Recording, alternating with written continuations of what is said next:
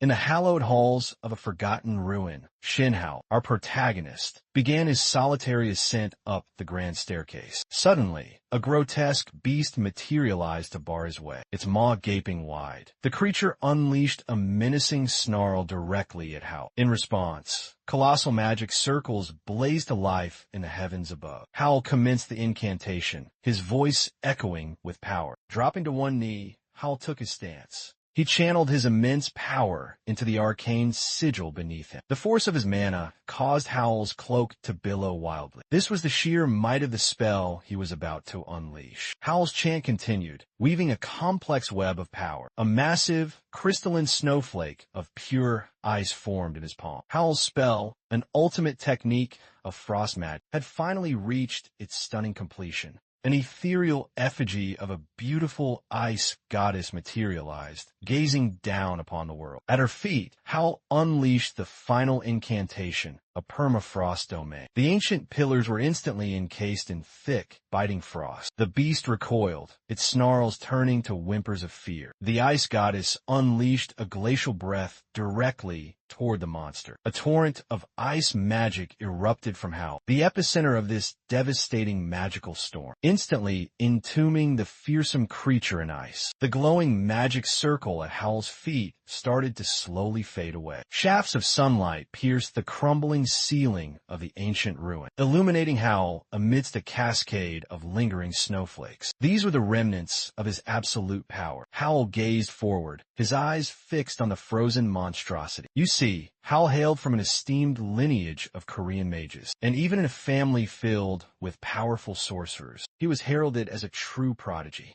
Howl's father stood silhouetted against a grand window, questioning if his son truly understood the destiny before him. As the third son of this prestigious house of mages, Howl was brimming with unshakable self-assurance. He gave his father a resolute, affirmative reply. Howl declared with conviction that he would bring forth legendary results, achievements befitting the hallowed name of their powerful house. He would elevate their family to unprecedented new heights. Howl's father turned his gaze back towards the window, stating that Howl's innate talent dwarfed even that of his brothers. Indeed, in terms of raw potential, none could even compare. His father admitted that his expectations for him were monumental. He commanded Howl to conquer the world of interactive magic and to prove his worth at the very summit of all magicians. Howl swore to his father he would execute this great task without flaw. Howl stared at the imposing back of his father, knowing deep down that he must eventually surpass even him, to truly become the most powerful mage the world has ever known. 2 years pass. We are now at a renowned magical institution, the prestigious Obelisk Academy of Magic. An instructor, tablet computer in hand, summoned the second-year students to assemble before him. The time had come for their practical examination.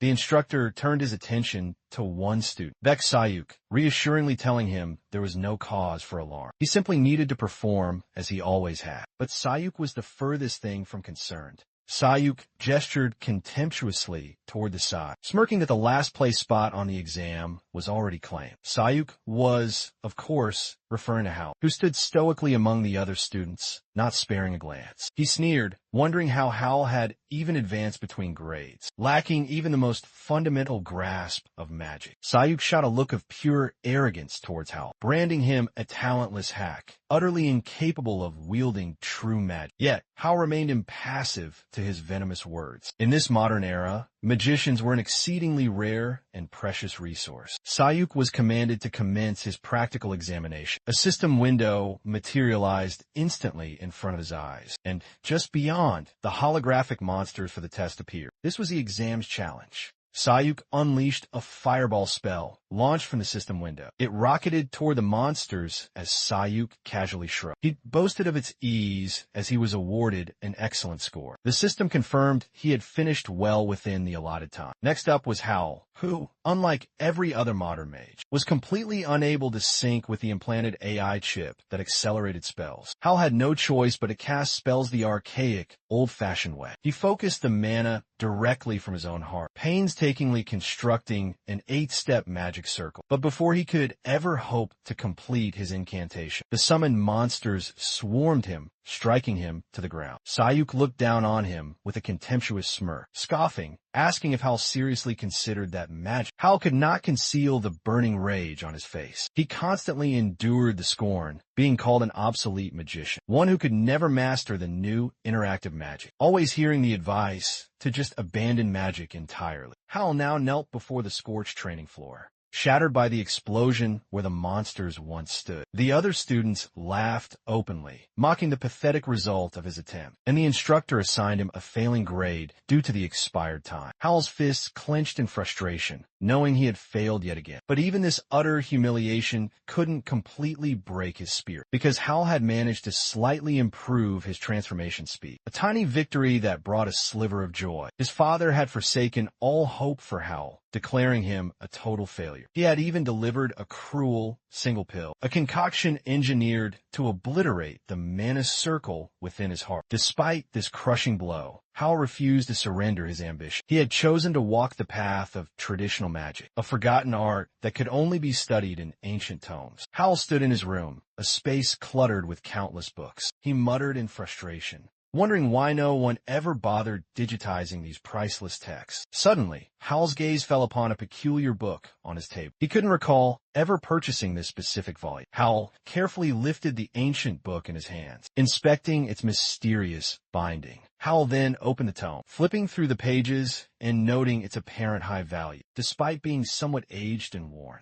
Hal struggled to make out the handwritten script within the book. He then read the name Rival Vintner with a disbelieving smile. It had been ages since he last heard that legendary name. Rival Vintner was the first and greatest archmage in history, the very first emperor of the Magic Empire and the father of magic itself. Hal often encountered his name in the childhood memoirs he cherished. Hal was jolted from his nostalgic reverie as the ancient book began to radiate a brilliant light in his hands. Hal shielded his eyes with his hands, blinded by the intense glow emanating from its very pages. Hal dropped the tome, still attempting to cover his eyes, but the book defied gravity, hovering just above the floor. It continued to flood his entire room with ethereal light. Hal was utterly stunned by this impossible phenomenon. He stared in awe at the radiant light from the book. Peeking through his fingers, an ancient voice emerged from the tome. It proclaimed that only one who possesses an identical nature could possibly hear its call. The voice revealed its identity. Rival Vintner declared he was bequeathing this sacred book to Hal, as he alone had satisfied the impossible requirements. Hal stared with wide, unbelieving eyes at the ghostly image of the legendary archmage, which had materialized from the pages of the talking book. Hal had yet to grasp the profound irony, the very fact he was a reject and an outcast at the academy. From the moment his training began,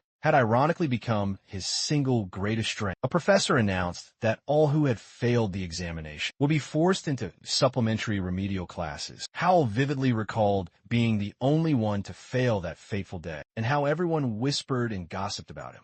Remembering that painful day, he was the sole student incompatible with the artificial intelligence. In this moment, Hal felt as if he had been reborn. The incredible opportunity unveiled by the sentient book had blinded his eyes and reignited a dying flame of hope. The very next day, within the stone walls of Obelisk Magic Academy, the air was filled with a low buzz. Inside the massive dining hall where the student body gathered, Hal sat alone by a window, just picking at his meal. A young man, Ji Suchan, approached Hal's table, food tray in hand, asking if he was dining in solitude once again. Hal feigned annoyance at the sudden intrusion, glaring at Suchan. Suchan, however, ignored Hal's displeasure. He pulled out a chair and promptly sat down, and immediately started eyeing Hal's untouched plate of food. He remarked that it looked particularly delicious. Hal sighed, looking at Suchan, who sat across from him, dressed in a rumpled, untidy shirt. His hair was hastily tied back as he devoured his rice. But despite this disheveled appearance,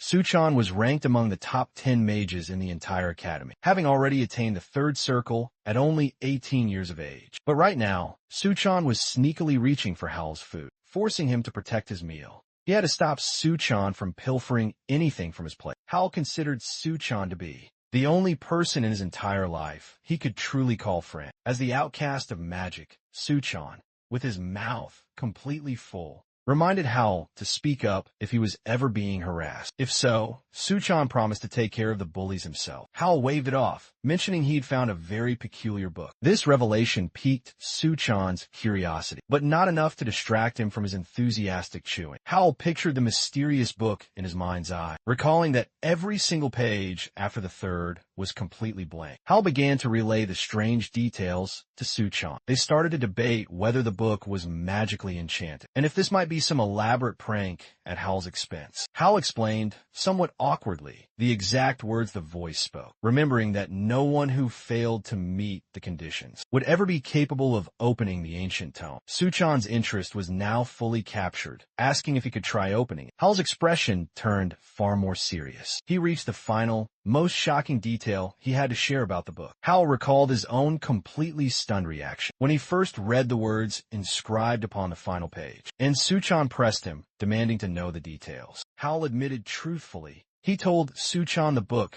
commanded him to form a magic circle, not in his heart, but within his own brain. Suchan's reaction was grim and immediate. He declared that this was no laughing matter at all, and that someone must surely want Hal dead to suggest such a thing. That evening, in the Obelisk Magic Academy's dormitory, Suchan paid a visit to Hal's personal quarters. Hal presented the book to a skeptical Suchan, a tome that refused to open, unless one shared a nature with the great rival Vintner. Suchan exerted all of his strength to pry the book open, but it remained stubbornly sealed, conceding his utter defeat. Suchan handed the mysterious book back to Hal, theorizing that some kind of powerful seal must be on the book. Suchan warned Hal not to fill his head with this dangerous nonsense. He scratched the back of his head and bid him a good night, saying that he would be heading back to his own room. Hal watched the door as it swung shut behind Suchan. The book sprang open effortlessly in Hal's hands, and he stared down at the once blank pages. Hal's mind raced, having just witnessed Suchan's futile attempt. His thoughts spun around the undeniable fact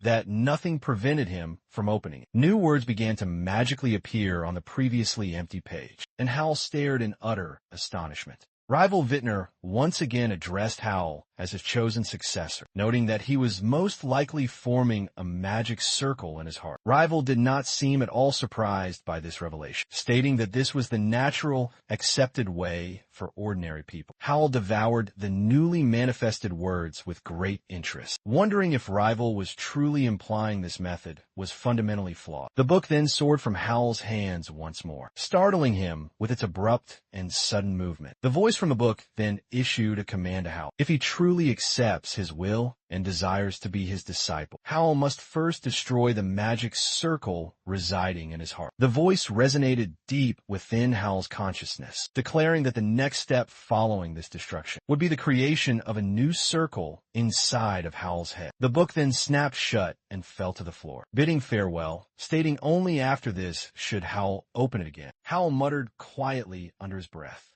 gazing at the book, which was far too serious to be a mere prank. It was demanding what Hal must now do. Hal had known his entire life that mana is lethal to the brain. If it were ever to enter the brain, the mind could shatter, or the brain could simply cease to function. Hal clutched his head, thinking the book's insane instructions were nothing short of a command to commit suicide. Hal continued to grumble to himself that no sane person would ever agree to something like this. As he retreated to bed, the book remained on the floor, untouched on the wooden floor. The following day, Hal approached his professor within the educational building of the Grand Magic Academy. Hal presented him with the mysterious book, requesting that he examine it closely. The professor began to study the cover with a keen eye, carefully examining the ancient and unusual manuscript. The professor inspected the book from multiple angles, his expression one of critical analysis. He sensed the book radiated a powerful aura of antiquity. The professor asked if Hal wanted the book formally tested, but Hal implored him to at least attempt to open it. To justify this request, Hal stated that he wanted to confirm if the book was magically sealed, or if it was not, mentioning some strange rumors. The professor condescendingly reminded Hal of his poor academic scores, saying it was better not to fixate on such wild rumors, but he begrudgingly agreed to inspect the book. The professor became engrossed in his examination of the book, attempting to detect any trace of some magical enchantment. He then returned the book to Hal's hands, declaring that there was no magic whatsoever within, and sternly told him to cease chasing fables and get back to his studies. Hal walked down the long corridor, frustrated that the professor had detected nothing at all, and that he had failed to obtain any useful information. Hal stared at the book in his hands with a pensive expression, realizing there was a distinct possibility this was all genuine, and not some cruel, elaborate prank. The book in his hands, which remained sealed to all but him, could very well be the real thing. That very same evening, Hal sat silently in his room, gazing at the book that now lay on the floor before him. Hal retrieved the small bag of pills from the table and studied. These were the very pills sent to Hal by his own father. They were specifically designed to shatter his mana circle. Hal recalled the stern, imposing image of his father, who had commanded him to forget all practical application and to become, at the very least, distinguished magical theorist. Hal had absolutely no intention of abandoning magic, which is precisely why he hadn't considered taking the pills until now. Hal was incredibly nervous. The hand holding the pills trembled from the profound fear that nothing would come of this gamble. Hal told himself he was already at the very bottom of life, and that he truly had nothing left to lose. With that, he tossed them into his mouth, forcing himself to swallow the fateful pills. He decided that if this was to be his death, then so be it. Hal felt an agonizing pain, as if he were dying. The moment he swallowed the potent pills, Hal collapsed violently onto the floor, feeling the circle in his heart that bound his mana was being systematically obliterated. The excruciating pain of a magic circle's destruction in the heart signified the definitive end for any magician's journey. Hal summoned the very last of his strength, knowing full well there was no turning back now. He channeled his remaining mana into his brain to forge a new magic circle. Hal would shatter the ultimate taboo, trusting the ancient book, so that the howl of the past would perish and be reborn as an entirely new kind of magician. Hal no longer felt the old agony so acutely. It was now eclipsed by a far more intense pain, from a sensation of mana flooding the crevices of his brain. Hal believed this must certainly be death.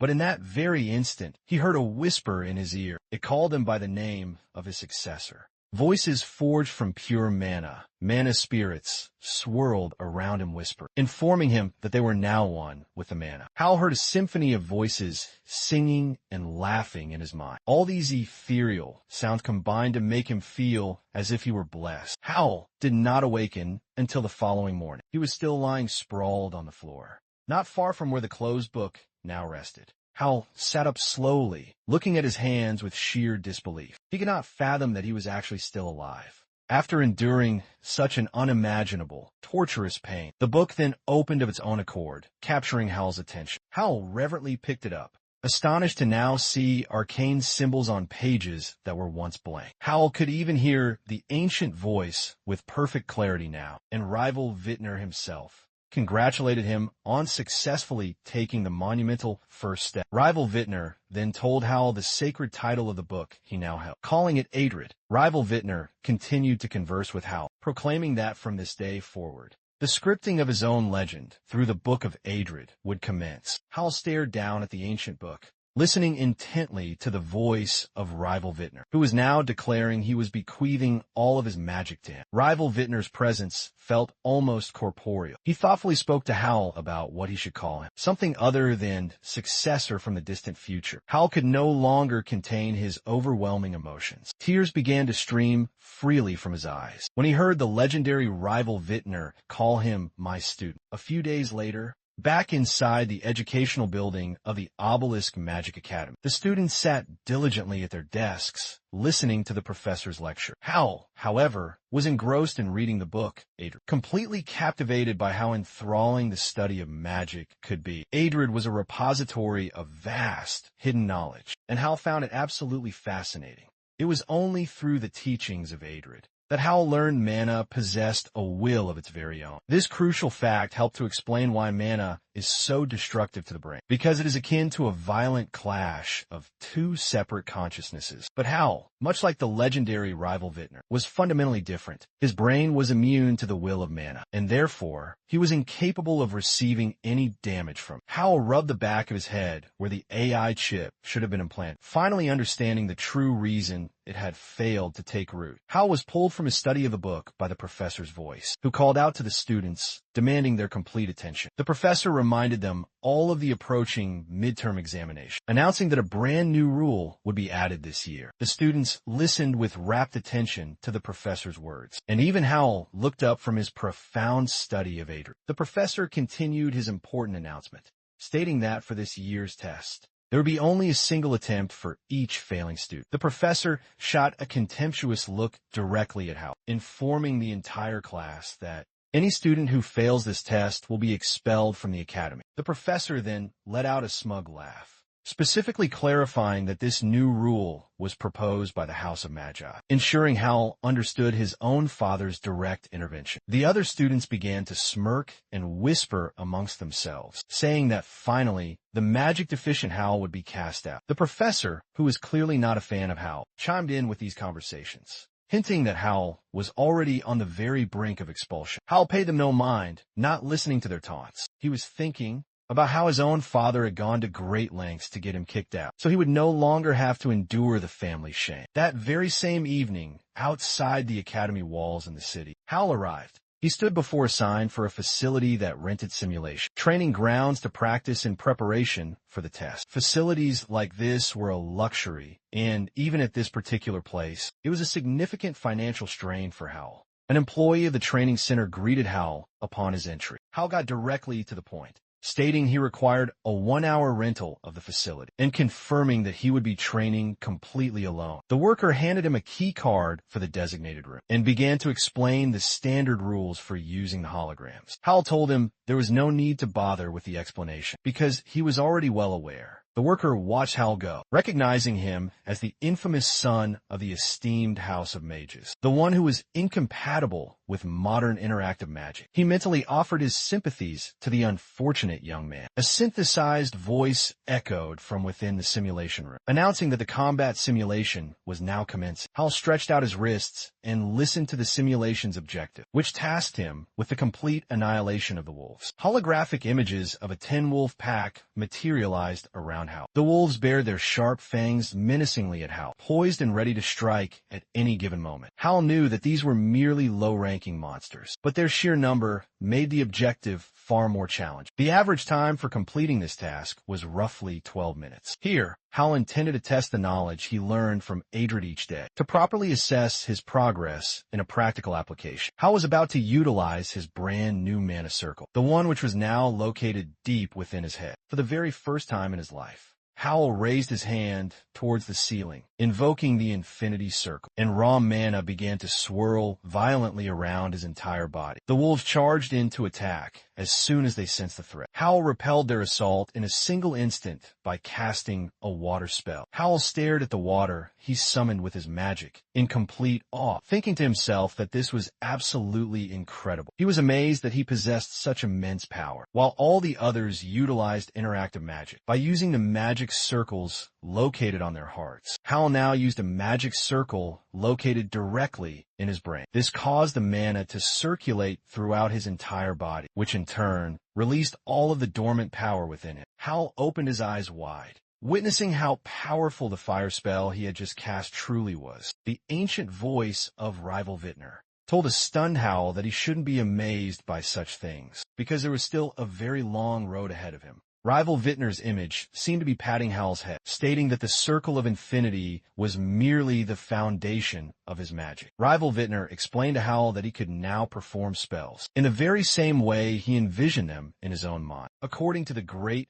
Rival Vintner, this was only the first circle of his powerful magic. It was known by the name, the Call of the Heart, and Hal was now filled with great anticipation for his future. After some time had passed, the worker saw Hal departing, politely and formally bidding him farewell. The worker let out a weary sigh of relief, complaining that he wanted to go home now that he was all alone. He then went to go clean up the training room that Hal had just used. The worker decided to amuse himself by watching the so-called failed genius that everyone considered Hal to be. He watched Hal's old training footage. The worker stared in shock at the results that were now being displayed on the monitor screen.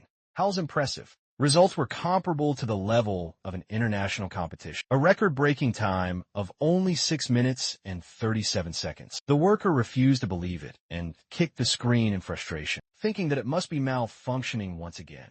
At this time, Hal was walking back with Adrid in his arms and humming a tune contentedly to himself. The first circle that Hal was now able to weave, the circle of infinity, had proven to be a truly serious challenge for him. Hal meticulously studied what was written in Adrid, realizing that it was completely different from all the basics he knew before. Within Adrid, it was stated that Hal could now bend the mana that was in his arms, his legs, his heart, and his brain all to his will. It was extremely difficult for Hal to grasp what this truly meant, based only on the intentionally vague description. The thought eluded him as soon as he felt he was close to understanding. In the standard and conventional teaching of magic, it is said that for all magicians, there is a certain wall, a limit of enlightenment, which you encounter when a limit has been reached. This fact was considered to be relevant for all historical eras, and Hal decided to focus on pumping mana through his entire body, concentrating while in the traditional lotus position. That was what had been instructed inside of Adrid. But Hal felt a little unsure, as if it didn't seem quite enough. 10 hours had passed by unnoticed while Hal was circulating his mana, and he still did not feel the least bit tired. Hal then went to school, still feeling a little sleep-deprived. Afterward, Suchan was walking happily towards him, waving his hand joyfully at Hal. Suchan noticed Hal's sleepy appearance and patted him hard on the back, asking if he was okay, causing Hal to yelp in surprise. Hal's thoughts were preoccupied with the fact that he had to keep the mana circulating within him every single day in order to properly adapt to the new circle. Hal recalled how at the young age of 12, he had created his very first second circle of mana, and everyone around him began to call him a true genius, and his father had placed immense hopes upon his shoulders. Now, Hal had only a single circle within his mind, and he was desperately trying to figure out how to move forward. Hal believed that in order to truly progress, he needed to shatter the so-called wall of enlightenment. He recalled his father's words from when he still believed in Hal. The words his father had spoken then echoed in Hal's mind. His father had told Hal that the ideal is more like shackles, and Hal clearly remembered that pivotal moment. The profound realization struck Hal that the ideal was a mere illusion, a falsehood created by the arrogance of mankind. When Hal finally returned to his room, he once again sat down in the traditional lotus position and began to concentrate the mana within his body. Now, he was able to feel it with perfect clarity. The mana within Hal's hands and fingers was almost tangible. All the mana that was contained within Hal moved according to his whims. Hal had discovered the key in imperfection and freedom of expression. This allowed him to cast spells without the need for formulas. The interactive magic that the others relied on shortened the casting time, but it created a monotonous and rigid pattern. But Rival Vintner's revolutionary method, as it was described in Adrid, was as unbridled as thought itself. Hal felt that he could now freely alter the form of magic at will, and a bird, constructed from fire magic, appeared above his hand. Hal was absolutely delighted. His newfound magic, the sacred magic of Rival Vintner, did not obey the laws of algorithms and formulas. It had no need for them. Hal suddenly stopped, feeling how just the first circle had mercilessly drained his stamina. But he was still in complete awe of such incredible magic. Hal felt that, thanks to the book Adrid, he would surely reach unimaginable heights once he had crossed the legendary wall of enlightenment. Sometime later, while Hal was seated in his class, the professor entered the office, calling him because he had a guest. Hal was distracted from his important studies, not understanding who could have possibly come to see him. The professor and Hal were walking down the long corridor, and the professor informed Hal that by guest, he meant his father. The professor then led Hal into the formal reception room, where Hal's father stood, looking out the window at the view. The professor attracted the attention of Hal's father by announcing that his son, Hal, had now arrived. Father. Hal's father turned over his shoulder to look at the people who entered. Hal formally greeted his estranged father, stating that they had not seen each other for a very long time. Hal's father gestured for the professor to leave them alone, and the professor promptly bid him farewell. As he quickly exited the ornate reception room, Hal and his father sat on sofas directly opposite each other. In the tense air, his father's gaze bored into Howl. He deduced that Howl had defied him, refusing the pill he was sent. Howl unflinchingly confirmed his father's words. With newfound certainty, Howl informed his father that he had recently achieved a breakthrough in his magical abilities. His father just shook his head with utter weariness, scoffing that Howl was still pursuing these hollow fantasies. Howl remained completely unmoved by his father's dismissal. He declared with unwavering resolve that he was destined to become the undisputed archmage of this generation. This audacious statement finally made his father look at him. Howl, without a hint of fear, met his father's intense gaze, his conviction absolute. Howl's father let out another exhausted sigh, tiredly reminding him that Howl had already squandered a year. His father's expression turned incredibly grim, stating that it was high time for Howl to finally embrace reality. Howl listened as his father decreed that, regardless of the effort he poured into it, and no matter how diligently he trained, even if he made future gains, Howl's father cruelly told his son he would never be a true magician. Not until his body could finally sync with interactive magic, his father once again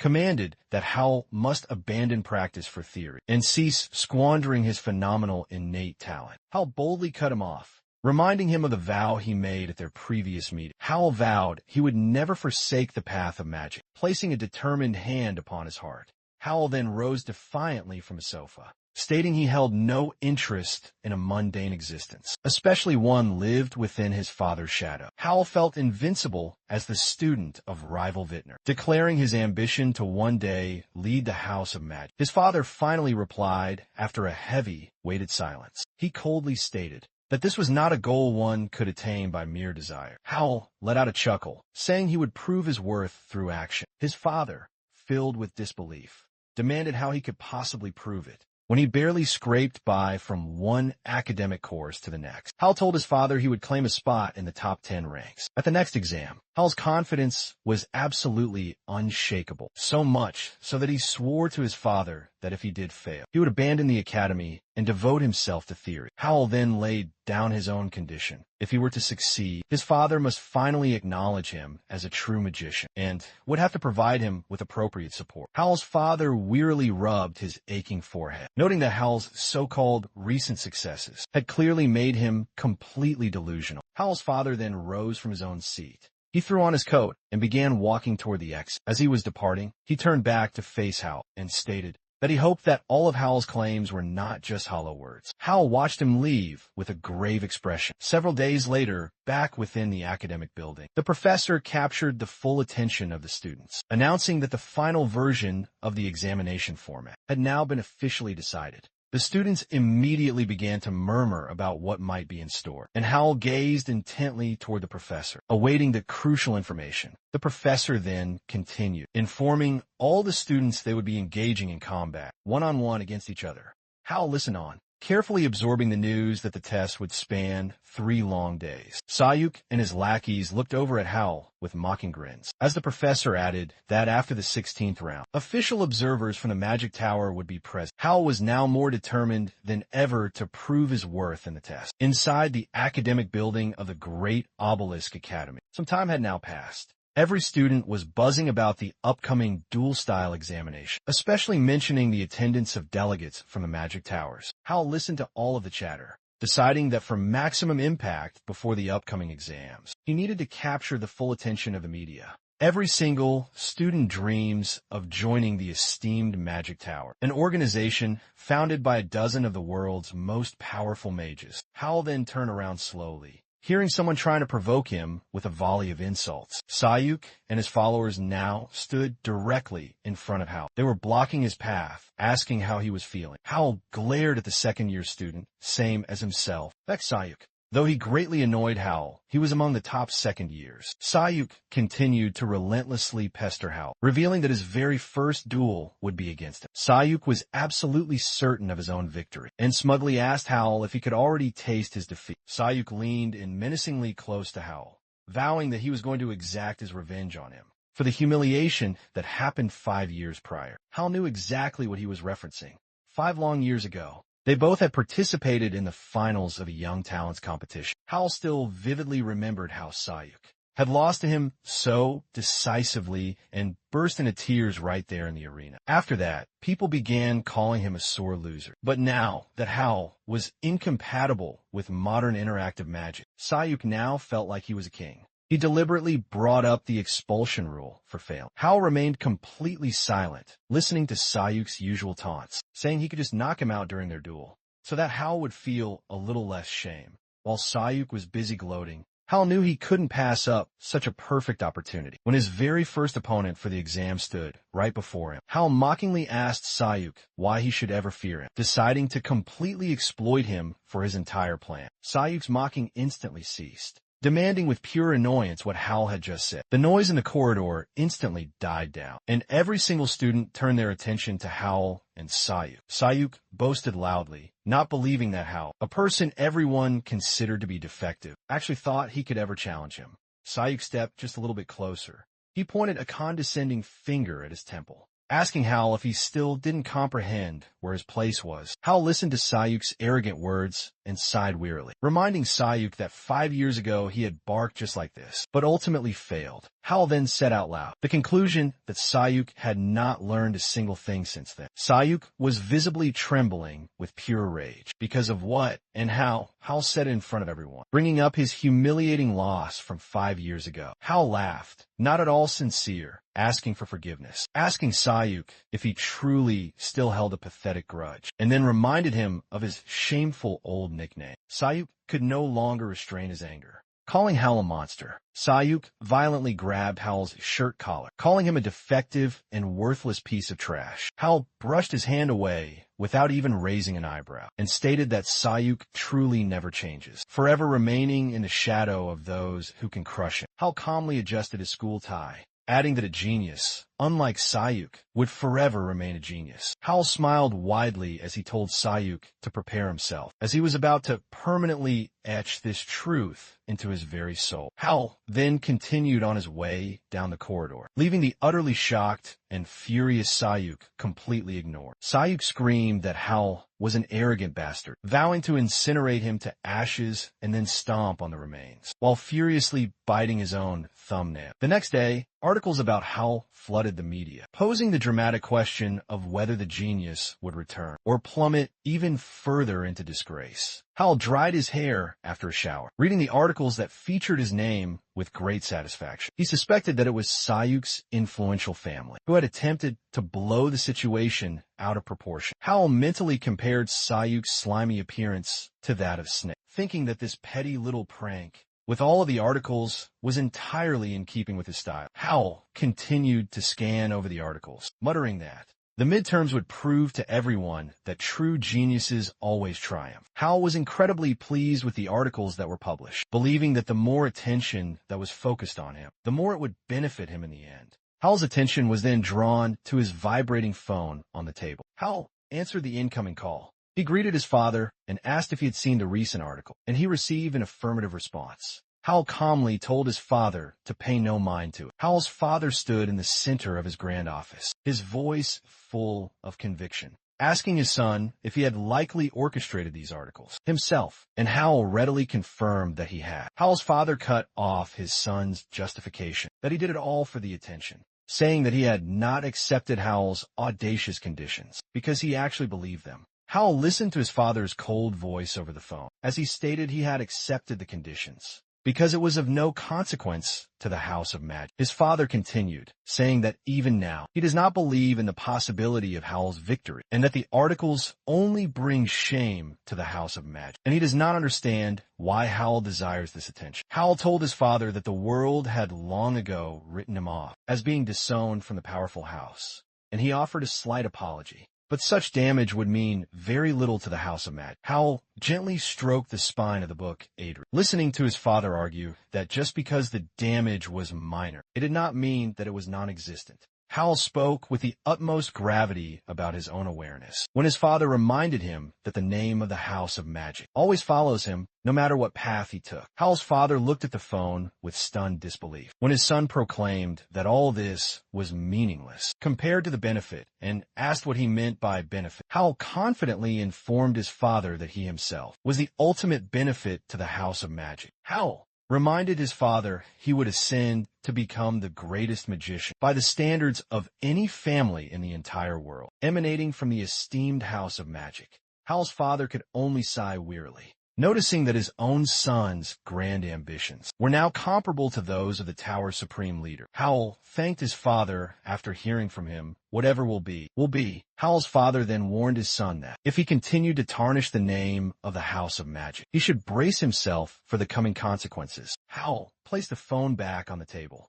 His intense conversation with his father now concluded. Howl then clenched the towel he was still holding and told himself that the final bets have been placed. Midterm exam day. At the Grand Academy Arena, Howl calmly stretched out his wrist as the exam observers in the stands prepared to witness the first stage. Sayuk, Howl's first designated opponent, mockingly questioned his feelings toward the article, asking if he was enjoying his newfound popularity. Sayuk told Howl that he couldn't even cast spells correctly, yet he continued to publicly disgrace himself. He covered his mocking laughter with his hand. Howl just smiled at him, saying that only Sayuk would be disgraced here, surprising his opponent. Howl mockingly thanked Sayuk in all the norms, slightly bowing his head for the fact that he had fallen into his trap. Howl smiled and told Sayuk that it was the very least he could do, since Sayuk had such a dislike for him, implying that he would swiftly and soundly defeat him. Sayuk, hearing Howl tell him not to cry, later became both furious and strangely amused. He decided that Howl had truly and completely lost his mind. Howl calmly raised a single finger, indicating the first circle. His finger was now pointed directly at Sayuk, as Howl then stated that he would only require first circle spells to completely defeat him. The Obelisk Academy's indoor arena was now packed with spectators, all watching the progression of the midterm examinations. Among the many spectators were professors and students just like Howl. Sayuk clicked his tongue with great displeasure. After hearing Howl's incredibly confident proclamation, Sayuk's bad habit of biting his nail when he was angered returned, demanding Howl, with his pathetic skills, dare to even open his mouth. The referee then blew his whistle, signaling that the first round of midterm exams for all second years was now about to officially begin. The judge waved his hand, allowing both Sayuk and Howl to commence their duel, and he moved away from the center of the grand arena, making room for their impending magical duel. Howl appeared both confident and incredibly calm, as if this was the very moment he had been waiting for. Sayuk gave in completely to his volatile emotions. He stretched his hand out violently towards Howl, screaming at him to die and calling him a defective degenerate. Sayuk's pupils narrowed with pure rage as he cast his first spell. Sayuk utilized interactive magic with his implanted chip, sending a volley of fire projectiles directly towards Howl. Howl easily dodged the incoming blow, recognizing Sayuk's signature move that he used most frequently. The chip that was embedded in Sayuk's neck was now working at full power, assisting its owner in casting a series of quick spells. Sayuk then cast the third circle spell, Explosion, intending to leave nothing but charred ashes where Howl stood. Howl moved with a confident anticipation as he looked towards Sayuk and his incoming spell. The spectators in the arena could clearly see Howl. The spot where Howl once stood was now struck by fire, the powerful projectiles of third circle magic, and everything there was instantly engulfed in flames. Sayuk let out a laugh, saying that there was no need for Howl to pretend to be all-powerful, thinking that victory was already firmly in his grasp. Sayuk's triumphant laughter died when he noticed the movements, when the smoke finally began to clear. Howl then appeared before him without a single visible scratch, and Sayuk could not believe that he was completely unharmed. Sayuk had absolutely no intention of giving up. He immediately began to cast the very next spell, demanding that Howl try to endure this one. Sayuk put a great deal of effort into the next third circle fire spell. Howl cast a water spell, collecting the liquid in his palm, and he was completely calm as the fireballs flew toward him. Howl then spread his arms out to his sides, forming a protective water shield above himself, which effortlessly stopped the third circle's powerful fire spell. Sayuk watched in utter confusion as his favorite and most powerful spell failed to do any damage and was stopped by Howl. Howl easily manipulated the water around it, blocking all of Sayuk's magic without any problem. At the exact same time, the Lord of the Blue Magic Tower, Kim Kan-yoon, a powerful magician of the 8th Circle, watched the duel, muttering under his breath that he did not understand anything. Kim Kan-yoon looked out the large window from the special room to the arena where the duel was taking place, thinking out loud that Howl's first-round magic was incredibly fast. His secretary, who was next to him, said that she was quite curious why Kim Canyon had postponed important tower business to come and watch the second year's exam. The secretary then asked Kim Canyon if the esteemed tower lord knew about Howl's magic, thinking that he had come all this way for him. But he simply said no. Kim Canyon did not take his eyes off Howl, who was currently participating in the duel, saying that he had simply seen an article about the genius's return and had become very curious. The secretary let out a sigh, concluding that it was merely just a coincidence. The secretary then reminded Kim Canyon that if the world knew that he had come to watch the second-year students' exams, there would be a great deal of gossip. Kim Canyon laughed when he heard about her worries and stated that he himself was well aware of that fact. Kim Canyon noted that this is why he requested a VIP room, to hide himself away from any prying eyes. The doors to the VIP room opened, and a mysterious silhouette appeared just behind them. Kim Canyon turned around with a look of interest, looking just a little bit surprised. He politely greeted the newcomer. Howl, meanwhile, continued to enjoy his participation in the duel with Sayuk. Sayuk had begun to get incredibly nervous. He was biting his nail once again, not understanding what kind of insane thing was now going on. Sayuk didn't understand how first circle magic could possibly block the third circle magic so effortlessly. Remembering how Howl accomplished, Sayuk became more and more nervous as he noticed that Howl was currently exhibiting an abnormally high speed of casting spells. Howl saw just how nervous Sayuk had become, and he mockingly asked him if he was curious how he could cast spells so quickly. Sayuk screamed to Howl to just shut up, completely losing his temper. Sayuk was enraged. He told Howl to just die in silence, not intending to suffer the humiliation of losing to Howl. A second time, Sayuk once again cast the third circle of fire spells, but this time his powerful spell was not blocked. Fireballs rained down on the spot where Howl stood, and an explosion occurred. Sayuk now looked a little bit crazy, absolutely certain that he had succeeded this time. He declared that the charms of the first circle were no match for him, but Sayuk's triumphant words were cut off mid-sentence. Howl stood in the middle of the explosion without a single scratch. He invitingly waved his hand at Sayuk. Sayuk only had time to exclaim in complete confusion when Howl created a brand new wind spell, directing the powerful wind spirit right at Sayuk. Sayuk barely managed to dodge the incoming wind spear that had threatened to completely pierce him.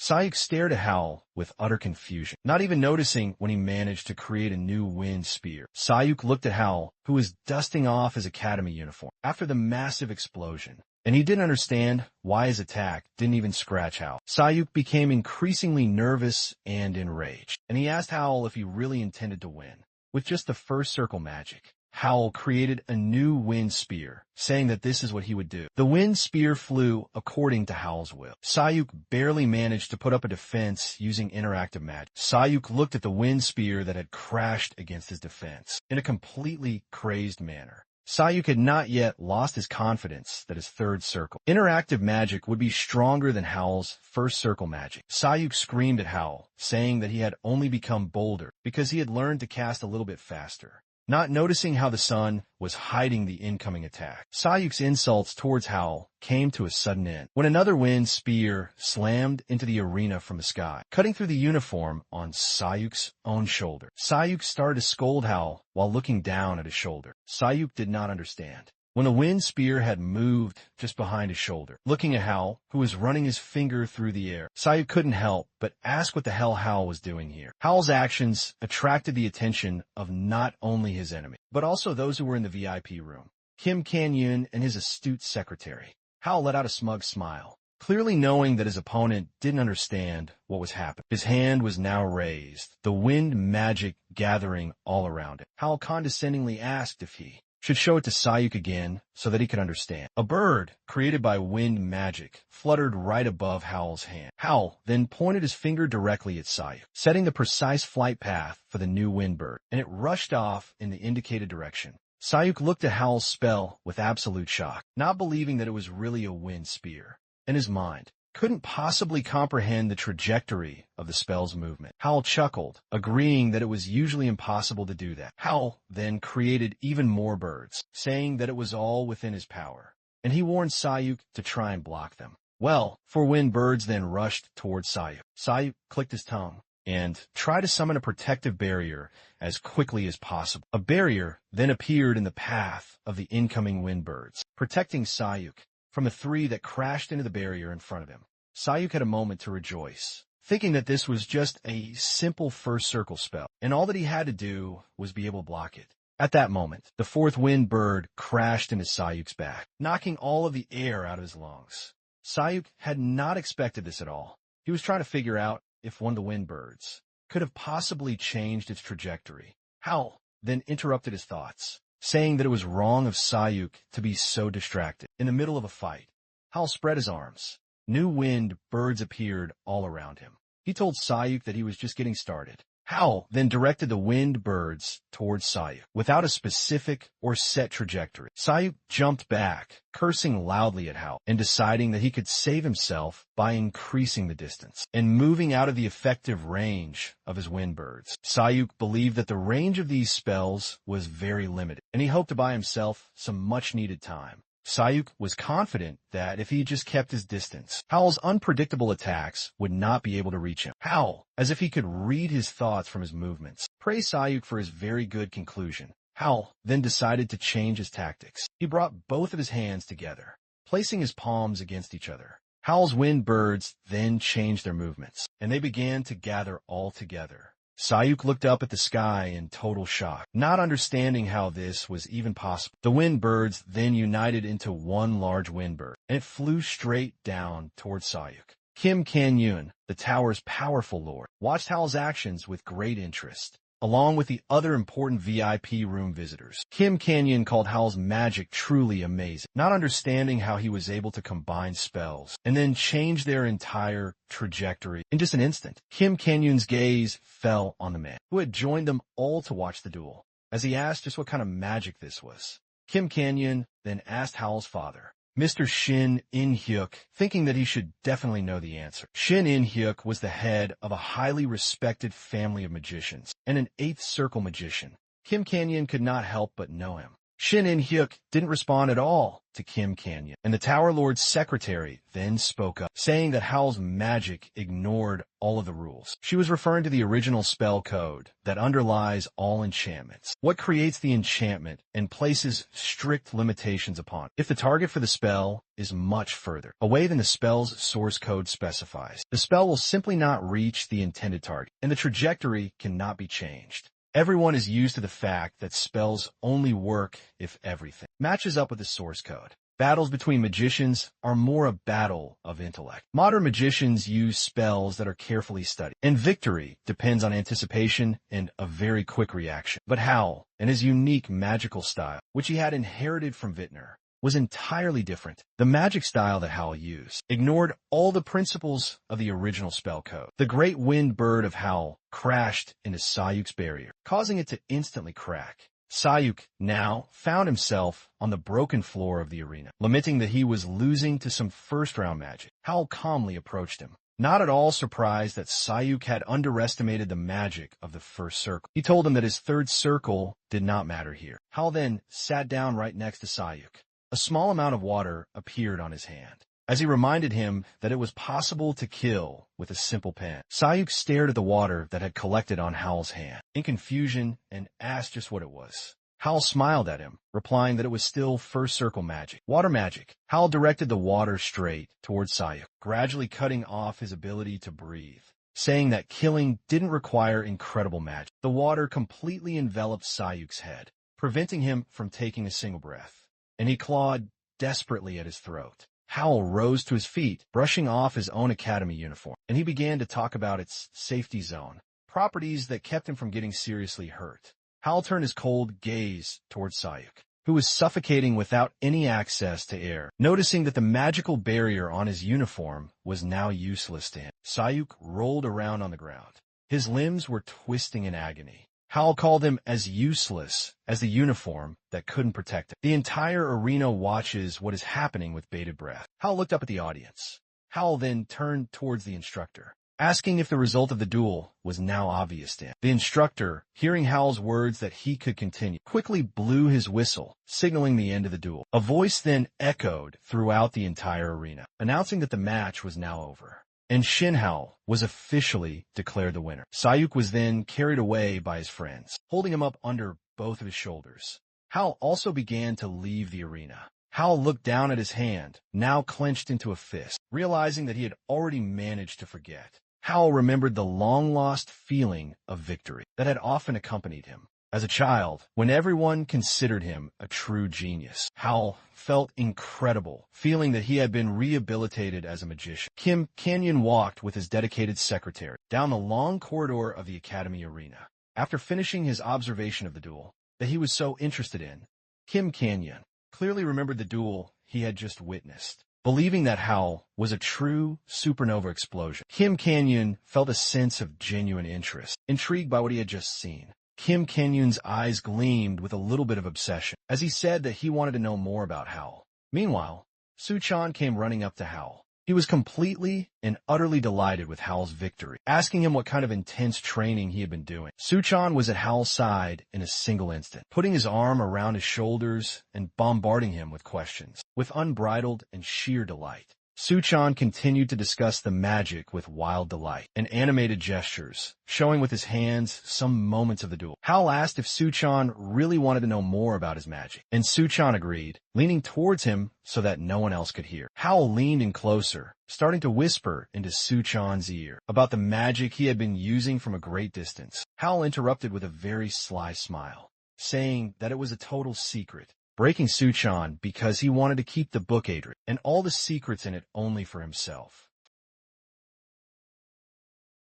Hao then prodded Suchan, asking if he had seen the interview that was conducted right after the conclusion of the match. He claimed that it held the very explanation of his magic. In a flashback, Hao stood before a throng of reporters. They were clamoring to know how he activated his spells so instantly. Hao stared directly into the camera's lens, fielding questions on how he altered both the trajectory and form from a single casting of his powerful spell. Just as Hao prepared to give his answer to the question, a figure approached the journalist group, boldly interrupting him, proclaiming that he would provide the answer for Hao.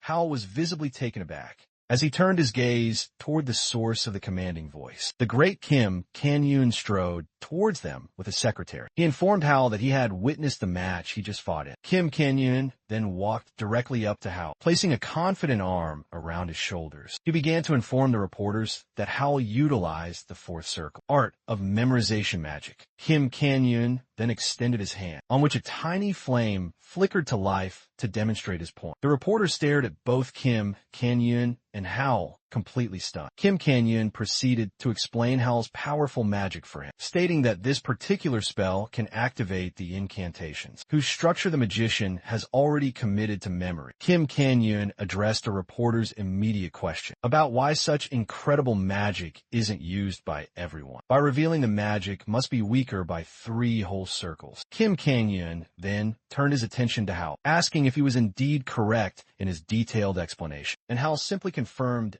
every single word. Hao was mentally relieved that Kim Canyon arrived with his own theory, so he didn't have to speak of the Vintner-style magic. A reporter then edged slightly forward, asking if it was true that Hao was a fourth circle mage, since he could wield the magic of memorization. Kim Canyon placed both of his hands on Hao's shoulders, authoritatively confirming this information, and Hao chose to simply offer a polite, enigmatic smile. The blinding flashes of cameras exploded around them, capturing Hao alongside the lord of the Blue Magic Tower. Everyone was certain the tower's ruler could not possibly be mistaken, and they considered this story an absolute exclusive, comparing his level to that of Kim Canyon himself. Suchan, who was re-watching the interview, looked over at Hao with complete astonishment, questioning him about the supposed 4th round.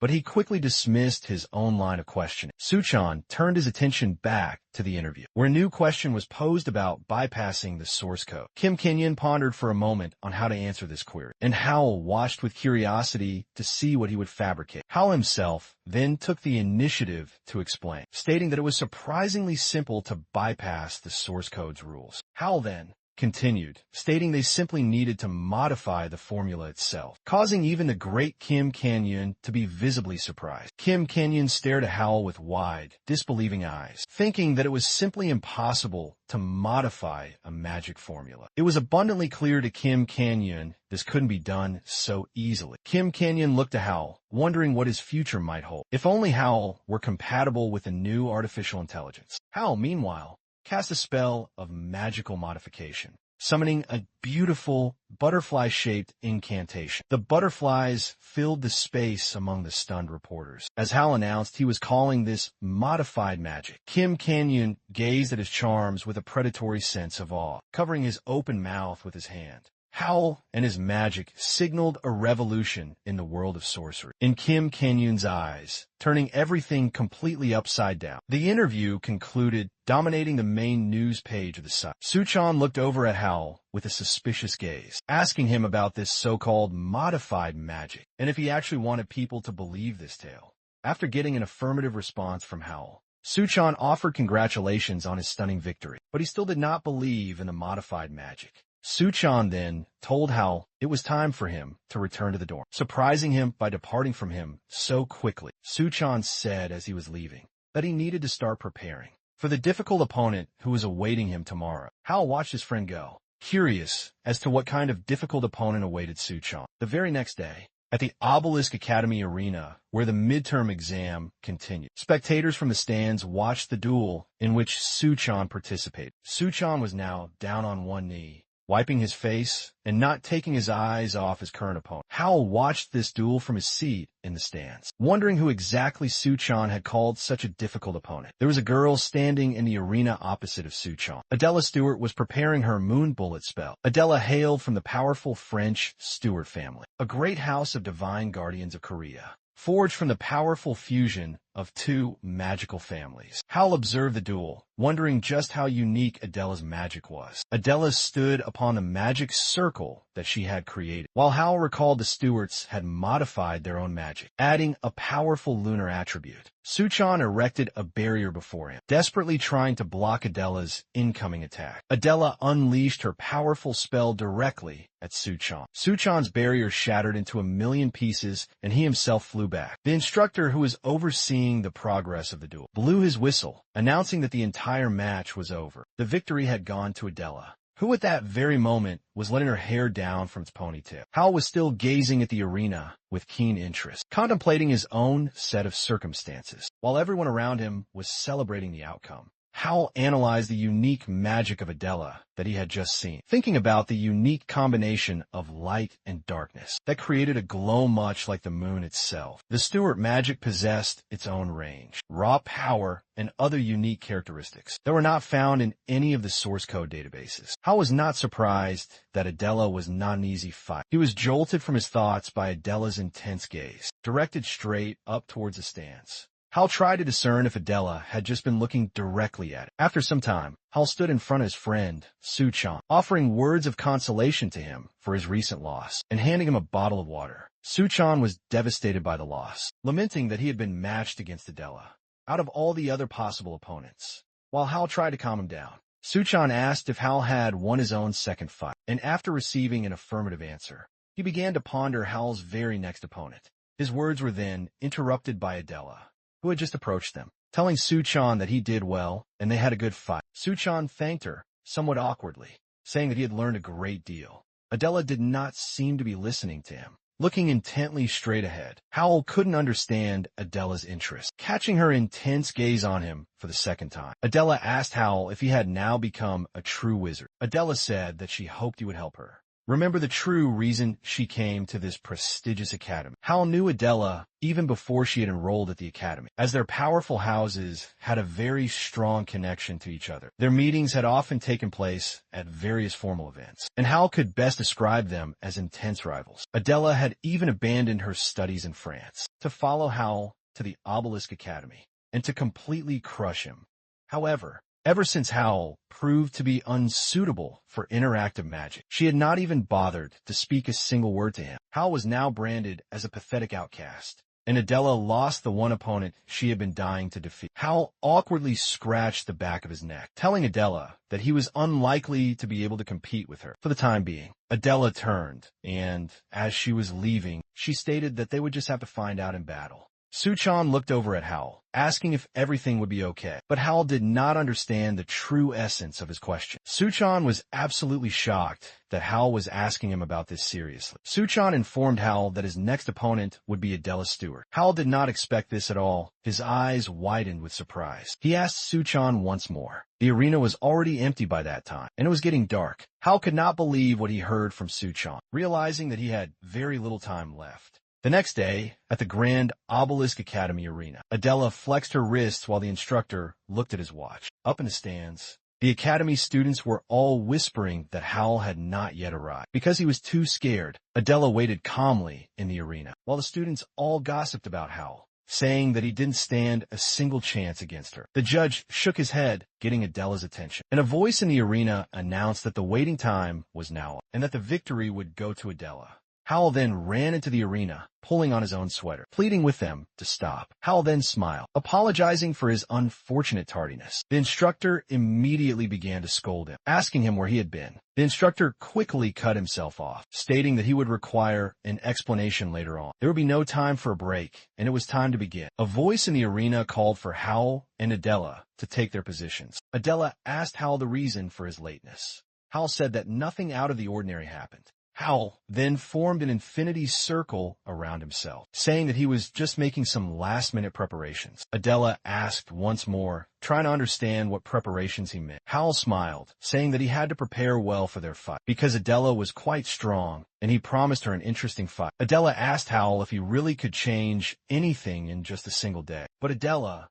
could already sense it. The Hal in front of her was different from how he was yesterday. Adela hoped that she would be able to witness his true gift. Hal prepared to cast his first spell, warning Adela in advance to give it her all right from the start. At the very start of the match, Adela began to cast a powerful spell, and a circle of magical energy appeared right above her. Adela raised her hand in the shape of a firearm towards Hal. Adela then cast the fire revolver spell, and magical energy gathered from her fingers, ready to fire. Adela used powerful third circle magic, firing 3 fire blasts directly towards Hal. Hal raised his hand, expertly controlling wind magic. Wind currents blocked the shots that did not manage to reach Hal. Adela immediately began to cast the following sequence of spells, summoning the earth and its many needles, and a small, staff-like object appeared in her own hands. The solid floor of the arena began to crack, and something was breaking through from deep under the ground. Hal had to jump back to protect himself from the earth, the needles that jumped out at him from under the arena. Adela watched as Hal dodged the earth and needles in a jump. Adela was about to make her very next attack, saying that Hal wouldn't be able to dodge while he was in the air. Adela stared at Hal, preparing to work her next spell. A large, new magic circle appeared right behind Adela. As she began to prepare a powerful airstrike against Hal, Hal noticed Adela preparing an attack against him. While he was suspended in the air current, Hal knew that most people could not have avoided it, even if they had known about it. But a confident grin appeared on his face. Hal landed on the barrier that he had created in the air. The students who were watching the duel were very confused as to how he had created a protective barrier in midair. Adela was also completely amazed. Adela looked at Hal, who was using the reversing barrier as a stable support, as if nothing out of the ordinary had happened. Adela felt that Hal was exactly the same as he always was. He still had an absolutely incredible magical sense. Hal looked at Adela with a knowing smile, thinking that he would have to use everything. He had to counter the powerful moon attribute. Hal was now determined, ready to use the sun itself in this battle to be able to resist Adela. Adela could not look at Hal directly. The sun was now blinding her completely. Adela had to close her eyes so she could focus on her opponent. Even a little, Hal was preparing an attack at this very time, hiding himself behind the bright sunlight. And Adela realized that she could only defend herself. Adela created a barrier in front of herself, to protect herself from Howl's powerful attacks. Howl jumped down from the reversible barrier he was using as support. Howl used an air spell to create a sword out of thin air in his hands. Howl then slashed at Adela's barrier with his new air sword. Howl was well aware of how careful Adela truly was, using a third circle spell as a simple countermeasure. When he had only used the first, Howl was pushed away from Adela's barrier, which was far stronger than his own spell. Howl landed on his feet, using his hand to keep his balance. Adela was now ready to move forward, deciding that it was now her turn to go on the attack. Before Adela could even cast the powerful spell, she noticed something was holding her leg and preventing her from moving at all. Adela was surprised to see that Howl had already managed to completely block her movements. Adela didn't understand when Howl managed to use Earthbind on him. Adela realized with shock that Howl had used it as soon as he landed. Adela was truly amazed at the speed of his spell. Realizing that she could not keep up with his movements at all, Howl had already changed his entire position, attracting Adela's complete attention. Howl then began to cast new spells, changing his position. Water appeared on Howl's palm. As he cast the magic charge spell, Adela broke the earth binding that was restricting her movements. Meanwhile, Howl had already created 3 magical charges. Around himself, Howl directed magical charges towards Adela, which now resembled the images of powerful dolphins. Adela managed to put up a barrier in front of herself. Howl's magical blasts then crashed into her strong barrier, unable to penetrate the powerful third circle spell. Adela let out a chuckle, deciding that this would be a lot easier than she had thought. Adela recalled a moment from the recent interview where Kim Canyon had explained that Howl uses the magic of memorizing the fourth circle. Adela knew perfectly well that this allowed the use of magic 3 full circles below the caster's current one, and Howl only had access to the lowly first circle. Adela was confident that Howl would not be able to defeat her with only the first circle spells. Another spell flew from the direction of the sun towards Adela. Adela, who couldn't have noticed the spell from behind, didn't have enough time to dodge the modified wind spear. Adela didn't understand when Howl could have managed to activate this particular spell. Adela remembered Howl using such a spell in the match against Sayu. Adela guessed that Howl might have hidden it in her sunblind spot. Adela writhed in pain, completely losing her balance. Howl then came closer to Adela, who had just fallen to the arena's hard floor. Howl asked if Adela had forgotten who she was truly up against, because it had been so long since they had fought against each other. Adela pressed her lips into a very thin line, feeling an immense anger at the same time.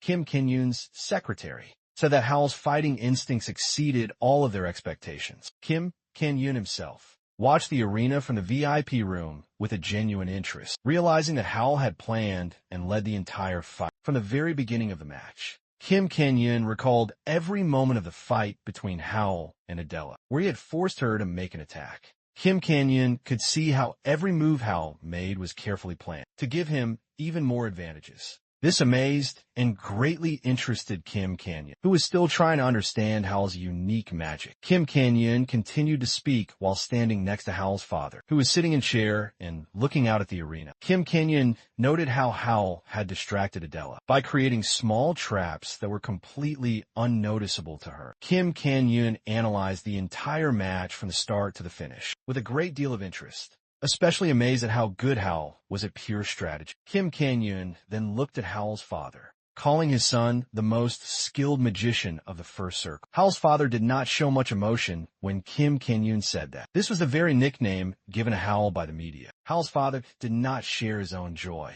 about the raw magic of the first circle. Howl's father told Kim Canyon to just look at the arena, where Howl was now standing opposite of Adela. Adela was already back on her feet and looking at her opponent. Howl also looked right back at her, expecting their fight to develop even more seriously. Howl's father noticed that despite his many advantages, Howl could not deliver the final decisive blow. Howl's father said that Howl could not complete the task. He looked at his son, who kept his fists clenched tight at his sides. Father Howl continued, looking at his son's very serious face, saying that Adela hadn't even used her own trump card yet. Adela placed her hand on her own heart, telling Howl that it was truly very impressive. Their fight reminded her so much of the past. Adela said that now she, too, will fight with all of her seriousness. Howl knew perfectly well what this truly meant. He was expecting it. Adela used her family's powerful lunar attribute. Howl covered himself with both of his hands, preparing for a much more serious fight. not taking his eyes off his powerful opponent.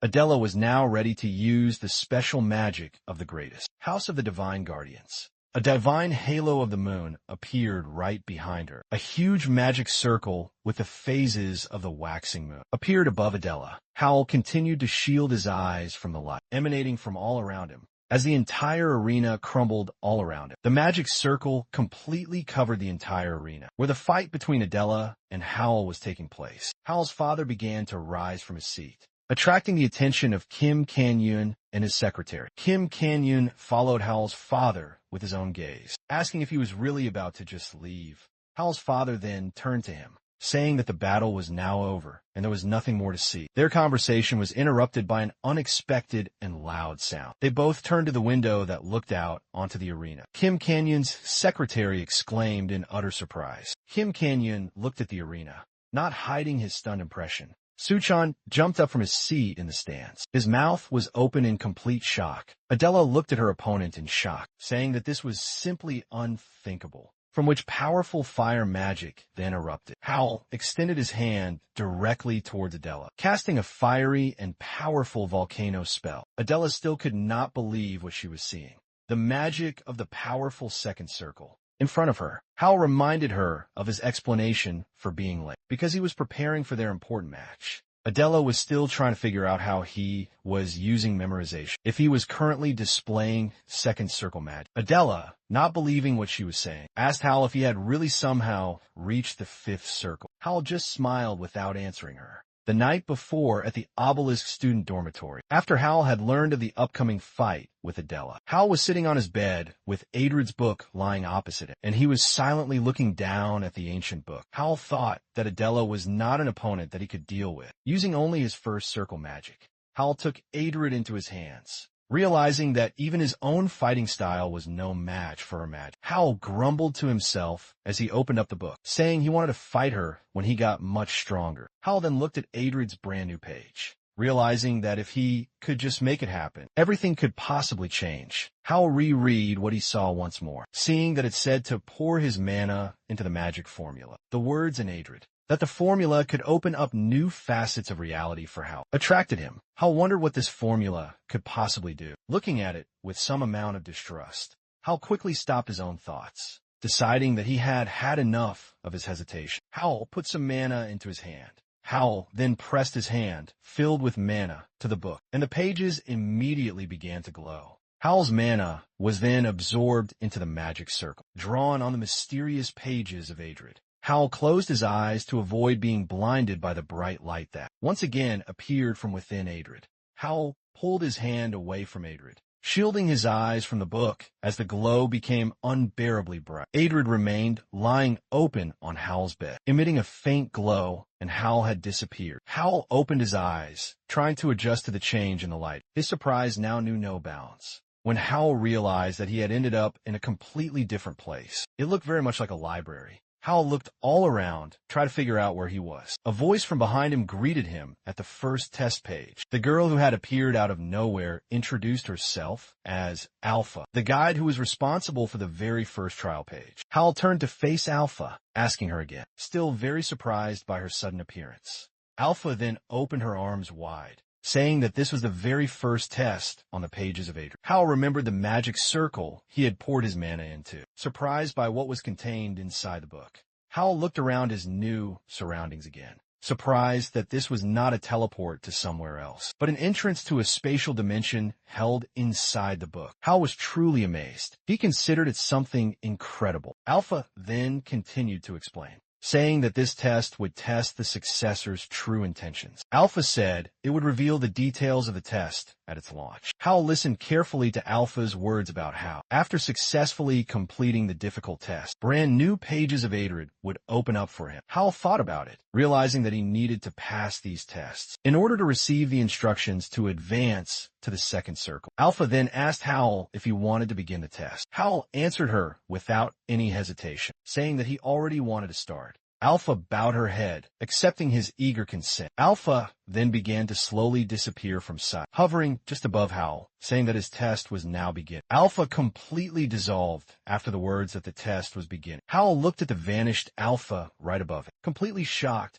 by what was happening. Hal was amazed that Alpha was just a magical entity that looked so much like a real human. Vintner's voice then caught Hal's attention, and he said that he would now explain the details of the test to him. Hal immediately recognized the familiar voice of his teacher, which he had already heard from Adrid. A large gem then appeared in front of Hal, and a voice explained that it was called an elemental. Hal listened to the voice, explaining that the gem contained an indefinite amount of mixed elements of raw nature. Hearing the task of setting the final order of the mana in the stone, Hal looked at the beautiful gem in front of him. Hal knew that one had to be very careful when interacting with the mana of wild elemental stones, as it was a very delicate material. Hal looked closely at the chaos of their elements of nature, realizing that there were only 4 types contained within them. Hal tried to figure out how to best organize the mana, comparing it to a strange mixture of different loose ingredients that would need to be separated.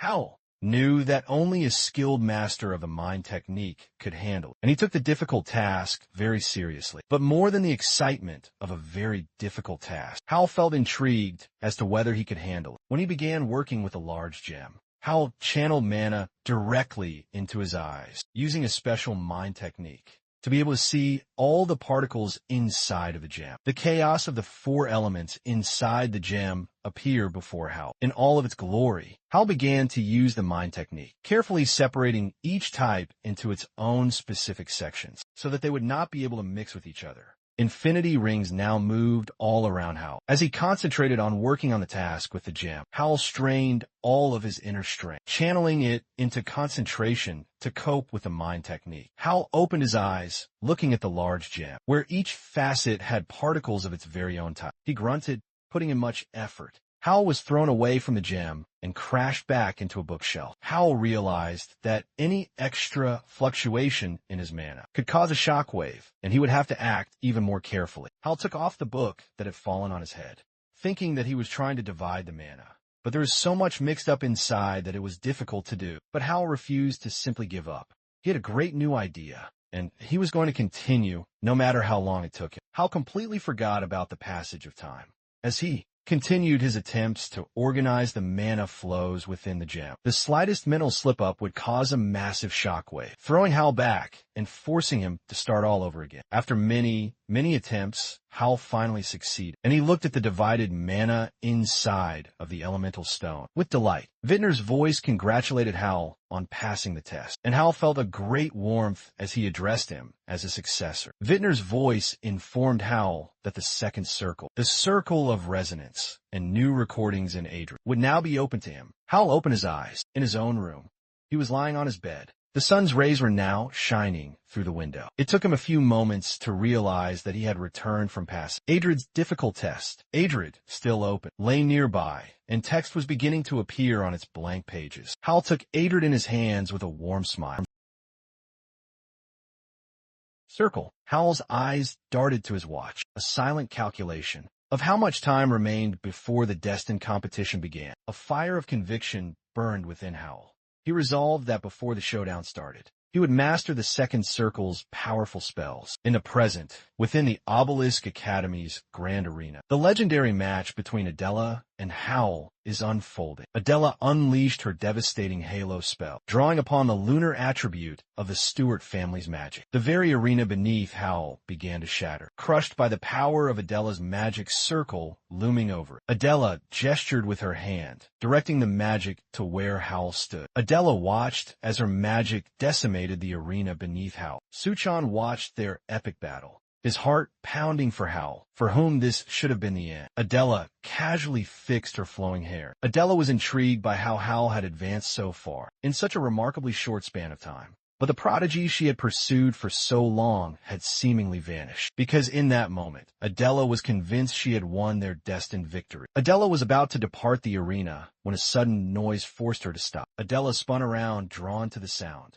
unable to comprehend what that sound could possibly be. Hal had just activated the second circle, the legendary circle of resonance. A vast and intricate magic circle materialized behind Howl's back, and in each of his hands, an element was held. He then cast a spell of profound darkness blindness. Howl had achieved the fusion of two separate infinity circles. Colossal hands emerged from the arcane sigil behind Howl. Howl commanded them as if they were his own limbs. They perfectly mirrored his every movement. Howl called to them, "Become my hands and my feet." Howl's father and Kim Kan-yeon were utterly astounded by the sight. From the window of their VIP room overlooking the arena, Suchan and the other students' mouths hung open in disbelief. Adela was frozen completely in her tracks, struggling to process what was unfolding before her very eyes. The immense hands summoned by Howl annihilated the pillars of her magic, halting their destructive advance instantly. Howl then began to weave his next powerful spell, unleashing the devastating fire volcano incantation. Adela scrambled to react, preparing to summon her protective spells. Howl unleashed the first variation of resonance. A fiery weapon of war materialized beside him, aimed directly at his powerful enemy. Adela stared ahead with wide eyes, refusing to believe that this was even possible. Adela saw the cataclysmic attack rocketing toward her, and she knew she was utterly powerless to block. Adela still defiantly cast her barrier incantation. Adela looked at Howl with a sudden, warm smile, glad that he had returned, and that he would now be her target once again. Howl's colossal fire cannon unleashed its devastating burst. At Howl's command, the instructor dove to the side, shielding his face from the massive cloud of rising dust. Howl peered ahead as the thick dust began to settle. Howl's father and Kim Kan-yeon stared at the arena, their eyes glued to the scene, not looking away for an instant. Adela completely lost her balance,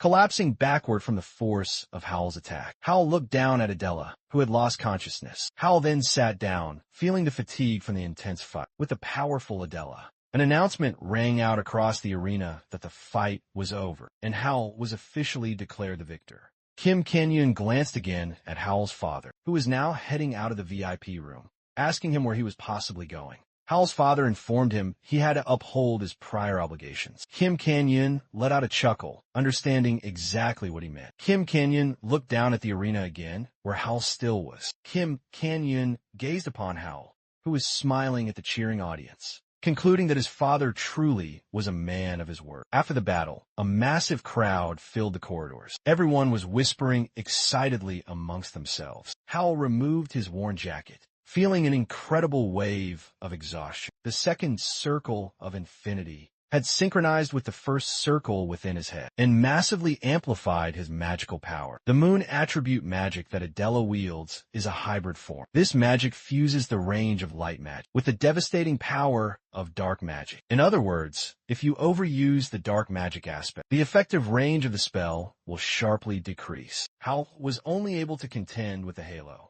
with the assistance of his own advanced dark magic. Howl only needed to glimpse the magic formula, thanks to his absolute and perfect mana control, and the powerful resonance circle allowed him to comprehend the magic formula with stunning accuracy, and he was able to decipher the spell's very core structure. His thoughts on how training with the elemental stone helped him were cut short by the sound of other people's voices. Howl looked to where everyone was now staring. Kim Kan-yeon calmly adjusted his glasses, knowing full well how much attention he was attracting. Kim Kan-yeon strode with confidence directly towards Howl. Kim Kan-yeon called out Howl's name as he approached him, as if they were two long-lost friends. Howl stared blankly at Kim Kan-yeon, not understanding a thing. Howl jumped up abruptly from his seat, exclaiming with surprise about the esteemed Tower Lord, who now stood directly in front of him, while all the others stared at them. Kim Kan-yeon told Howl that he came to have a talk with him. Howl now sat across from the great Kim Kan-yeon at a small table in a private reception area.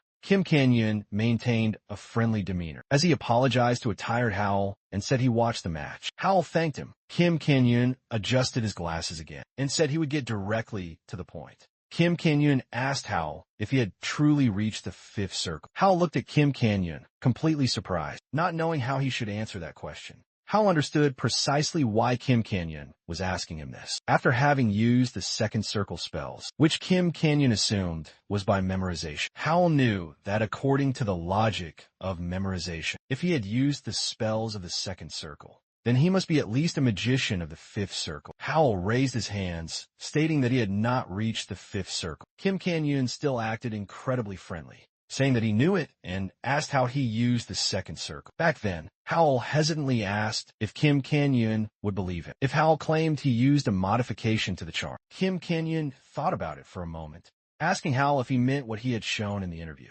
Back then, Kim Kan-yoon recalled how Howl had released the butterflies among the crowd of reporters. Howl simply agreed, deciding that it would just be easier this way, and he said that it was simply just another modification. Howl thought that reaching the fifth round at his young age would be a worldwide and unbelievable sensation, and he realized that it was better not to use the third round in front of everyone. Howl thought that it should be hidden for now, but Kim Kan-yoon tried to find out how the modification related to the second round. Kim Kan-yoon watched Howl with intense scrutiny, awaiting his response. Howl placed his hand upon his chest, claiming that he had perfected the very spell itself. Kim Kan-yoon became very interested in his words, asking Howl again as if he did not believe it. Kim Kan-yoon then rose from his seat, laughing and thinking out loud that it was indeed possible. While Howl was nervous, Kim Kan-yoon stood right next to Howl, lamenting that this was simply beyond amazing. Kim Kan-yoon then reached out to Howl, his eyes turning a bright red. Howl turned to Kim Kan-yoon with gratitude, who praised him for overcoming the shortcomings of those charms. Howl froze when he saw Kim Kan-yoon's glowing red eyes. Kim Kan-yoon looked at Howl with careful intensity, holding his hand firmly on his shoulder. Kim Kan-yoon looked as if he wanted to peer into Howl's very soul. Howl, frozen in place, was amazed by the strange sensations. The moments that Kim Kan-yoon looked at Howl seemed to last an eternity. Kim Kan-yoon smiled at Howl after he had finished, and he removed his hand from his tense shoulder.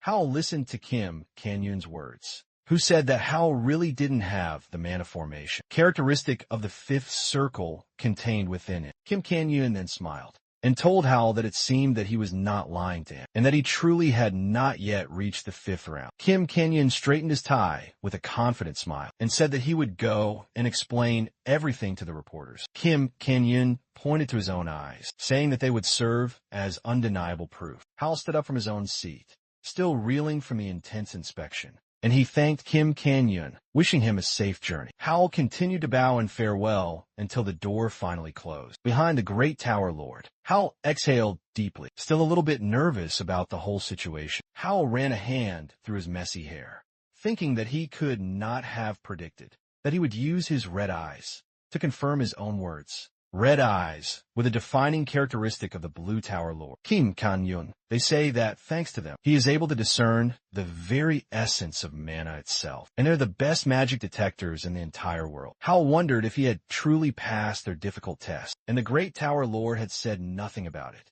Howl then thought about Adrid, which contained the legendary magical style of Vintner, the greatest secret, and he was not going to share it with the world. The next match on the grounds of the Obelisk Academy Arena also ended with a decisive victory for Howl. Howl looked at his unconscious opponent and clenched his fist, absolutely determined to continue moving forward. In the hallway after the match, Adela ran at Howl, trying her best to stop him. Howl turned around, surprised to see Adela there. Adela, now covered in many bandages, approached Howl, who was surprised that she had already regained consciousness and was somehow already on her own 2 feet.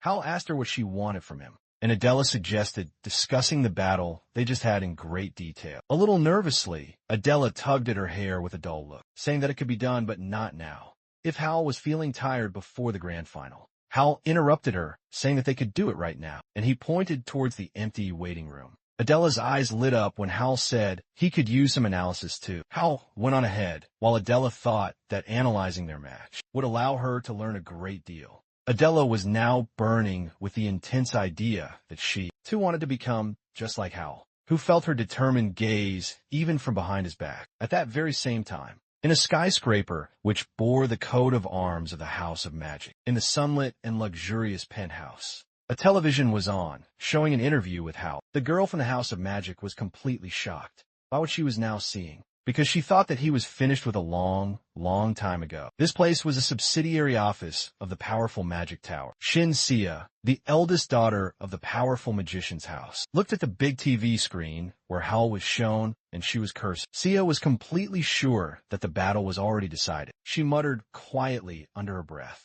getting her older brother's attention. Sia then turned to her older brother, Shin Jihan, asking if Hal would get away with all of this. Jihan looked at her, asking what she wanted him to do. Sia could not control her raw emotions, as she asked Jihan what would happen if Hal returned to the house, reminding him of the horrible atmosphere that was there a year ago. Sia gestured with great vigor, saying that she could not stand this kind of treatment any longer. But Jihan stopped her, telling her not to worry at all. Jihan remembered what Hal was like a whole year ago, back when he was considered a true genius. Jihan continued, saying that right now, Hal could barely handle the second circle of magic, and in a real fight, it was practically nothing. Jihan then looked at his sister Sia again, asking her if she had seen any of his matches. Sia could not calm down so easily, telling Jihan that there was a huge stir around Hal again. Jihan put his arm around his younger sister's shoulders, telling Sia to listen to him very carefully. Jihan looked at the TV, saying that Hal's opponents were just students, who had barely even reached the lowly third circle. Even a fourth-round rookie would be his equal. Jihan continued by saying that Hal had a very critical flaw, his utter unsuitability for interactive magic. Jihan was certain that Hal was inferior to an ordinary fourth circle mage, despite the fact that he managed to compensate for the difference with the AI chips. Sia agreed with her older brother, still feeling a little bit worried, deciding that Jihan was right and Hal could only flounder in the mud. Sia started to bite her nail nervously, wondering if Hal would somehow be able to compensate for it, while Jihan casually drank his coffee. When Sia said that Hal could somehow threaten her own position as the family's heir, Jihan looked at his sister. Jihan poured his mana into the mug, instantly breaking it, and said that was when he and Hal would finally sort things out. That same day, closer to sunset, in the arena of the Obelisk Academy, the final of this midterm exam was now taking place in the arena. One of the opponents fell unconscious on the hard arena floor. The instructor then blew his whistle, letting everyone know that the match was officially over. A loud voice echoed throughout the whole arena, informing everyone that the winner of the midterm exams was Hal. The students all applauded him loudly from the stands, welcoming the grand return of a true genius. Hal listened to all of their joyful cries, enjoying every single moment. Many were amazed that Hal was able to surpass the AI with just ancient magic, calling it a genius as Hal waved it around. Suchan shouted to Hal from the stands that he was the absolute best. Suchan appeared in front of Hal in a single instant, and he began shaking his shoulders very happily, telling him that everyone now recognized his incredible skills. But not everyone was happy with his amazing victory, believing that Hal was nothing without his ancient little tricks. The class teacher then approached Hal with Suchan, congratulating his student and saying that he was proud of him. Suchan immediately suggested throwing a small party to celebrate Hal's incredible victory, and the teacher said that he had wanted to suggest it himself. Suchan started shouting at all the students to get ready, not hearing Hal asking him to stop for just a single second. Hal then raised his hand, so Suchan finally noticed him and said that he wanted to go, but he had an important meeting scheduled for today. Suchan asked Hal in complete shock, who had already managed to wriggle out of his tight embrace, asking how they could possibly celebrate without the culprit. Hal waved a final goodbye to him, apologizing and saying that it was all very important. The class teacher then patted Suchan on the shoulder, while Hal shouted another apology at him.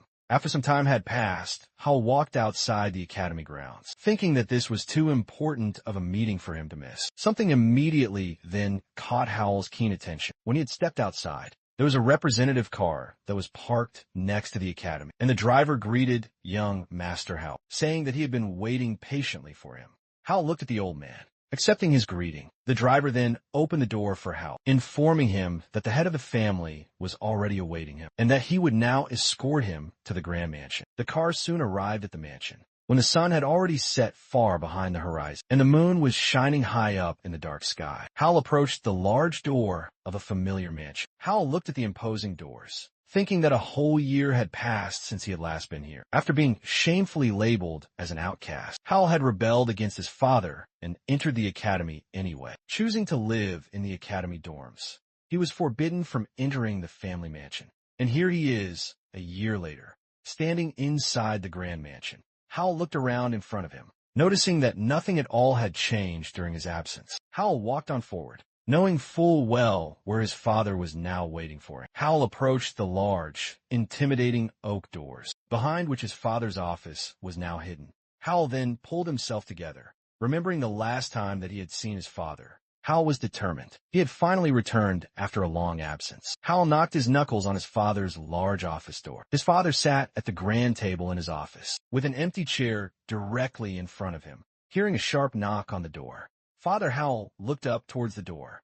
Hal then opened the door, hearing his father's voice telling him to go on inside. Hal entered his father's office and bowed deeply to him, saying that they had not seen each other for a very long time. Hal then raised his head, turning to his father. His father closed the large book he was reading, telling Hal to please sit down. Hal sat down on a chair opposite the large table, and his father said he was almost ready to accept his son's failure. His father then stood up, walking around his son, who was sitting on the hard chair, criticizing his abilities in magic in the distant past, compared to the new interactive magic. Hal listened to his father, who told him quite directly that Hal could only successfully prove himself as a talentless and completely unsuitable candidate. His father placed his hand on the back of the chair behind Hal, saying that he wanted to channel his undeniable talent in a theory to somehow improve the entire situation. His father was serious, saying that this time, too, he had no expectations at all from Hal. He considered it nothing more than a cry of despair. Hal told his father that he understood his own reaction. Hal's father reminded him of the article that was published about it, with the help of the great Suyuk's family, saying that he thought it was a very good opportunity. Hal looked at his father's back as he approached his desk again, and spoke about how Hal should have faced his humiliation and simply surrendered. Father, Hal admitted that he completely destroyed his expectations and was able to overcome the lack of being incompatible. The father recalled the moment from the interview with Hal, noting that he was even able to create his own modification of magic. Hal's father then turned to his son, admitting that this round was indeed Hal's. His father acknowledged with a rare smile that his prowess in battle was worthy of the title of a true wizard. Hal's eyes widened with utter surprise when he saw and heard his own father's confession. Hal sincerely thanked his father. Jumping to his feet, his father continued in a more friendly tone, saying that from now on, the family would fully support him. Hal's father was now serious. He told his son that he could ask for whatever was required for his studies, and all restrictions would be lifted from him. Hal's father then pointed to his son, telling him to use his powers for the glory of the family as a truly rightful heir. Hal was happy to hear these words from his father again. Hal's father then raised his finger, warning his son one final time. Hal's father stepped as close to him as he possibly could, telling him what awaited him if he rolled down once again, or if he stood in one place for too long. Hal's father placed his hand on his son's head, saying that he would personally destroy his own magic circle, using the immense power in his voice. Hal then clenched his fist, feeling the immense pressure of the 8th circle sorcerer from his father, which truly terrified him. But Hal knew perfectly well that this was his last and final chance, so he agreed with his words without any hesitation. Father Hal sat back down at his large desk, asking what his son was now aiming for. His father reminded him that in the distant past, he had wanted to lead the entire Shin family. Hal's father named all the brothers and sisters who were far ahead of Hal. Hal was not going to go back on his own words, saying that his decision to become the head of the family was final. Hal's father asked how he was now going to do this. Hearing that Hal wanted everyone in the family to accept him, Hal put a newspaper down on the table, saying that the event would happen in 2 short months. Hal was referring to the Great World Magic Olympiad, which brings together the most outstanding personalities from all over the world. Hal confidently told his own father that he would bring him a gold medal from the Olympics. The Magic Olympiad is open only to students under 20 each year and is an arena for those who want to attract the attention of the world. Hal's father was not so confident in his own son's words. He reminded Hal that the country's best result was the silver medal, won by the esteemed tower's ruler. Hal's father then asked if his son truly understood how impossible his promise of a gold medal was to fulfill. Hal understood his father's concerns perfectly well and said that this was why he would have a request for him. Hal asked his father to prevent his brothers and sisters from interfering with him for the next 2 months until the competition was finally over. His father thought, looking at Hal, that he was a very desperate guy who used for immediate protection what he might not yet receive. The father then chuckled, deciding that under normal circumstances, he would have refused him. But now he told his son that it sounded quite tempting. The next day, in the academy dormitory's main building, there were books strewn all across the floor in Hal's room. Hal was sleeping soundly on the floor among the books, with Adrid lying open right on him.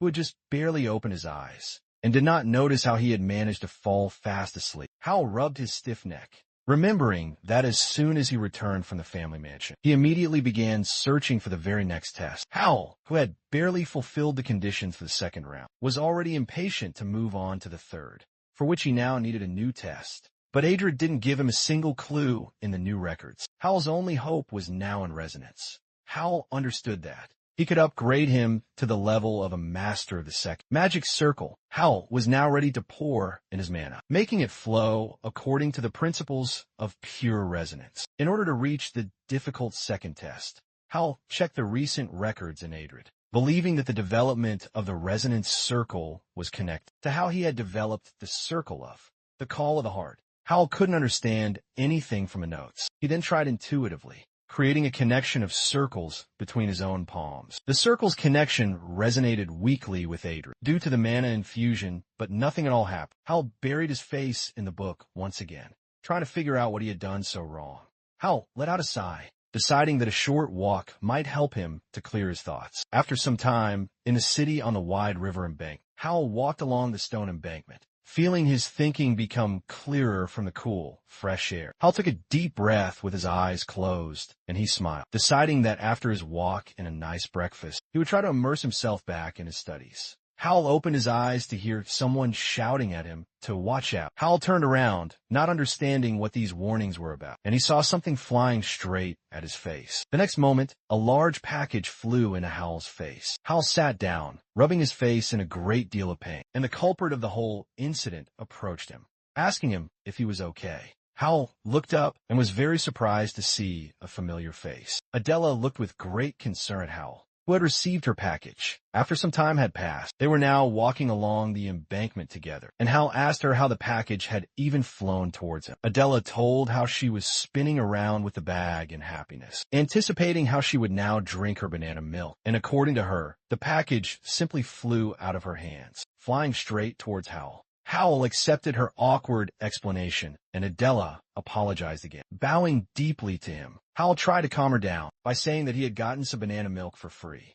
and he asked Adela if that was the only kind that she drank. Adela opened the bag, filled with a bunch of milk cartons, without any hesitation, saying that it was the best invention of mankind. Adela and Hal were drinking banana milk while they were walking, and the girl asked if Hal had really gone home the other day. Hal answered her honestly that yesterday he was officially given back all his rights as a family member. Adela was very happy for him, asking if he still dreamed of taking the place of the head of the family. Hal was very surprised by her question, asking if he had really said that before. Adela then remembered the moment from her childhood when she first heard those words from Hal. With a warm smile, Adela said that Hal had often mentioned this. Hal looked thoughtfully up at the sky, replying that this was no longer his only dream. Adela was surprised by his strange answer, asking if Hal had really accepted his own reality. Adela then said, thoughtfully, that the House of Magicians had many worthy candidates, and it was not at all easy to become the head. But Hal did not understand why she had said this. Hal looked at her very confidently,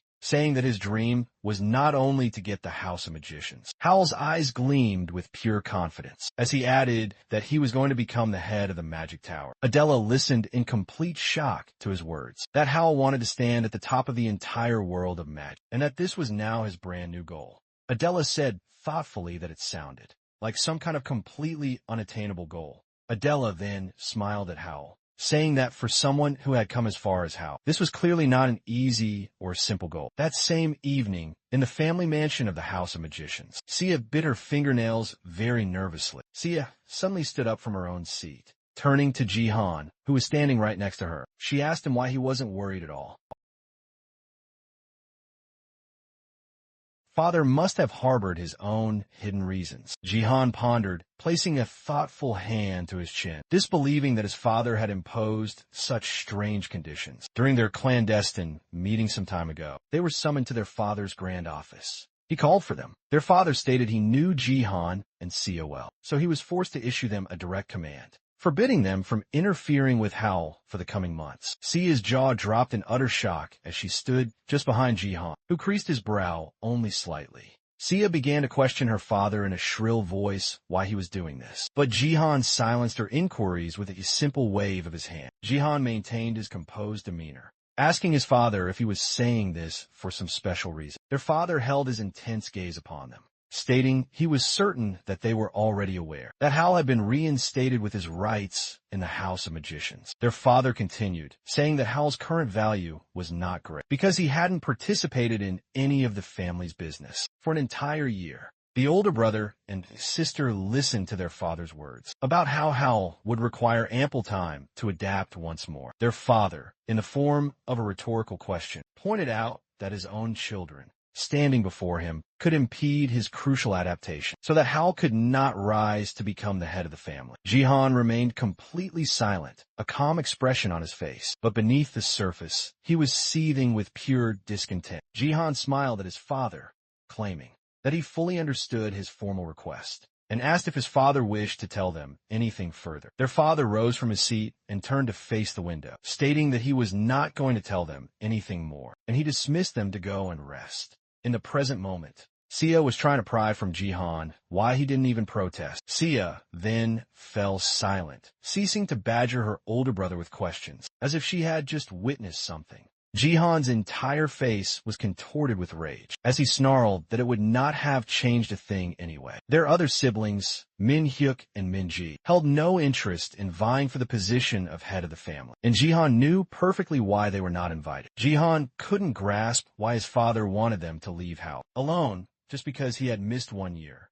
Jihan understood it all too well, that his father had commanded Hal to somehow recover his lost time. But such blatant protection was only afforded to the youngest. Without a chip, Hal was now 17, and Jihan wondered why his father had demanded this of him. Sia began to chew on her nails again with great fear, speculating that their father might have already made his choice. Jihan shattered her anxious thoughts, stating that this definitely could not be the case, because Hal had demonstrated far too little power. Jihan surmised that his father most likely sensed a great potential in his youngest son. Once again, Jihan then exhaled slowly, assuming his father might be interested in Hal's unique magic, or that he had forced him to do so, promising something in return. Sia listened to Jihan's careful words, asking what Hal could have possibly promised him. Sia grabbed her head with both her hands, lamenting that under any normal circumstances, her father would never do such a thing, and then cursed Hal. Sia then asked Jihan if the people assigned to watch Hal should be removed, and Jihan confirmed, unless she wanted them gutted by the Shadows. The Shadows were the father's own personal spies, who operated clandestinely for the powerful family. They excelled at everything from infiltration to protection. Jihan moved silently toward the grand door, preparing himself to finally depart,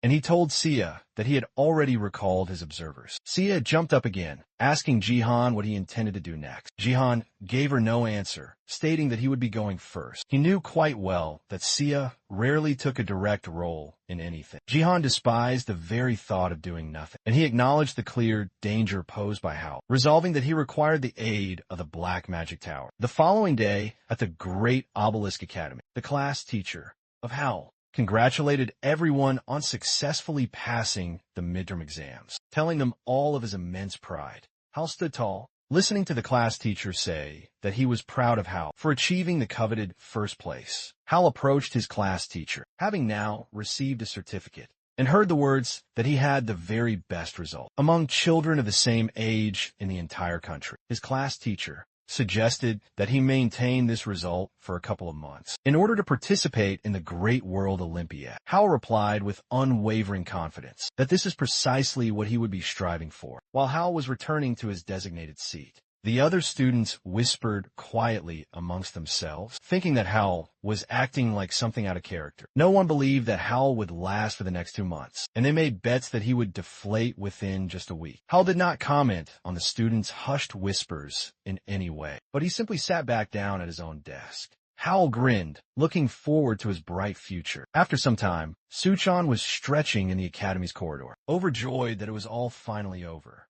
Suchan then grumbled wearily about having to endure 8 theory classes in a single row. But Hal reminded him that from now on, it was just practice. Suchan replied that it would be no less stressful, and Hal gave him a friendly punch right in the chest, telling him that he could use some much-needed physical activity. Suchan dropped down to his knees, making a timeout gesture with both of his hands. While Hal looked at him, saying that he was clearly out of shape, Suchan glared at Hal with great displeasure. After having survived his not-so-friendly blow, Suchan rose to his feet and ran right after Hal, remembering that now he couldn't beat him in magic, and Hal told him to work on his own weaknesses. Hal smiled when he heard Suchan grumble about getting pumped up and giving him a pumpkin. Hal let out a chuckle, suggesting that they grab some food and head to the gym. Suchan looked at him silently with a very long face, and Hal wondered what this could possibly mean.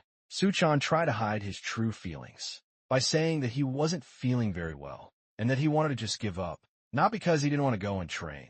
Hal crossed his arms over his broad chest, telling Suchan to just tell it like it is. Suchan placed both his hands on Hal's strong shoulders, admitting that he didn't hate the training, but he simply didn't like training with Hal. Hearing Hal's confused question, who couldn't understand why he was bothering him during training, Suchan honestly admitted that Hal was just scary, and not only to him. In the training hall of the Obelisk Academy, a large crowd of students looked towards Hal, who was doing squats with an enormous amount of weight. Hal thought about talking to Suchan as he continued training, while those around him looked at him with fear because of his workload. The students in the room all recognized Hal because of his many recent achievements. Hal finally lowered the barbell with a very large weight. Finishing his set, Hal wiped the sweat from his face with a towel, thinking about how he had neglected his own training while learning the great Vintner's magic. Hal took a long sip of water from his sports bottle, remembering what he had once read about it in Adrid. It stated that physical exercise can improve the circle because it circulates throughout the body and they are interconnected. Hal continued with his training, knowing that he needed to train both his magic and his physics. Hal took a very determined approach to his training, determined to now achieve the body of his dreams. The following day, within the stone walls of the Obelisk Academy, a monster resembling a panther with 3 eyes let out a growl. Hal stood in the arena, surrounded by 3 of the monsters. The monsters, with their enormous claws, rushed to attack Hal. Hal jumped to the side to avoid their ferocious attack. Hal watched the monsters' movements very carefully. As he then activated his circle,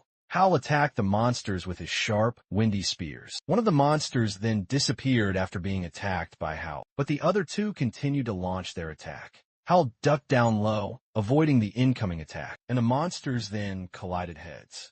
Hal activated the Flame Volcano spell, and a fiery charge gathered in the palm of his hand. A powerful firebolt then hit one of the monsters. The last remaining monster continued to attack Hal. As the last monster fell to the powerful fire spell, a loud voice echoed throughout the entire arena, announcing that Hal had finished his practical training. The class teacher looked down at his tablet to announce the final result. Hal smiled and thanked his own homeroom teacher when he heard that he had received the highest possible score. After some time had passed, Hal sat on a bench while the other students were preparing to take the difficult exam, and he looked at his hand. Hal felt that, thanks to the circles of infinity, his physical indicators had increased almost 1.5 times. Hal was now eager to push the laps as much as he possibly could, looking forward to the improvements he would achieve on the 3rd lap. Hal closed his eyes to concentrate and sense the powerful mana. Hal concentrated all his attention on the complex resonance circle, the 2 powerful streams of mana inside of him that spread throughout his entire body.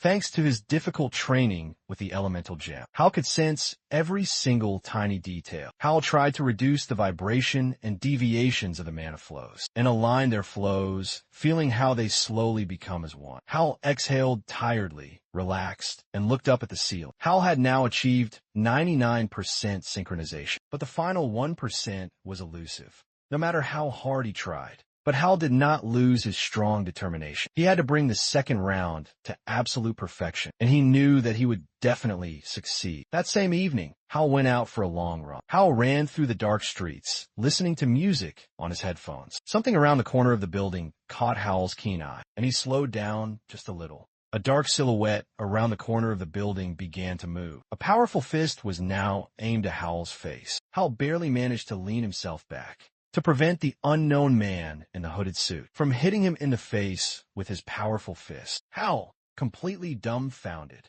asked the stranger who was hiding his face who he was. Hal's eyes widened in utter surprise when he recognized the man hiding behind the clever disguise. Bek Sayuk stood right in front of him.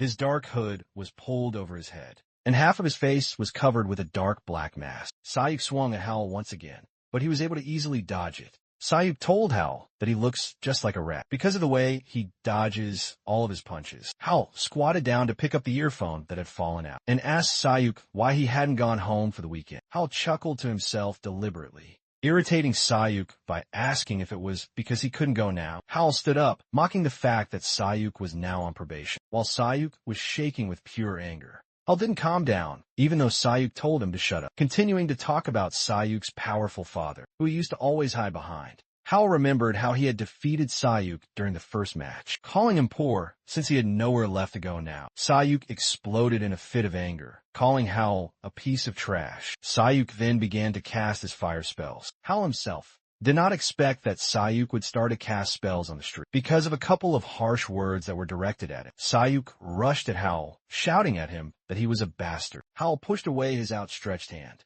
which contained his concentrated fire spells, preventing him from being directly hit. Sayuk cursed, realizing that he was now caught. Hal tripped Sayuk at that very same moment, knocking him straight to the hard ground. Sayuk shouted at Hal to get off of him, but Hal did not say anything at all, thinking that even this prank of Sayuk's was a very good opportunity for him. After some time had now passed, several cars appeared in the same alley, and people had gathered. Sayuk tried to break free from the strong grip of the people, who were trying to calm him down, shouting that he had to teach Hal some much-needed manners. Hal was explaining the situation with Sayuk to some other man. Hal pointed to a nearby camera hanging in the alley that was supposed to record the events. Hal continued to say that he couldn't believe Sayuk's insane behavior, but the man simply stated that it would all be announced at the academy tomorrow. The man advised Hal to return to his own dorm room while they tried to calm Sayuk down and get him into the car. Hal listened to the man's words, thinking that Sayuk should continue to act in the exact same spirit. The following day, at the Obelisk Academy, in the hall, students were crowded around the information board, whispering about how Sayuk had been caught using magic on the street. There was a new penalty report posted on the main bulletin board, which stated that Sayuk had been given a 10-point penalty. Hal passed by, overhearing the students discussing the leniency of Sayuk's light punishment, saying that he usually got suspended from all of his classes. Hal was not surprised that Sayuk had gotten off so easily, due to the special treatment that he received at the academy. The Beck family was very influential and had donated significant sums of money to the academy in their time. Hal simply moved on from it, thinking that Sayuk would still have to listen to a lot of moralizing for the rest of his life. At that same time, Sayuk was talking on the phone, listening to a barrage of insults. Sayuk apologized to his own father over the phone, while his father reminded him that he had asked his son to just sit quietly until his graduation. Sayuk's father stood in his office, looking out of the window, asking Sayuk if his request was really that hard. Sayuk's father then warned Sayuk that if the family did not receive the prestigious title, he would be held directly responsible for it. And Sayuk repeated once again that he was very sorry. The call then ended, and Sayuk looked at the screen where instead of his father's name, a simple money bag was written. Sayuk cursed while looking at the screen. Sayuk threw the phone to the side, and it flew off the tall column. Sayuk ground his teeth as he snarled Hal's name. Sayuk was now filled with both anger and malice, as he remembered his one and only sworn enemy. Sayuk screamed that Hal was an unbearable scumbag, and he started stomping on his own phone. The phone shattered into pieces under Sayuk's foot, while he was shouting a stream of curses at Hal. Sayuk flinched as he heard the instructor's voice right behind him, saying that Sayuk's heart was now full of bitter envy. Sayuk turned around, recognizing Instructor Smith, and asked if he wasn't even allowed to react like that. Instructor Smith told Sayuk that he could choose between love and hate. Instructor Smith then came in closer, asking Sayuk if he really didn't want his revenge. Sayuk felt a little bit confused when he heard Instructor Smith say that he had to take his revenge on Hal. That same evening, in the dormitory of the great Obelisk Academy, Hal was sitting at the table in his private room.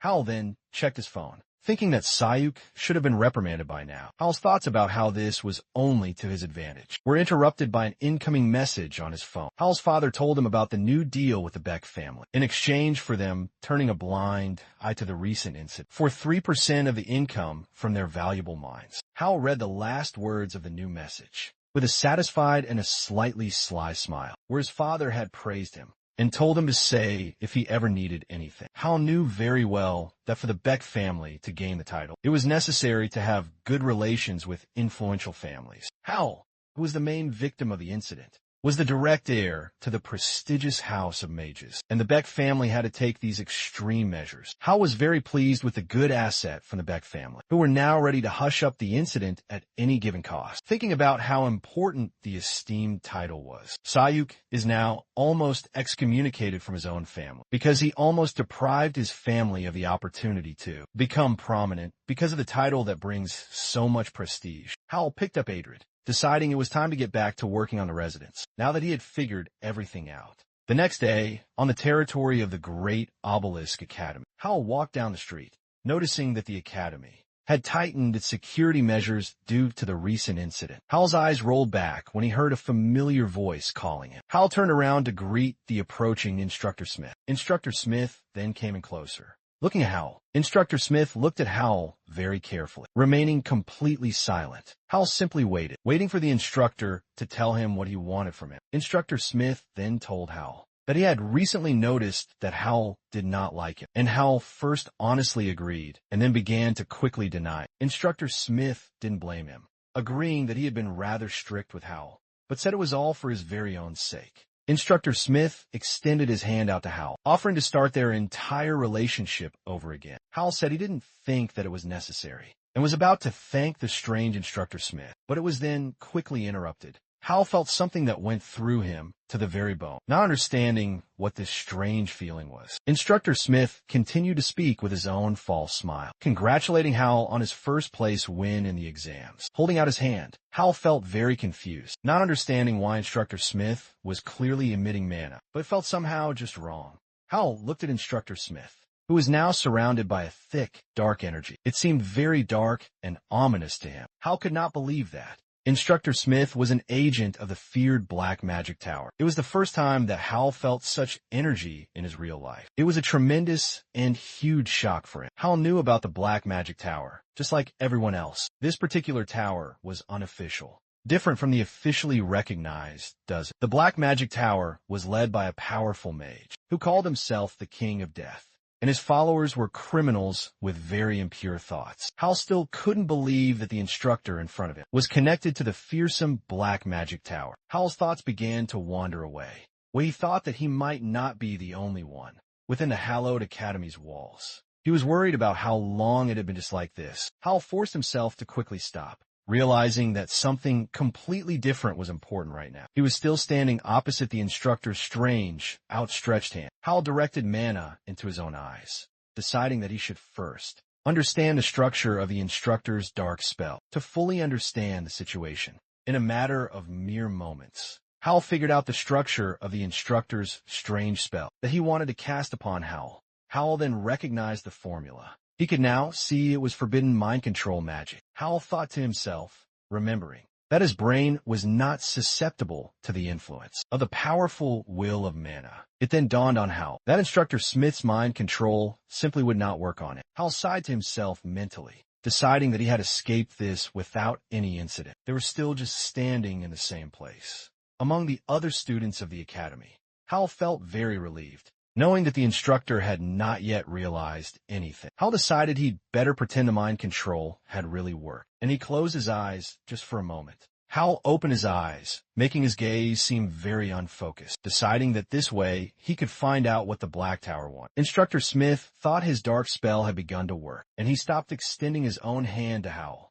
Instructor Smith rubbed his face with his own hand, saying he never thought he'd have to apologize to a defective character. Instructor Smith then leaned in closer to Hal, telling him to listen to him very carefully. Instructor Smith placed something small in Hal's hands, ordering him to carry it with him at all times. No questions asked, Hal pretended to accept the new order, wondering if this was all the Black Tower wanted from him. Instructor Smith then turned to him again, wanting information about his strange mind control magic. Hal pretended that his consciousness was resistant, bending over and clutching at his own head, believing that he could not tell it in any way. Instructor Smith took his convincing game for the fact that the subconscious mind is now trying, with all of its might, to protect the secrets of his unique magic. Hal thought he was a true fool when Instructor Smith countermanded his own order. Hal was only able to perform like that in front of Instructor Smith because he knew about the forbidden mind control magic. It was a spell that was aimed directly at the enemy's own brain, which was able to then control it. Hal knew that such a spell could even destroy a person's own brain if the mage was of a very high level. So it was on the long list of prohibited ones. Hal simply demonstrated how a person can resist to a certain extent when an important topic is suddenly raised. Although Instructor Smith clicked his tongue in great displeasure, Hal realized that his magic was not their ultimate final goal, since he had given up so very easily. Instructor Smith then began to lament, confirming Hal's thoughts that he could not fail the mission because of his own desires. Instructor Smith then snapped his finger, canceling the spell, saying that he would extract everything from Hal after the main mission was finally over. Hal pretended to be disoriented after the spell was lifted, and Instructor Smith feigned great concern for his own student. Instructor Smith told Hal that he had become absorbed in his thoughts during the conversation and sent him off to go and rest, saying that he would not detain him any longer. Hal agreed, still very confused. As Instructor Smith walked back towards the main academy, Hal watched as Instructor Smith mingled with a large crowd. Hal looked at him until he had disappeared from his sight. Hal then glanced at the time on the very large clock, which was located on the academy's main building. Hal walked on, ignoring the carefree students who were deciding how to spend their break. Hal wandered into the quiet inner courtyard of the academy. Hal then sat down on the bench, looking at what Instructor Smith had just given to him, ordering him to carry it with him everywhere he went. Hal lifted the small chip up to his eye level, examining it much more closely, and he realized that he had been given an illegal AI chip. Hal immediately realized that Instructor Smith had given it to him in order to go and frame him, making him appear to be the user of an illegal AI. Hal presented some newspaper headlines and reports that had smeared his entire reputation. Hal wondered who the customers might possibly be. Deciding that there was no need for Instructor Smith to go that far, Hal thought out loud, rubbing his own chin. He understood that someone could have ordered this from the dreaded Black Magic Tower. Hal thought about Sayuk, but he quickly dismissed the odd thought, realizing that for someone who was bound by all possible restrictions, this was hardly even possible. Hal came to the conclusion that there was a very high probability that one of his own brothers and sisters could very well be the customer. In order to remove him from the race for the position of the leader, Hal began to think about all the suspects, believing that his own sister, Minji, had never been particularly active in the ongoing power struggle, and she had absolutely no motive. The next suspect was Brother Minhyuk, but Hal believed that he wasn't low enough to plan such a thing. For Hal, there were only two remaining suspects left, Sia and Jin Uk, and he believed that they might even be in cahoots. Hal wondered if he could just pin down Instructor Smith to find out, but Hal quickly pushed these dangerous thoughts away, realizing that the Black Tower would not ignore the leak of any information. An instructor might not know absolutely everything. Hal chose a different path, deciding that it would only attract the attention of the Black Tower, and the instructor could become a mere scapegoat. That same day, Hal went to the Great Blue Magic Tower. Hal took the elevator up to the very desired floor. Kim Canyon greeted him without immediately turning to face Hal. Kim Canyon asked Hal why exactly he wanted to see him. Kim Canyon looked at Hal very attentively. The atmosphere was different from the friendliness he had shown before. Hal noticed that the greeting from Kim Canyon, the Lord of the Blue Tower, was much colder than usual, but this did not bother Hal. He believed that he had no other choice right now. Now, Kim Canyon covered his face with his hand, trying to send Hal away, saying that he was busy now, and annoyance could be felt from it. Hal looked at the irritated Lord of the Great Blue Tower, thinking that he had no other choice. Hal approached Kim Canyon, asking if he had interrupted his very important research, and Kim Canyon honestly said that he was researching a certain special mana stone. Kim Canyon was still deep in his own thought, and Hal looked at his large desk, curious about what kind of mana stone he was referring to. Hal then saw on the table of the Lord of the Blue Tower an elemental stone, which was connected with the test of the first Stanitsa of Adric. Hal smiled, considering this a very good opportunity, and looked at Kim Canyon. Kim Canyon invited him to sit down anyway, telling Hal to get straight to the main point, so they could get everything sorted out very quickly. Kim Canyon still looked very irritated as he asked. Face-to-face meeting. Hal perceived that Kim Canyon was radiating intense annoyance, and he instantly deduced that no matter what he might say now, the Tower Lord would refuse to cooperate. Hal determined that they must forge some form of agreement, stating that he wished to share his invaluable knowledge. Before they proceeded to the main business at hand, Hal brought up the mysterious stone that Kim Kan-yeon was researching, revealing its true name, an elemental stone. Kim Kan-yeon was utterly thunderstruck upon hearing Hal's words. Kim Kan-yeon stared intently at Hal, demanding what and why he knew about these very stones, whose name had not even been made public yet. Kim Kan-yeon radiated a dangerous aura, and Hal raised his hands, insisting that he had absolutely not been spying on the Blue Tower. Hal reached into his satchel to answer Kim Kan-yeon's pressing question about how he could possibly know about these rare mana stones. Hal presented Kim Kan-yeon the stone he had tuned during his trial, stating that he possessed the exact same kind of stone. Kim Kan-yeon even shot up from the sofa in complete surprise when he laid eyes upon Hal's own elemental stone. Hal didn't allow him to finish his thought, confirming that he was indeed correct, and that he held a perfectly tuned elemental stone in his hands. Kim Kan-yeon's mouth hung open in absolute astonishment, demanding to know if Hal had truly accomplished this himself. Hal met his disbelief with a firm affirmative nod, proclaiming that he was the one who was able to tune the elemental stone. Kim Kan-yeon still could not fully believe Hal's incredible words, thinking that he must surely be making a joke. Kim Kan-yeon was well aware that many famous masters had attempted to tune the elemental stone, but every single one of them had failed. Kim Kan-yeon thought that even he, who was called the world's greatest expert in magic stones, could not organize the chaotic flow of mana, and that was precisely why Kim Kan-yeon didn't believe that Hal, who was sitting right there in front of him, a simple student, could ever handle it.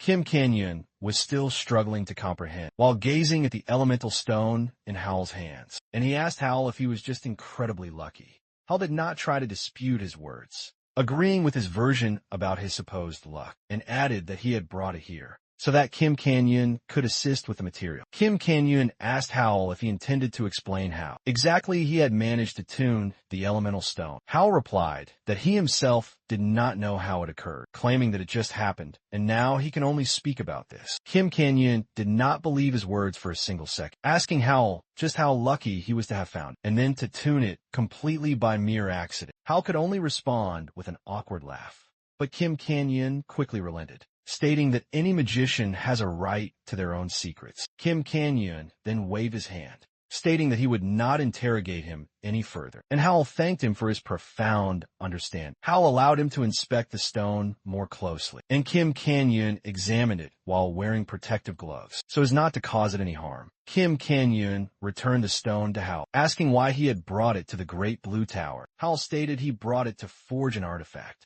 Kim Kan-yeon began to remove his white gloves, asking what sort of powerful artifact Hal desired. Kim Kan-yeon then suggested some artifacts, naming different types of clothes, powerful armor, and even weapons, so Hal could clarify his choice. Hal only said that anything would be good enough for him, as long as it could amplify the effectiveness of elemental magic. Kim Kan-yeon said that he understood Hal, but clarified that stones of such high quality require other high-quality materials for the artifact as well. Kim Kan-yeon then asked Hal with all seriousness if he was prepared for the fact that it might cost him a fortune, but Hal just looked at him with a blank stare.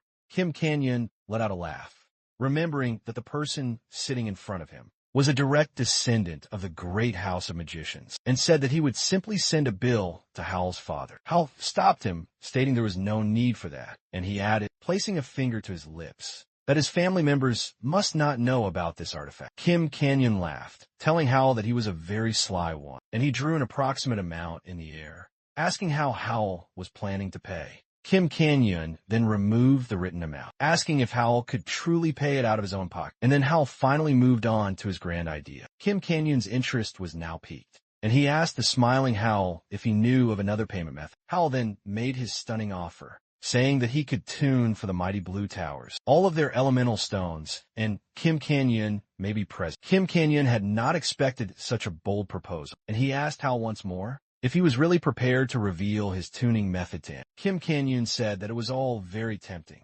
agreeing with a loud laughter, and said that the tower would then also be indebted to Hal. Hal, hearing Kim Kan-yeon's words, asked if he could request of him one more small favor. Kim Kan-yeon asked what exactly Hal wanted, and if it was related to their current agenda. Hal placed the chip he received from Instructor Smith on the table right in front of Kim Canyon. Kim Canyon picked up the strange chip.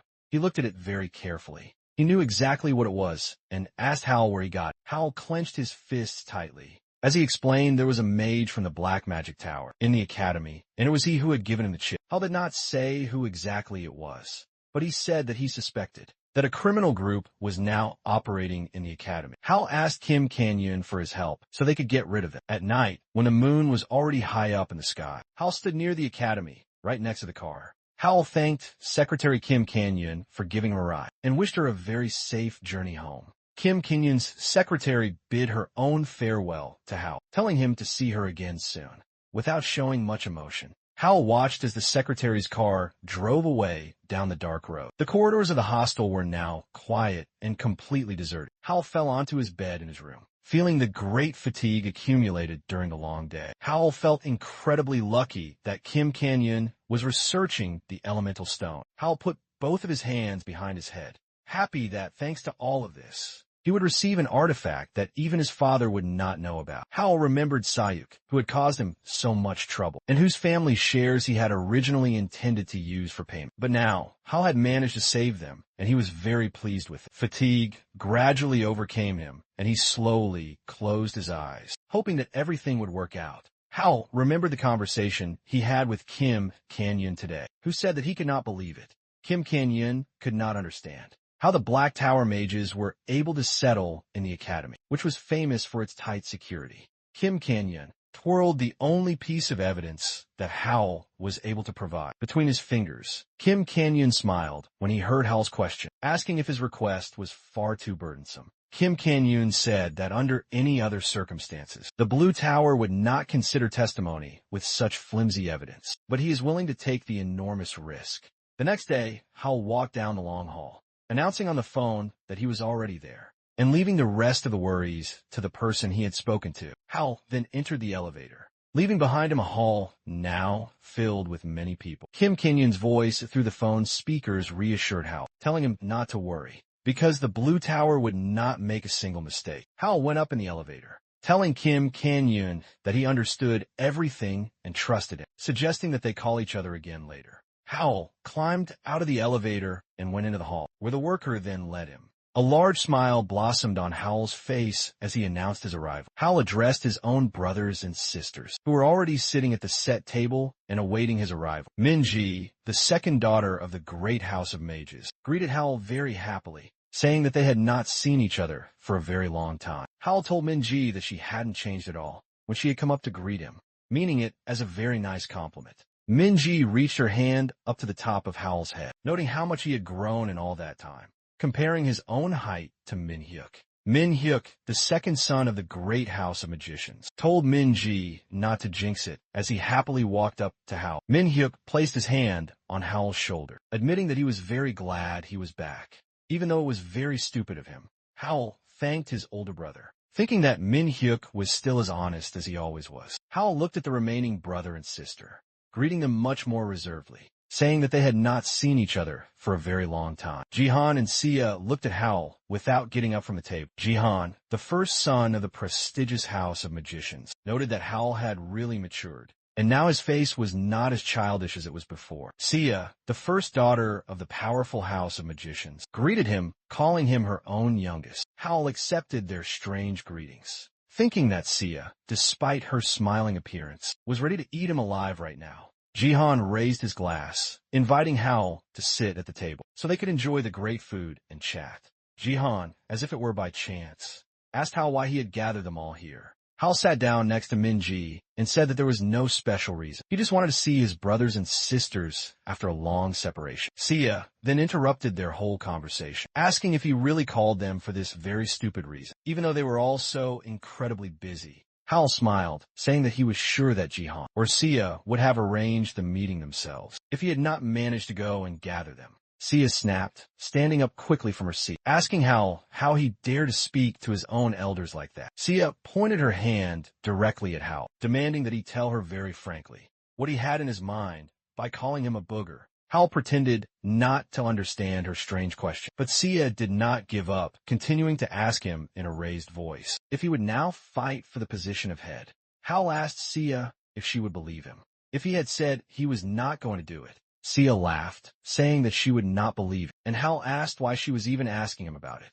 Then Jihan interrupted Sia, who had continued to scold Hal, saying that she shouldn't have asked because in such a matter, actions are much more important than simple words. Jihan took the initiative to ask Hal about his new magic he had invented, asking him to share the details with his family. Hal mentally assessed Jihan's very clever move, who had decided to check with just one question, whether Hal was a contender for the position of leader. Sia agreed with Jihan, saying that it was a wonderful idea. Hal was not going to let his older brother and sister push him into a very tight corner. Hal made a pitiful and vulnerable face, turning to Jihan and Sia, saying that this secret was his only hope. Hal then managed to squeeze out some tears, looking more pitiful, saying that he could not share his only lifeline. Minji, moved to tears by Hal's very convincing words, said that in that particular case, nothing was needed. While Jihan, in the background, tried to understand what he had just seen, Sia looked just like Jihan. Even Min-hyuk was amazed by Hal's incredible acting talent. Hal continued to play his part, while Minji gently wiped the tears from his cheeks, and he thanked Minji for being so understanding. Min-hyuk raised his glass very happily, saying that these questions were all unnecessary, and he changed the subject to have Hal tell him how he had been doing all this time. Minji said that she also wanted to listen to her brother's story, but Jihan simply remained silent, realizing that the moment for his testing had now been missed. Dessert was already being served on the tables in front of everyone. Jihan was chatting animatedly with his sister, Sia. Hal happily chatted with Minji and Min-hyuk. The time on the grandfather clock showed 10 o'clock in the evening. Hal, who was watching the large clock, noticed that enough time had now already passed, and he decided that it was time to act very discreetly. It triggered the urgent alerts to be sent to the phones of everyone who was present. Everyone picked up their phones to check what had just happened. Minji looked at her phone in utter confusion, asking what it was.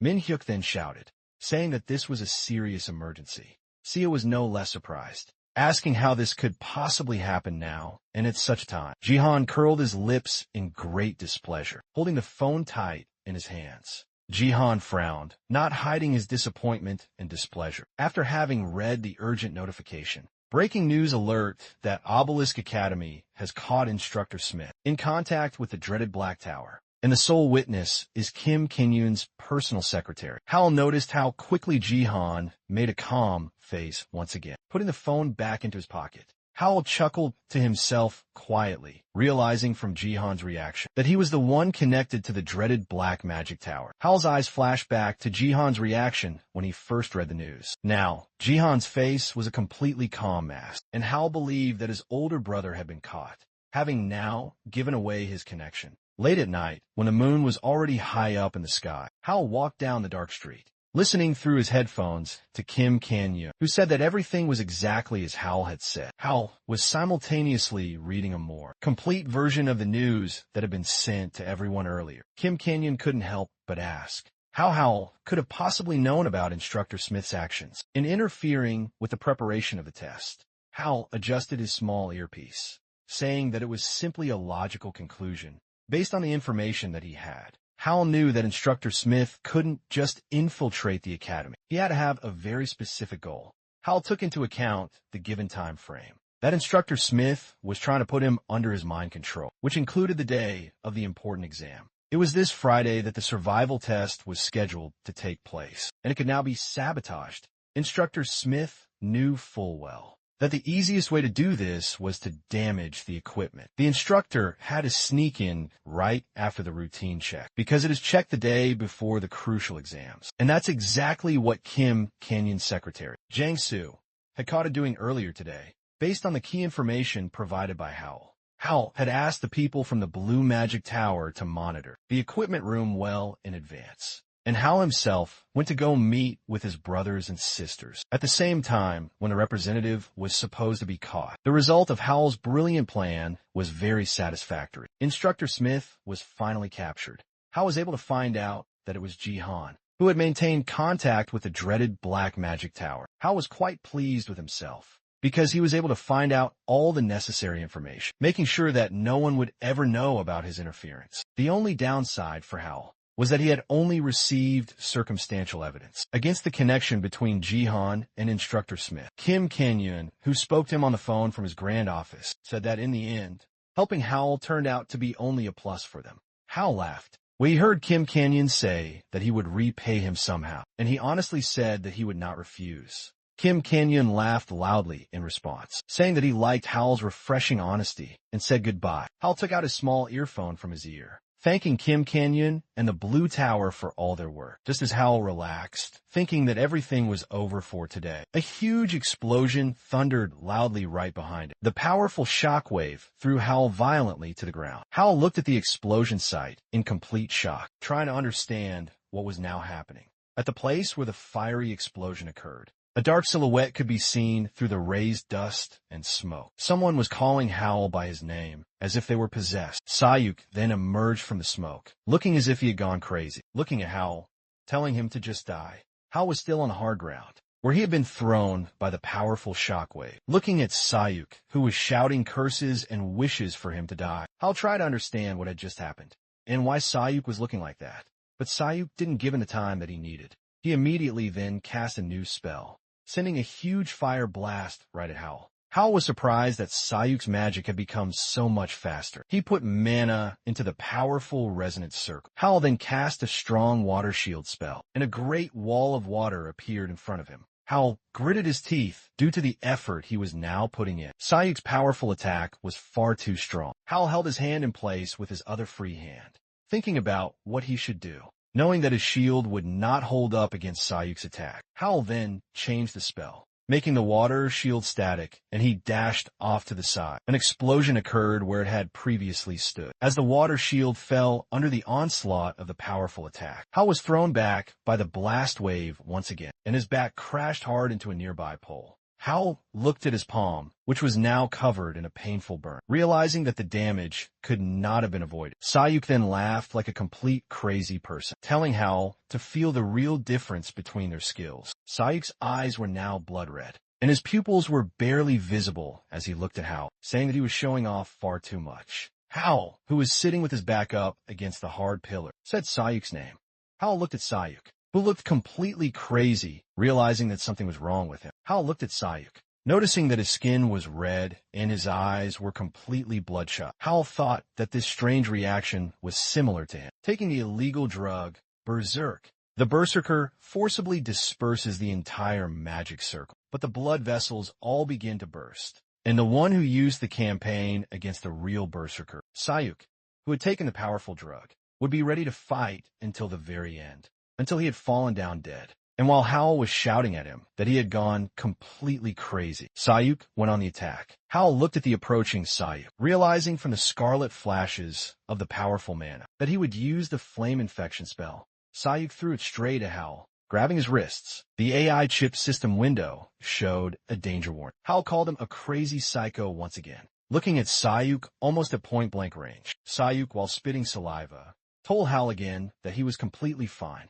and that now, everything was finally back to normal. Sayuk laughed, saying that Howl was going to die. Howl couldn't dodge as Sayuk released his hand and sent a flame infection spell straight towards Howl's chest. A cloud of black smoke rose into the dark sky. Sayuk stood over the now lying Howl, telling him to look at this pathetic bastard. Howl coughed, looking at Sayuk with his eyes half closed, while Sayuk asked him if he was somehow still alive. Sayuk covered his face with both of his hands, saying that Howl was able to block his magic 2 times. Howl tried to get to his own feet, listening to Sayuk's lamentations about how Howl had dared to do this, being a defective and worthless piece of trash. Sayuk closed his eyes and grabbed at his own hair, screaming from his own boiling emotions. Sayuk took his hands away from his own face. His eyes were now disoriented, and continued to lament about how this could possibly be possible. Howl then stood up, noticing that Sayuk was in a state of emotional instability, and this was definitely the influence of the dangerous Berserker. Sayuk, as if he were disoriented, covered his face with his hand. Howl watched him, feeling that something still did not add up. He remembered the great power of Sayuk's magic that had broken through his strong water shield. Howl did not take his eyes off of Sayuk, thinking that a Berserker could not increase his magical power that much. Howl slowly began to use his powerful air magic, deciding to check it out for sure. and Sayuk then turned his attention to him, asking why he was staring at him. Howl used his air spear magic, creating several different spears in the shape of birds. Sayuk looked at the birds that were flying towards him. With a bit of his own thoughtfulness, Sayuk then activated his spell, shouting at Howl, asking what kind of magic he was now using. Howl, meanwhile, noticed that Sayuk was a good boy for dodging the sharp spears. Sayuk turned his gaze to Howl, who was now already at his feet, saying that he needed to be a lot more careful, while Sayuk looked at Howl in complete shock while spitting saliva. Howl had to act before he could even react. Howl cast a close-range airstrike spell right at Sayuk. Sayuk's face twisted under the bright light of the airstrike. He had nowhere left to dodge. Howl was sure that he had hit the intended target, and he did. But then, right in front of Howl's own face, Sayuk activated the fire attribute magic, surprising Howl with a very short distance between them. Howl quickly realized that this was a fire pellet spell. Sayuk, with a very crazy smile, shouted at Howl to die. Howl rushed back out of range to dodge. He knew full well that the fire pellet's power was very high. At such a close range, Sayuk looked like he was being hit by the backlash of a strong spell, and Howl wondered what could have caused his power to increase. Howl, who had gotten out of range, and the fireball exploded before it was able to reach him. Howl exhaled, wiping his own chin, and he asked Sayuk if he really hated him so much that he had installed an illegal and forbidden chip. Sayuk, while creating his wind magic, continued his laughing, asking what kind of nonsense Howl was now talking about, and that he didn't know what kind of EU chip he was talking about. Howl just shook his head, asking if he understood correctly that Sayuk didn't remember anything. Sayuk, unaware that he has an EU chip implanted in his neck, tells Howl that he doesn't need tricks to defeat trash just like him. Sayuk aimed his wind spears at Howl, telling him to stop talking all of his nonsense and to just die. Howl dodged his spells, saying that the EU chip was capable of increasing abilities and adjusting formulas, but it was completely illegal. Sayuk yelled at him, saying that he did not care about this information. Howl noted that this sounded very ironic, since he had only recently studied how changes in the structure of the circles were related to their effect on the magical formulas. Howl continued speaking, saying that thanks to all of this, he was now very sensitive to any changes in the magic related to these moments. Sayuk started casting some new spells, yelling at Howl, and calling him crazy for not realizing that Yuchip Howl, who had been enlightened by the mixture of Berserk and the Yuchip, was about to use the second circle spell, saying that he would not be thanking him. Howl knew that the EU chip allowed him to increase his magic level by just 1 ring, but he had dug up a ton of information about it in the last few days. Howl rubbed his own forehead, thinking out loud that the problem was the dreaded penalty, and the boost by combining circles just to speed up had some very negative consequences. Howl, who had started the process he had just spoken about, began counting the time until he would receive a large fine for using this specific method. Howl was able to calculate that for a second-round master, the penalty was only about 3 minutes. Howl continued talking about the next 12-hour restrictions, but Sayuk couldn't understand what he was now mumbling. Howl closed his eyes, saying he would only have 3 short minutes, but he considered it a ton of available time. Howl then dropped to the ground. The sharp needles pierced the ground from Howl towards Sayuk at an incredible and amazing speed. Sayuk screamed as one of the earth and needles pierced his thigh. Sayuk screamed when he recognized the third circle magic, and he asked Howl where such a pathetic scumbag could get it from. Howl chuckled, pointing at his head and asking how to explain this. Sayuk, having launched a new fire attack with death wishes for Howl, heard from Howl that Sayuk not only had magic, but also very cliché curses. Howl summoned a water shield to block Sayuk's powerful attack. The fire attack crashed into the water shield that Howl was holding. Sayuk laughed, asking why. Howl was retorting again by saying that he had screwed up last time, wishing for Howl to burn completely to ashes. The water shield then turned into a swirling water tornado, easily blocking Sayuk's powerful attack. Sayuk, shocked by what he had just seen, tried to figure out how this had just happened. Howl, who now controlled the water tornado, rebuked Sayuk, telling him to think that the water shield should also be of the third circle. Howl, with battle marks now on his face, confidently told Sayuk that his magic would no longer be able to even touch Howl. Sayuk shook with anger, calling out Howl's name. Sayuk rushed forward, shouting out Howl's name. Sayuk laughed as if he were completely mad. Advancing on Howl, Sayuk then laughed, saying that Howl could only become much stronger by using some other kind of doping. Hal calmly told Sayuk that it was all over, without reacting to his petty attacks. Hal took a step that created ripples, much like water.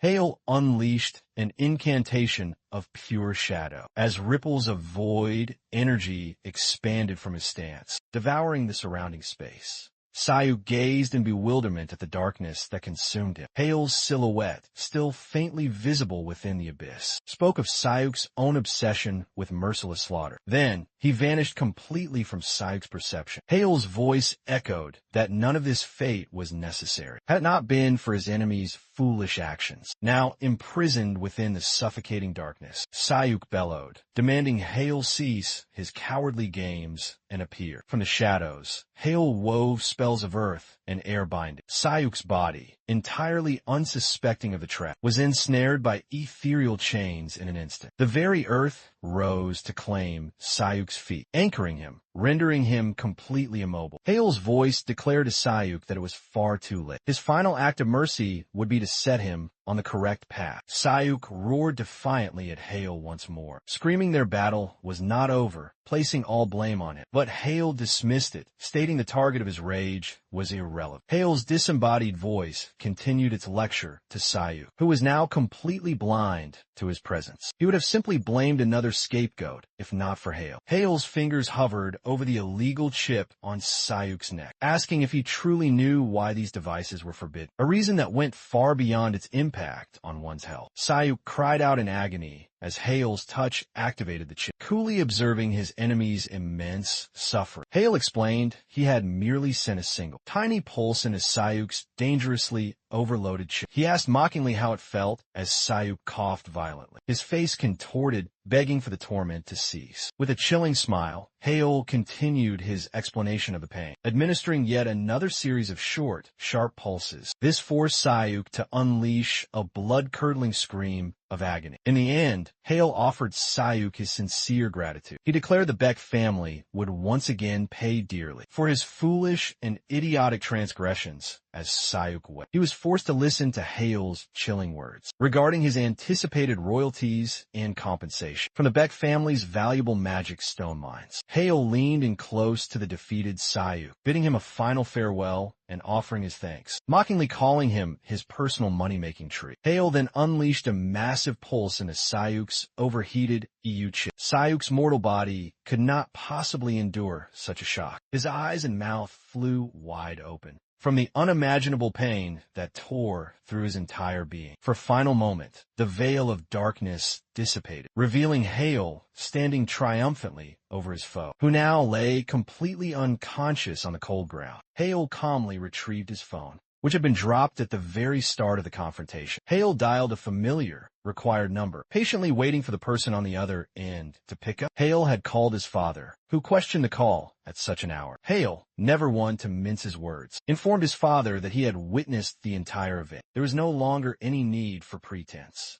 As he spoke, Hale's gaze shifted towards the dense bushes, where a pair of glowing red eyes were barely visible. He told his father about the lack of students or any police presence. His father countered, suggesting the students were perhaps simply hiding, and that his ability to halt the police did not prove his involvement. Hale conceded, saying many powerful figures could delay the police, but only his own father would passively observe the fight's outcome. Hale added, with Sia and Ji-hyun in his thoughts, that those two were incapable of merely watching. Anyone else would have either intervened or stabbed him in the back. Hale's father chuckled, hearing his son's impeccable logic, and admitted that he was absolutely correct. Hale detected a rustling from within the bushes, the same spot where he'd seen those crimson eyes moments before. A figure began to emerge from that very direction. It was a man cloaked in dark attire, a mask hiding his entire face. He knelt respectfully in front of the young Hale. His father's voice stated that he had assigned Sakio to him. More figures in identical black uniforms, like Sakio's, surrounded the motionless body of the fallen Sayuk. Hale stepped away, continuing the conversation with his father. His father then asked his son for the reason for his call, if he was already aware of the constant surveillance. Hale replied nonchalantly, saying he simply wanted to showcase his newfound third circle. Hale's father retorted that he did not recall any such notable achievements from his youngest son, and he then asked, Had Hale been concealing the power of the third circle all along? Hale agreed with his father's assumption without any hesitation, despite the fact that this was a complete fabrication. He was merely using the acceleration of his resonance circle. Hale only added that he still felt he lacked sufficient power. He hinted at the severe consequences if Jihan and Seiya were to discover his third circle. Hale, devoid of any semblance of shame, subtly reminded his powerful father that the pressure from his siblings would only intensify if this secret was not carefully concealed. Hale glanced at Sakio, telling his father he had erected a soundproof barrier, an illusion magic throughout the entire confrontation. Hale's father acknowledged these as commendable precautions on his part, and said he would dispatch a car for Hale immediately, so he could spend the night back at the main estate.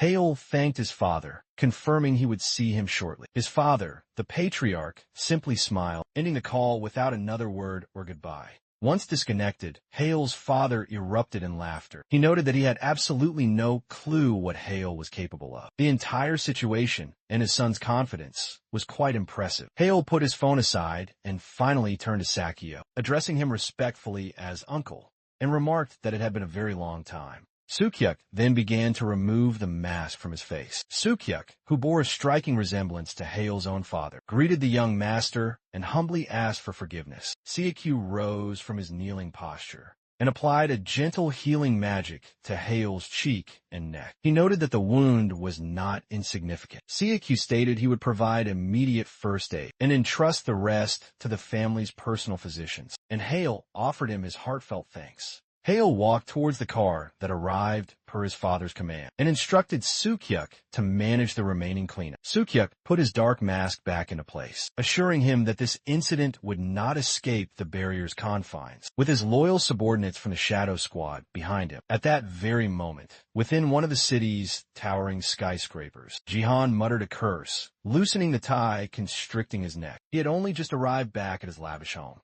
Jihan strode into his opulent living room, lamenting to himself, his voice laced with rage. He couldn't fathom how his perfect plan could have failed so miserably. Jihan then froze, spotting an unknown stranger, whose face was hidden, lounging on his personal sofa. The figure asked if he had just wrapped up his work. The stranger mused he thought he might be waiting all night long, but casually noted the exceptional comfort of the sofa. Jihan demanded if he was an agent from the Black Tower. The enigmatic stranger from the Black Tower, his features still completely obscured from view, toyed with a piercing on his lower lip. He said he couldn't believe their failure was due to the Blue Tower. Jihan did not appreciate the agent's flippant attitude in the slightest. His voice rose with unrestrained fury, questioning if there was any reason for amusement in this situation. Jihan's face was a mask of pure anger and disgust. As he spoke of the Black Tower failing to uphold their end of the bargain, he accused them, asking if their goal was to ruin him entirely. The stranger from the Black Tower offered a hollow apology, maintaining that same infuriatingly cheerful tone. He simply attributed it to his own nature, and then nonchalantly promised a full monetary refund. The agent from the Black Tower rose gracefully from the sofa, declaring that for the sake of their VIP client, every last piece of evidence would be utterly erased, and there would be no possibility of an information leak. The stranger from the Black Tower vowed to Jihan that Instructor Smith, who was now captured and held by the Blue Tower, would not live to see the next sunrise. Jihan spat that he didn't care in the least about Smith's pathetic life. He was far more concerned about the U-chips they had provided to Sayu, along with the dangerous Berserker serum. The Black Tower agent adjusted his hood with a sinister smile, telling him there was no need to worry about such trivial matters. He revealed that Sayuk had been completely incapacitated. Jihan demanded again, not grasping what incapacitated truly meant. The agent from the Black Tower then explained that it appeared that Sayuk had foolishly attacked the young Hale. The agent from the Black Tower elaborated that Sayuk is now little more than a mindless, walking corpse due to the severe side effects. Jihan covered his face with a palm, peering at the man through the gaps in his fingers. He repeated that he didn't care about such useless nonsense. He was only interested in Hale's current condition. The mysterious agent from the Black Tower tapped his chin with his fingers thoughtfully, while casually reporting that Hale might have only minor injuries. He completely ignored Jihan's growing fury and displeasure. Jihan's jaw tensed, demanding to know how Hale could defeat Sayuk, who was both berserk and enhanced by a powerful U-chip. The agent from the Black Tower confirmed his words with great enthusiasm, adding that the story didn't even end there. The agent from the Black Tower relayed his observations of the events when Sayuk launched his attack on Hale. He informed Jihan that the esteemed Mr. Sakio was present and had instantly cast a barrier and an illusion. He mockingly called him a prudent man for doing so. The agent from the Black Tower lamented that he was unable to witness the fight's conclusion because of this, but that it was truly an exciting spectacle. Jihan finally realized that the shadows were indeed assigned to Hale. He then demanded if his guest knew, since when these guardians had been accompanying him. The stranger from the Black Tower spoke thoughtfully, stating he first noticed them when Jihan and Hale's paths crossed, but he admitted he couldn't be 100% certain. Jihan recalled the Shadow Squad. He knew perfectly well that Sakio reported directly to his father. Jihan seethed with a burning dissatisfaction, not understanding why the might of the shadows was wasted on Hale. Jihan understood that if the shadows had indeed intervened, they would now need to proceed with extreme caution, and they must abandon their plans for Hale for the time being. Jihan then recalled another crucial detail and asked the stranger from the Black Tower what would become of the EU chip they had planted on Hale. The mysterious agent from the tower assured him there was no cause for concern regarding this, since the chip itself had a self-destruct program built into it. The agent from the Black Tower theorized that the chip had most likely already been disabled and disintegrated into dust. Jihan answered with a sharp no. When the agent asked if he had any further questions for him, the agent from the Black Tower then stepped out onto the balcony, announcing that he must take his leave now, because he still had to deal with the loose end of Instructor Smith. The agent from the Black Tower leaped down from the high balcony, his face still concealed, and bid farewell to a silent Jihan, addressing him as his dearest client. Jihan stared silently at the now vacant balcony, where the mysterious agent from the Black Tower had just vanished. Jihan's mind raced, thinking about how to erase all the evidence that could possibly lead Sakio back to him. Noting that his own house's protective magic was not very complex, the agent from the Black Tower hovered above the city, while Jihan plotted, knowing he must act with great haste. Sometime later, in the Obelisk Academy dormitory, Hale snapped shut the ancient book he was studying. Hale stretched languidly in his comfortable chair, flexing his tired but powerful muscles. Hale had already received a report from the Lord of the Blue Tower that today, Instructor Smith had suddenly clutched his heart and expired, long before any medical assistance could arrive. Hale leaned back, placing his hands leisurely behind his head, and calmly contemplated the whole situation. Hale had fully expected this outcome to occur, but he hadn't thought the Black Tower would act so brazenly. Hale's thoughts were torn from the fact Sakio had effortlessly handled the entire situation, with Sayuk by the chime of a notification on his phone. Hale scanned his father's lengthy and detailed message about how the Beck family surrendered 43% of their mine's income as a form of bribe. Hale smiled knowingly, realizing his father was incredibly pleased with this outcome, judging by the sheer length of the message. And, as was tradition, the offer to receive a reward. Hale gazed out his window at the clear blue sky and white clouds, thinking that he was glad that everything had resolved so favorably. Hale glanced down at his phone's glowing screen, deciding on his next strategic course of action. Hale reviewed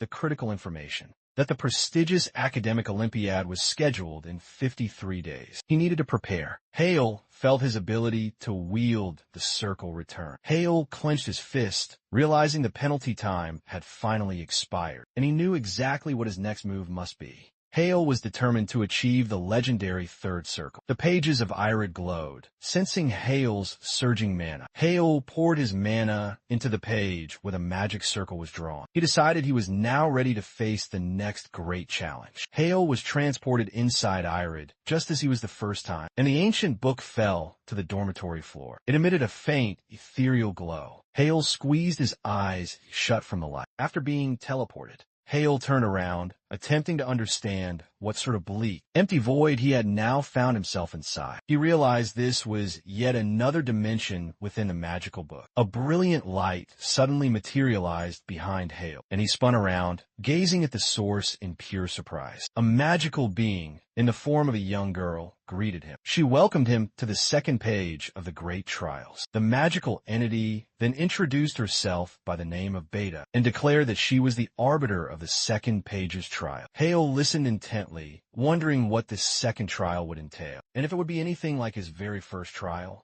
Hale recalled Alpha, whom this new entity, Beta, resembled. Hale also remembered the trial itself involving the elemental stone, which had required him to establish a final, definitive order. Beta, in the meantime, continued explaining how the second trial would test one's complete mastery of their current mana circles. Beta stated that all details would be revealed during the trial itself, and that upon passing, Hale would unlock access to nearly 50 pages. Hale was stunned to hear the sheer number of pages, and about the third circle that would be revealed to him. Hale was absolutely delighted. He compared it to how he was granted 15 pages after the first trial. Hale understood with perfect clarity that this reward meant that the third circle was on an entirely different level of power, judging by the sheer volume of new information. While Hale waited with great impatience for the beginning, Beta informed him that his trial was commencing now. Hale stared ahead as Beta vanished from his sight. The voice of Vintner echoed throughout the empty space, informing Hale that he would now explain the second trial. Vintner's voice decreed that numerous magic circles would now materialize directly in front of Hale, 100 of them in a sequence, and he must activate them all. Hale, not wasting a single precious moment, began to channel mana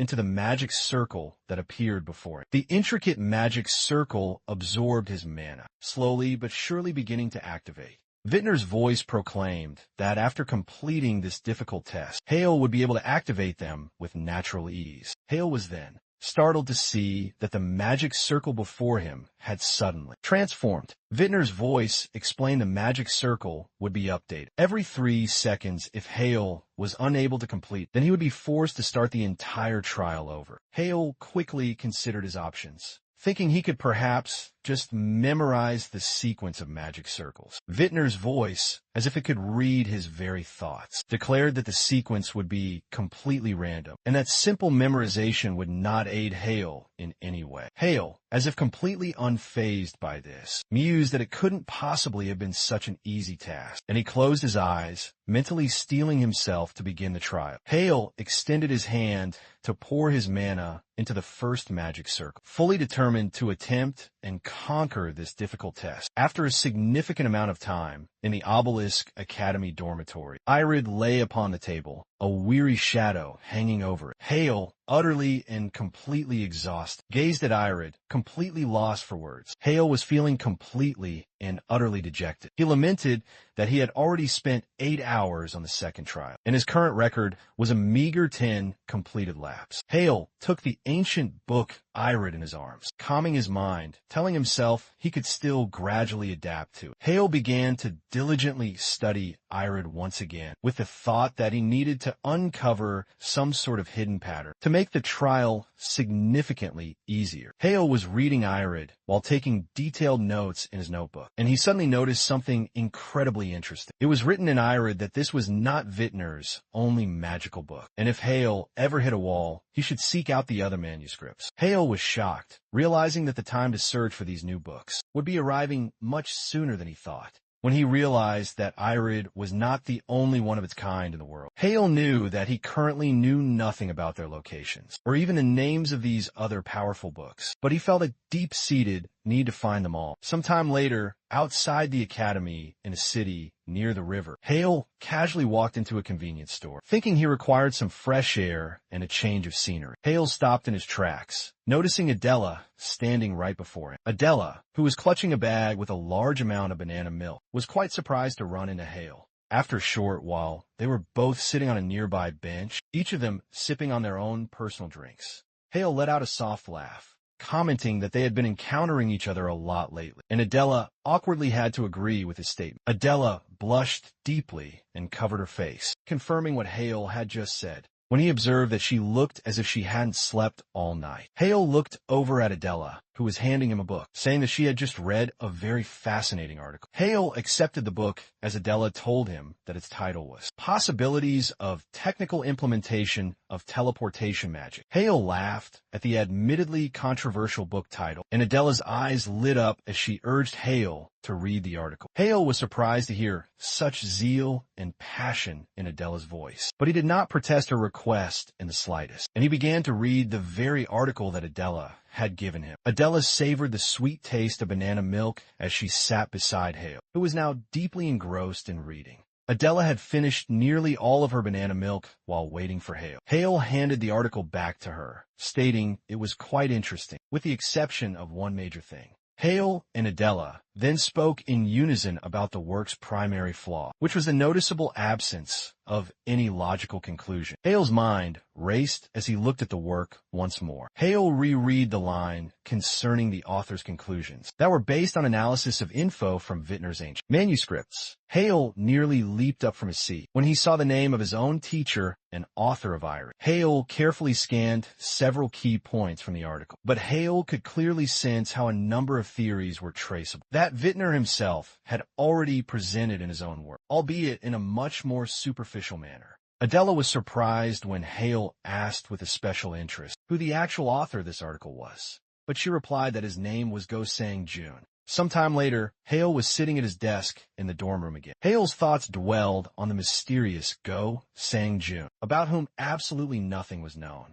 not even basic information about his gender and his age. Hale glanced back at the interesting article, which was apparently Go Sang Jun's single published work. He wondered if he had perhaps been scared off by the intense criticism. Hale calmly noted that this was the maximum info he could possibly learn. As just an ordinary, simple student, Hale picked up his phone, knowing exactly how to solve this particular problem. Hale dialed the familiar number with a confident smile and greeted the head of the powerful Blue Magic Tower, Kim Kang-hyun, thinking that a simple student was not the same as it. Inside the office of the Blue Magic Tower, a call from a young Hale appeared on his phone, and Kim Kang-hyun reached out to immediately answer. Kim Kang-hyun, completely surrounded by ancient books, answered the phone, immediately asking what Hale needed from him. He had clearly been researching all night long without rest. Hale confidently informed the powerful mage that he found something that would be beneficial to both of them. Kim Kang-hyun slowly raised his head, now completely intrigued by Hale's confident words, and he patiently waited for the important details. Hale continued, asking if Kim Kang-hyun could assist him in finding one person. The next day, in the Obelisk Academy's main academic building, the enormous gym was bustling with many students. Hale invoked the powerful magic of the Infinity Circle. Su-chun quickly prepared for Hale's incoming magical attack by using interactive magic to conjure protective barriers. Hale aimed a barrage of wind spears shaped like birds at Su-chun. Su-chun immediately began to berate Hale loudly, proclaiming that what he was doing was cheating, as the wind birds suddenly changed their trajectory and began to circle menacingly high above him. Hale innocently asked him where, saying he was only using the basic first magic circle. Su-chun had to perform a desperate somersault to avoid the attack, saying that was impossible on a standard first lap. Su-chun then began to follow the trajectory of the wind spears that were now descending rapidly towards him. During the second attack, Su-chun just stared at the assault, wondering what he could possibly do now to evade it. Hale exhaled, pleased with how well his training was progressing. Su-chun knelt on one knee, exhausted, surrounded by the four barriers he had managed to desperately create. Sweat dripped down his face as he looked at Hale reproachfully. After hearing Hale's praise, that Su-chun was able to successfully block everything properly, Su-chun exclaimed that he nearly died because of Hale's attack. Su-chun then rose to his feet with great determination, suggesting that Hale now try to face him in hand-to-hand combat. Hale agreed readily, saying that he did not mind at all, while asking Su-chun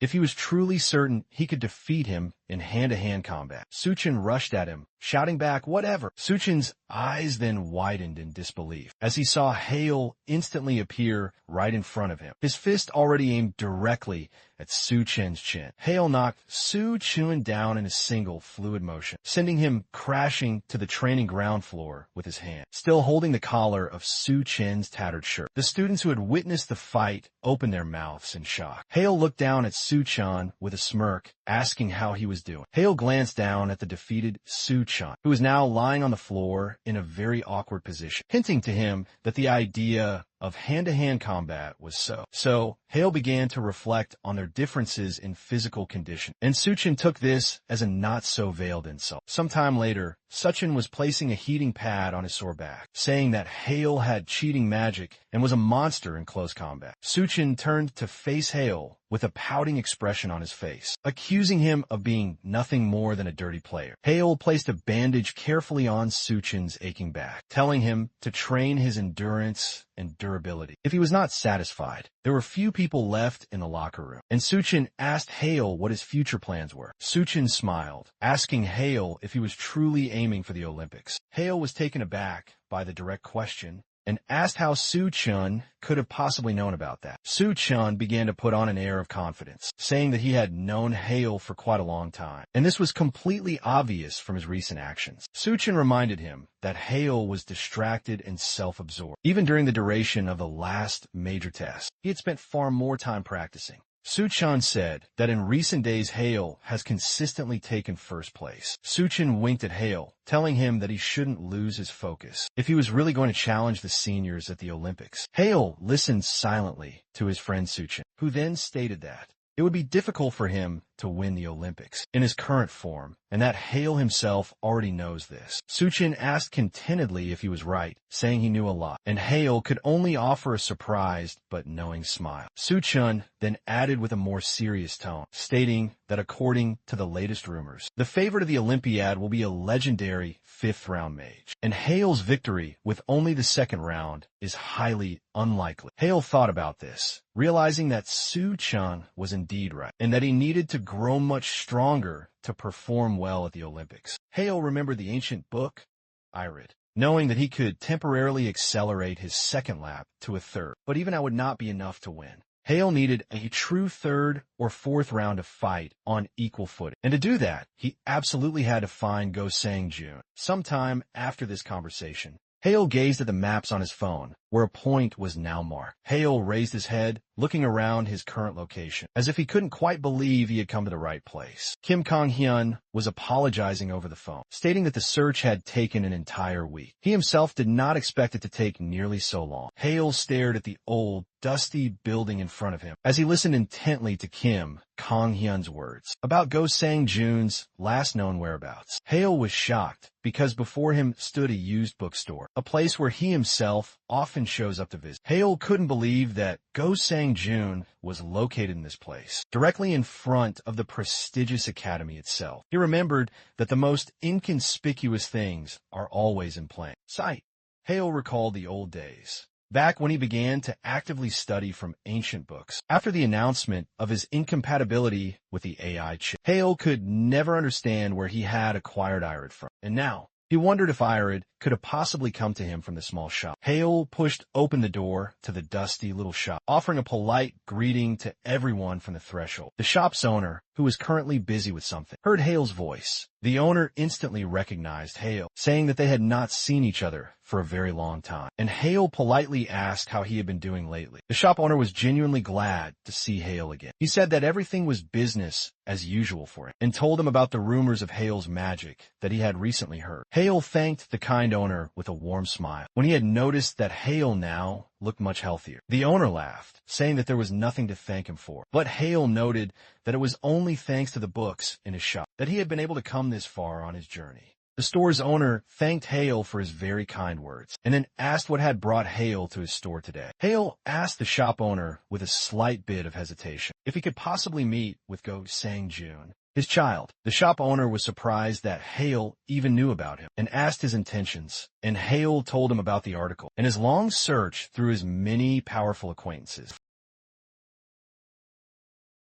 of his clandestine information gathering, and stressed that this audience was of monumental importance to him. The old shopkeeper rubbed his weary neck, murmuring that he recalled a certain paper his son had authored. The proprietor solemnly consented, vowing he would arrange the pivotal meeting for Hale. Hale bowed deeply, offering sincere gratitude for this chance. But the shop owner gave Hale a grave warning, stating he would likely be unable to receive answers to his questions. This cryptic remark surprised him. Hale couldn't grasp its meaning. He directly questioned the shop owner about what he truly meant. The old man opened a door to the building's private quarters, telling Hale to simply follow him to Sang Jun for the moment. Hale obediently trailed behind the somber store owner as he stopped before a tightly closed door. The owner turned to the bewildered young Hale and declared that Go Sang Jun was just beyond that threshold. Hale was utterly stunned by the sight that greeted him, demanding to know if this was truly the legendary Go Sang Jun. The figure identified as Go Sang Jun behind the door had an oxygen mask secured tightly to his pale face. A medical catheter was gruesomely attached to Go Sang Jun's arm. The rhythmic beeping of medical machinery filled the tense room, where a young man with disheveled hair lay motionless on the bed. The shop owner entered the room, making his way toward the bed. Hale followed closely behind him, his heart heavy. Go Sang Jun was lying there, completely lost in unconsciousness, with dark, sunken circles beneath his closed eyes. He might have appeared to be merely sleeping, if not for all the grim medical apparatus. Hale still could not accept this was the genius he was searching for. The shop owner confirmed this tragic reality, stating that this was indeed his beloved son. The shop owner sank into a chair beside the medical bed, and Hale silently followed his somber example. Hale asked if he could possibly learn what had occurred, looking intently at the grieving shop owner, and the old man consented to tell him the tale. The owner kept his gaze fixed on his son as he began his story. He explained that Go Sang Jun had broken a sacred taboo. The shop owner clasped his weathered hands before him, clarifying his son had shattered a taboo for all magic wielders. Hale inquired about the specific taboo he was referencing, and the shop owner revealed the chilling truth, that his son had channeled a mana circle directly through his own brain. Hale was astounded to hear the precise nature of Go Sang Jun's taboo. Hale recalled the day he communed with Iris and channeled a mana circle through his own brain. He realized with a shock that Go Sang Jun had attempted the same feat. Hale clenched his fist, desperate to understand the full details and to learn the reason why. Why Go Sang Jun would need to attempt something so reckless. The shop owner closed his eyes in pain and wearily explained his son had done all for the sake of his groundbreaking scientific work. Go Sang Jun faced a choice: prove his theory or abandon it halfway. The shop owner then shared his deepest regrets, lamenting he should have stopped his son no matter the cost. Hale gazed upon the still form of Go Sang Jun, wondering if he had perhaps been exposed to witness magic style through some other unknown source. The owner said he was unlikely to answer Hale's questions, admitting his son would have been happy to sate Hale's curiosity. Hale offered a sincere apology to the grieving shop owner, saying this must be a truly difficult burden for him to carry. The shop owner placed a comforting hand on Hale's shoulder, telling him not to concern himself with it, as he knew just how passionate Hale was about science. The old shop owner recalled how Hale meticulously sought out magical literature every single day, reminding him so much of his own son. The sun was already beginning to dip below the horizon. Hale asked the owner if he might look at Go Sang Jun's collection of literature when they left his room. The shop owner stroked his graying beard, agreeing that those old books were just sitting around collecting dust. The store owner then held up 2 fingers, telling the young Hale that he would have 2 conditions for access to his son's library. The store owner requested that he make his son a co-author if Hale were to continue writing his important work, and Hale vowed that he would do so without fail. The store owner accepted his solemn oath, lowering 1 finger, and began to speak of the second, final condition. The shop owner told Hale, with a trace of irritation, to not even think of passing mana through his own brain. This caused Hale to flinch. After Hale agreed to this second condition, the owner led him to a separate room where his son used to work. The store owner ventured deeper into the room, wondering which books Hale might require the most. While Hale scanned the towering, dusty shelves, Hale's intense gaze was drawn to a single book on the highest shelf. The book that had captured Hale's attention shifted from a shelf. Hale was surprised as the mysterious book fell to the floor, landing directly in front of him. Hale stared at the book's cover, feeling it strongly reminded him of his own book, Iris. Hale picked up the ancient book, turning to ask the shop owner, who was now holding a tall stack of books in his arms. The shop owner recognized it in an instant. Enlightenment, remembering how his son had often carried it with him, as if there was something incredibly important about it. Hale held the strange book with great care, unfastening the old lock on its spine, as the shop owner told him he could take it with him. Hale thanked the kind shop owner and opened the mysterious book, revealing the familiar, terrible handwriting he had seen in Iris. Hale was amazed by his incredible fortune in finding Vintner's second book. Hale clutched the precious book to his chest, asking the shop owner once more if he could borrow it to read. The store owner simply told Hale that he could take whatever he needed from his son's vast literature. Hale sincerely thanked the store owner and chose to ask a question. The shop owner paused for a moment when Hale asked if he had ever seen books with that unique handwriting before. He said he was not entirely sure. The owner said that such luxurious books were a rarity in their shop. When Hale provided a different search criterion, Hale thanked him for all of his answers, wondering where Go Sang Jun could have possibly found this book, and how his own book, Irid, had ended up in his possession. Hale returned to the Obelisk Academy dormitory late that evening. Hale sat on his bed. Two of Vaitner's ancient books lay before him. He had scoured through Sang Jun's entire library, but had found nothing else of note. Hale picked up both books, admitting that even just locating one was a tremendous success. Hale was then amazed to see the books begin to glow, seemingly interacting with one another as he held them together in his hands. Hale tried to comprehend what was happening, staring intently at the ethereal glow. The book he found today opened, and Whitney's voice emerged from it, saying he had bequeathed this book to the current owner of Iris. Hale felt himself being pulled back inside the book's dimension, as frills, bows, stuffed animals, and colorful flowers emerged from book. Vintner's voice, which Hale now recognized, announced that this book was named Mimir.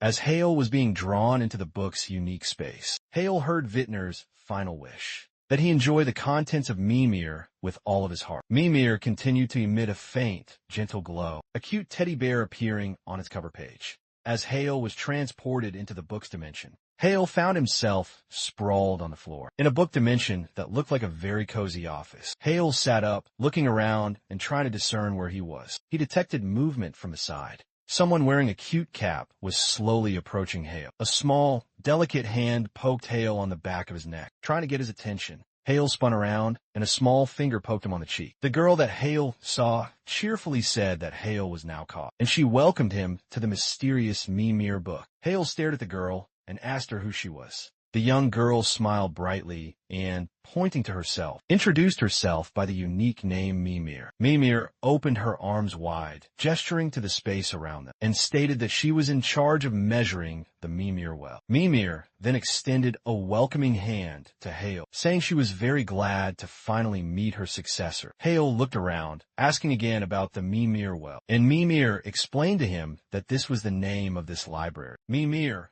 with a majestic air, proudly announced that Vintner had specially created this place for his successors. Hale listened with great interest to Mimir's words, that this library was created for those who would follow the path of the great teacher. Hale noted that the Mimir well was rather modest for a library, in a more traditional sense of that word. As he looked around, Mimir quickly explained, saying that the Mimir well was capable of greatly expanding, depending on Hale's own future achievements. But for now, they were admittedly modest. Mimir assumed, based on the well's current dimensions, that Hale had not yet passed the second page's difficult test. After Hale confirmed the truth of her words, Mimir paused for a moment in thought, and suggested that Hale address her in an informal manner. Hale was taken aback when he heard her unusual request. Mimir explained to Hale, who leaned in closer to her, that they would be seeing each other quite often. Hale smiled after a moment's thought and agreed to Mimir's proposal. Mimir was delighted and noted that Hale was not bad at all, since he had found her while still on the second circle. And Hale asked what was so special about that. Mimir extended her hand, showing him 5 fingers, while she was explaining that Hale would be able to easily reach the 5th circle. Right away, Hale was completely astounded, asking how this could possibly be true, not even trying to hide his great excitement. Mimir extended her hand, flying just above the library floor. A shimmering magical trail stretched from her small hand. A book on one of the shelves submitted to Mimir's powerful will, and the book flew into the waiting hands of Mimir, who smiled as she turned her gaze back to Hale. Mimir handed Hale a book, instructing him to read it so that he could fully grasp the meaning behind her words. Hale opened the book and looked at the contents, and asked Mimir if this resonance theory was true in all its details. Mimir happily explained to Hale that in this very place, he would be able to discover everything that was not included in Iris, like the incredible information he now held in his hands. Hale asked why they couldn't just add this information to Iris, and Mimir seemed to appreciate his keen interest. Mimir explained that Irid was already greatly overloaded with a vast number of difficult test pages designed to test the worthiness of the successor. According to Mimir, there are other reasons why Irid contains only the bare necessities, and because of this, other, more specialized books exist. Hale looked at the book clutched in his hands, thinking about what the teacher had described in greater detail in the Mimir well. Mimir confirmed his thoughts by comparing the Mimir well to that of a reference book, while his own Irid contained only the main conclusions. Hale glanced around the library once more, examining the many books and repeating the words of Mimir about the relationship between his level and the number of books available to him. Mimir praised him for his quick understanding and asked if Hale could now figure out how to reach the fifth circle with this new information. Hale agreed without any hesitation, realizing that thanks to the book Mimir, it would now be much easier for him to conquer the second test. Sometime later, on the page of the second test in Iris, Hale stood within the dim, empty space, a dimension inside the book specially created for this second trial. Hale appeared incredibly tired, thinking about the fact that he had already managed to activate 79 circles. The first time Hale had attempted the second trial, he was only able to activate a meager 10 circles out of 100, taking 8 long hours. After Hale had visited the Mimir well, he had drastically increased his score, activating 79 circles at once. Hale sat down, thinking that it had been far too difficult before. Hale was now ready to push himself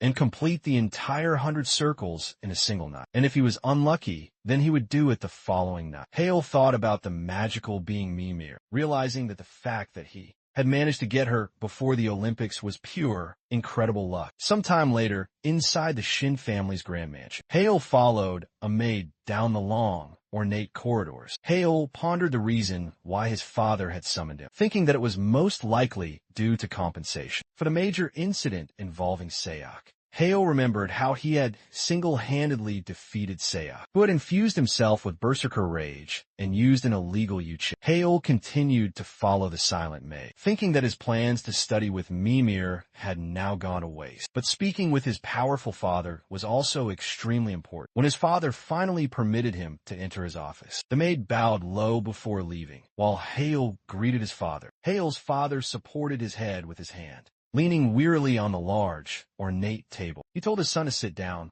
for he would be brief. When Hale sat down, his father began to talk about how this time it was not entirely Hale's fault in this matter, and his personal contribution was estimated at a little over half. Hale's father informed his son that he would receive a grand total of 26% of the shares in the Magic Stone mines. Hale simply nodded in agreement, and his father said that he deserved to be rewarded accordingly for the great benefit he had brought to their family. Hale's father then remembered his previous promise and asked his son if he had thought about what he wanted. Hale looked directly into his father's eyes, confirming that he had already decided what he wanted to request. Hale said that he wished to obtain a specific ancient relic, one that was kept deep within the family's treasure vault. Hale's father questioned his choice, saying that it was merely an old antique, which rarely contained any truly incredible secrets. Hale respectfully disagreed with his father, saying that he believed in the truth of the ancient legends about ancient relics and myths about past events. Hale's father sighed,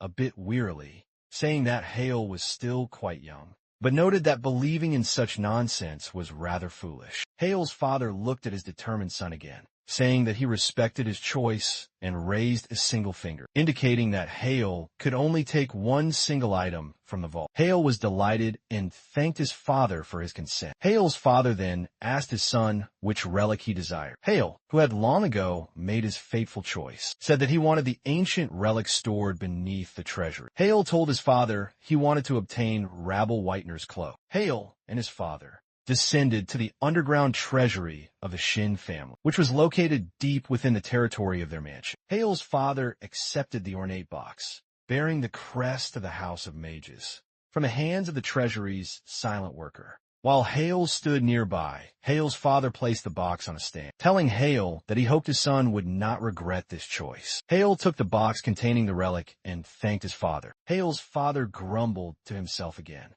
saying he couldn't believe that Hale had bought into such silly stories, but he chalked it all up to his son's youth. When Hale's father was about to depart, he advised Hale to focus on his important training so that he would not regret anything in the near future, and Hale agreed with him without arguing. Sometime after this exchange, Hale was riding in a car with a driver, returning to his dorm. Hale sat silently in the back seat, thinking that most of the heirlooms his family owned were genuine. Hale glanced at the box he had taken from the Shin family's treasury, wondering if it truly contained the genuine Whitener cloak. Hale knew that no percentage of the income from magic stone mines could possibly compare to a real teacher's cloak. Hale couldn't wait to get back to the dorm. He opened the ornate box, wanted to find out if it really contained the real Whitener's cloak. Hale's eyes widened at the sight he beheld. Hale lifted the ancient cloak, examining the fabric, woven from fibers of the purest mana. Mana cloth was considered an incredibly valuable material that was obtained from powerful magical stones through a very special, secret processing. There were less than 30 people in the world capable of this feat, and the cloak in Hale's hands was made entirely of these mana fibers. Hale couldn't possibly hide his raw enthusiasm as he wondered how this amazing cloak was created if the technology was unavailable in Vider's ancient time. The fabric of the cloak in Hale's hands surpassed all the other known artifacts to him. He had never seen anything like it before. Hale returned to the Obelisk Academy dormitory. Hale sat on the bed in his room, looking at Wittner's magical cloak. Its authenticity was evidenced by the familiar signature, in a terrible handwriting that was well known to Hale. Hale stretched his hands up high to examine the cloak, trying to fully understand the structure of its fabric. It seemed to Hale that the outer and inner layers were mixed up. Hale knew that the reason mana tissue was difficult to work with was because the inner and outer layers had to be developed separately. The internal layer should improve its conductivity, and the external one should greatly reduce it. But the cloak in his hands did the exact opposite. Hale rubbed his chin in deep contemplation, believing that his teacher would never make such a simple mistake. A brilliant idea then sparked in Hale's mind. He suggested that the cloak should simply be turned inside out. Hale turned the ancient cloak inside out and saw the changes in the layers right before his eyes. Hale realized that even when turned completely inside out, the structures of the inner and outer layers do not change places. Hale thought that this was done quite intentionally, but he did not understand for what specific purpose. Hale could now understand why his father had sent Wittner's cloak to gather dust in the family storage. Hale opened the Mimir well, wanted to learn much more about it. Mimir was sitting on the sofa in the library, reading some book. Hale appeared in the Mimir well's dimension, immediately calling out to her. Mimir was delighted to see him and asked how he was doing. Hale showed her Vaetner's cloak, and Mimir recognized it immediately. Mimir appeared directly in front of Hale, asking if it was really the legendary Vaetner's cloak. Mimir's eyes lit up as she gazed at Hale, who had somehow managed to find it. But Hale told her that the cloak was very strange. Mimir picked up the edge of the ancient cloak, not understanding what Hale truly meant. Mimir let out a loud, sudden gasp as she looked at Hale, who was frightened by her unexpected reaction. Mimir held up two of her fingers, asking Hale if he was still only on the second circle. Hale confirmed, not understanding what the question was about, and Mimir said that it was now clear to her why he didn't know. Hale asked her to please explain. Mimir made a cross with her fingers in front of her mouth, asking him for his forgiveness, and then saying that she cannot explain why the cloak was designed in that way. Hale began to ask about the reason when Mimir handed him the cloak back again, telling him to just take it.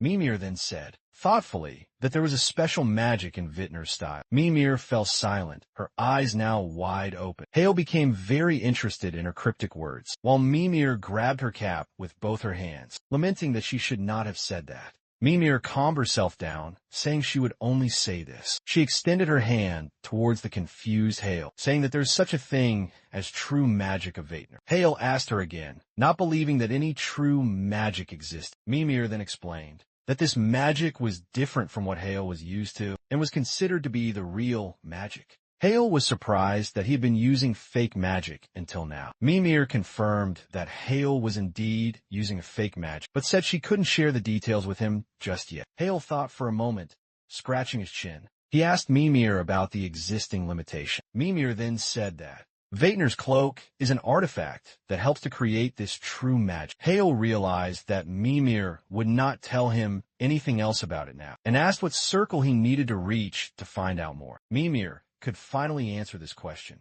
Mimir told Hale that in order to receive an explanation, he needed to reach the 5th circle of magic. Hale looked at Mimir, holding Vaetner's cloak in his hands, which he was now eager to learn more about. Mimir elaborated, saying that Hale needed to master the 5th circle to gain access to the 5th page of the trials. After some time, Hale returned to the 2nd page of the test in Ire. He had already activated the 98th circle out of a total of 100. When Hale finally activated the 100th circle, small fireworks appeared in the space right in front of him. Hale was happy that he had finally made it and passed the 2nd test. Vaetner's voice congratulated Hale on successfully passing, saying that Hale had worked hard on the tedious, difficult challenge. Hale heard the long-awaited words of his teacher, Vaetner, that now he would teach him how to weave the 3rd circle of magic. Vaetner's voice informed Hale that the 3rd level of Vaetner's style was called the Circle of Interaction.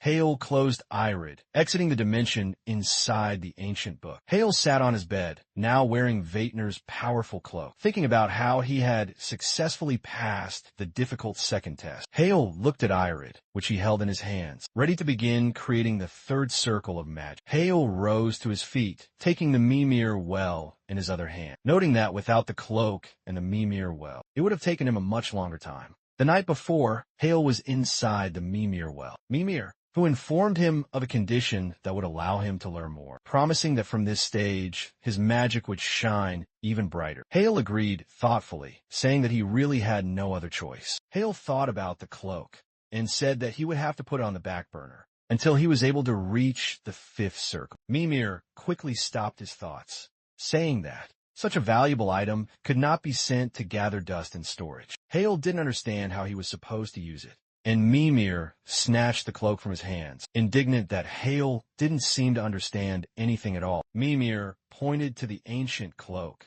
saying that it would prevent mana from leaking out of his body, allowing Hale to achieve a state of mana surplus. Hale became interested when he heard Mimir say that an excess of mana made the circle of infinity rotate even faster. Mimir concluded her explanation by saying that Hale's brain would be able to get rid of fatigue much faster, and this also applied to his physical exhaustion. Hale took the cloak back into his hands, saying that he realized it would help him reduce his need for sleep. But Mimir was amazed at his moderate and simple thoughts. Mimir winked at the surprised Hale, saying that with this cloak, he wouldn't have to sleep at all anymore. Hale asked again in complete surprise, looking at the magical cloak in his hands, not believing what he had just heard. Mimir repeated her incredible words once again, saying that if Hale wore the cloak for at least 5 hours a day, he would quickly be able to reach his peak. Hale looked at the smiling Mimir, who said that this was just one of the side effects of the cloak, and it was valuable information for the chosen successor. Hale was very pleased with what he heard from Mimir, and promised to reach the 5th circle as quickly as he could. Mimir then warned Hale, just in case, that this cloak only works on the successor, and for any others, it will be a deadly poison. 2 days later at night, Hale sat in his room dressed in the cloak. Hale opened his tired eyes, interrupting his attempt to create a powerful 3rd circle. Hale looked at Irid, feeling that he was now very close, and he would soon understand what he lacked to create the elusive 3rd circle. Hale read the information in Irid about the circle of interaction that had opened up for him. After passing the test, the 3rd circle of the Whitener style allowed for interference in the process of creating spells by other people. In Irid, it was said that in order to interact with someone else's mana, one must be in perfect synchronization with it. Hale was finally able to understand why the 2nd test was designed this way. It helped him learn how to influence other people's magic. Hale smiled as he read the text, finding it to be all very interesting. Hale had never even thought about this possibility. He didn't expect that the 2nd test would serve as a basis for the creation of the third circle. Hale read that in order to create the third circle, the first and second must be in perfect harmony with the surrounding ambient mana. Hale found a clue, realizing that by continuing to use resonance, he could successfully form a third circle. Hale rose to his feet, resolutely declaring that he would definitely succeed this time. Hale concentrated, absorbing the abundance of mana in the air and synchronizing it all together, paying close attention to the excess mana within his own body. The process felt like building a new house. Brick by brick, Hale concentrated completely on his sensations, harmonizing the first and the second circles. Hale began to sense the mana surrounding him, which was supposed to harmonize with his own magic circles. Hale felt that the mana he had absorbed had found refuge in his body. Hale could now hear the voices of this new mana, and it asked Hale to come play with it, comparing his body to that of Fun Playground. The mana surrounding him said that it was very cramped inside Hale, but she still didn't want to leave because it was warm inside. Hale knew he was only at the halfway point. He needed to maintain the delicate resonance. The mana surrounding him still wanted to play. It felt like it needed a much more spacious playing field. The mana then lined up in a perfect circle. Hale was getting hot. He needed to watch the readings closely to make sure there was no deviation of more than 1%. Hale gradually reduced the deviation rate to 1/100%. Hale did this by using the mana of the circle itself. He acted quietly and was completely unnoticed. The sun was already high in the sky when Hale finally finished. He sat on his knees with his head bowed low, hidden in the cloak of his deep hood. Hale raised his head, throwing back his hood, as sweat poured down his exhausted face. Hale rose to his feet once more. Irid and the Mimir were lying on the floor in front of him. He realized that he had finally succeeded. Hale stretched out his hand in front of him and successfully created the first circle, the call of the heart. It began to spin around Hale. Then Hale raised his second hand. The new power merged with the first circle. As it orbited around him, Hale clenched his fist with intense focus. He steeled himself for the crucial next phase. With a raised hand, Hale manifested a third, intricate circle of interaction. Now, 3 rings of pure magic spun in orbit around Hale. A triumphant grin spread across his face. He had finally mastered the third circle. Hale gazed at the flawless weave of the 3 powerful circles. A silent vow echoed in his mind. He must ascend to greater power and fast. His ultimate goal, to become a true master of the 5th circle. The following day, deep within the forest, Hale was perched nonchalantly on a sturdy tree branch. Tiny sparrows, unafraid, hopped playfully across his form. He was in a state of absolute meditative calm. His thoughts drifted to the combat survival test currently underway. It was unfolding across the vast training grounds below. On Hale's wrist, a special assessment artifact glowed softly. Just like the other participants, he faced a grueling exam lasting 32 hours. The core principle of this brutal test was deceptively simple. Students were tasked with merely enduring inside a continuously shrinking zone to survive for as long as they possibly could. Hale glanced down at the glowing screen of his evaluation artifact. A message flashed, confirming the acquisition of a cool 1,000 points. With a smirk, he decided it was time to press on. But the exam's true danger was that survival meant withstanding not just the ferocious assault from monsters, but also from other students, all desperately hunting for points. Suddenly, the birds resting on Hale scattered into the sky in a pin. Below, a student had emerged from the shadows. He roared,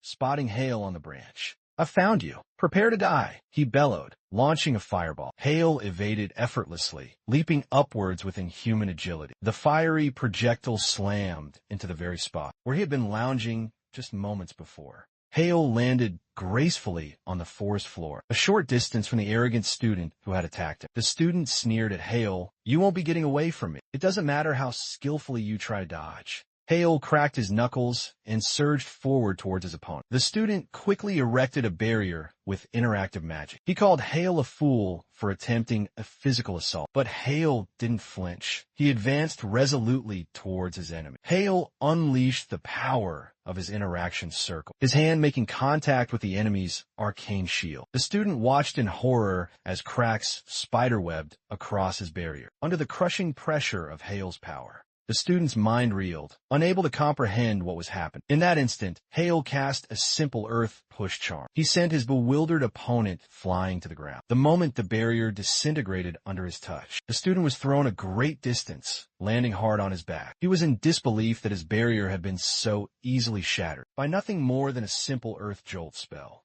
Hale gazed down at the student who had already fallen unconscious. He mused aloud, "Now, which one of us is the idiot, especially if you're going to ambush someone from behind?"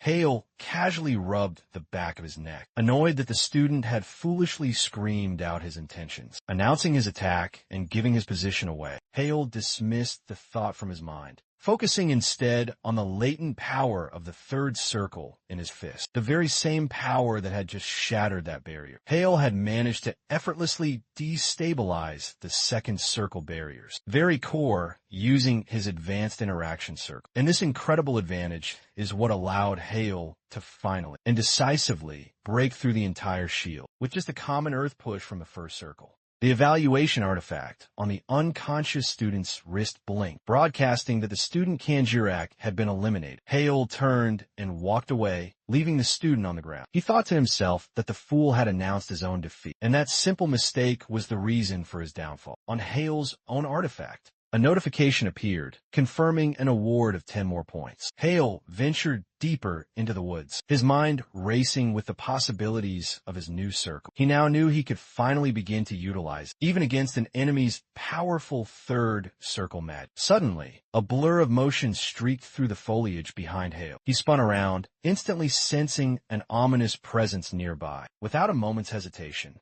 Hale launched a fireball towards the sound of the disturbance. But Hale was shocked as the smoke from his attack began to clear. Vicious bloodclaw wolves had already surrounded him from every direction. Hale's eyes darted between the menacing monsters. He quickly realized they must have been drawn by the sounds of his recent battle. Hale stretched his shoulders, completely unfazed. He muttered that he could begin complaining now about the unfairness of these relentless fights, one after another, as the wolves bared their sharp teeth. But Hale simply chuckled. He declared that he was among those who aimed for first place, and right now, he was actually grateful for this turn of events. The alpha of the Bloodclaw wolves let out a piercing howl. The pack, following the signal, lunged to attack Hale in unison. This was the exact moment he had been anticipating. At that very same time, Hale's fight was being observed through monitor screens. The instructors were gathered in a large room before a wall of monitors. They were calling out the names of several noteworthy students. The instructors continued to stare intently at the monitors, discussing which students deserved special recognition. Based on the results of this incredibly challenging test, the instructors debated the odds of the named students and their chances of making it into the prestigious top 10. They noted it would be a monumental task to hold out until the end. A female instructor glanced over at Hale's own class teacher. She remarked that at this point, no one could doubt Hale's skills. But Hale's class teacher remained completely engrossed in Hale's battle with the wolves. He paid no attention to the conversations happening around him. The female instructor once again tried to get his attention. Instructor Go Chang-soo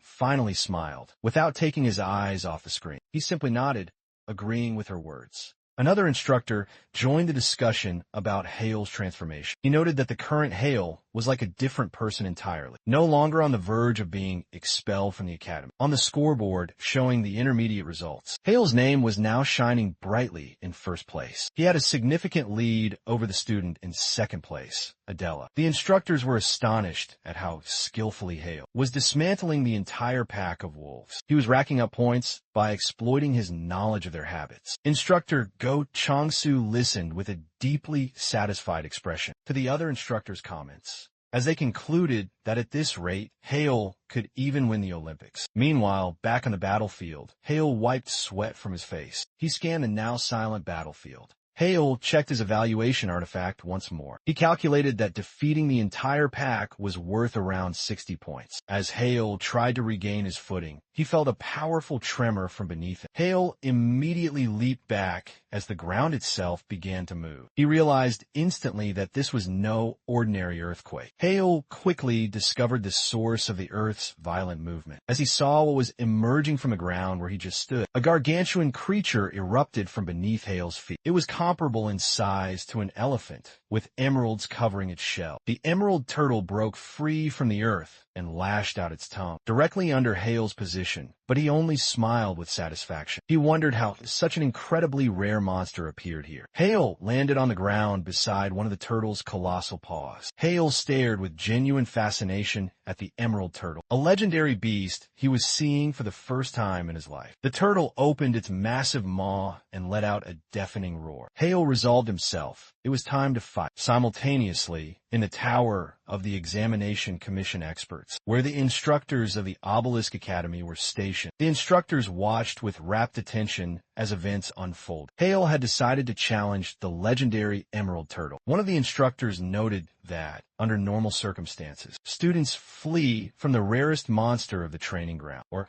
they try to cooperate with other nearby students. Another instructor voiced his opinion. He claimed that even a prodigy like Hale couldn't face the turtle alone. The emerald turtle was a notorious fourth-class, C-rank monster, renowned for its unbelievably high defensive capabilities. They were widely considered the natural predator of all wizards. The emerald turtle charged forward, aiming directly for Hale. Hale gracefully dodged the attack, leaping to the side. At the very last moment, Hale eyed the massive turtle. He thought to himself that defeating this monster would secure him a colossal amount of points. Hale noticed the turtle was attempting to strike him with its tail while he was still suspended in midair. Hale instantly conjured a barrier using first circle magic. He expertly used the barrier as a foothold beneath his feet, giving him the leverage he needed to evade the attack. The turtle's powerful tail shattered the magical barrier with ease, but Hale had simply used it to spring away.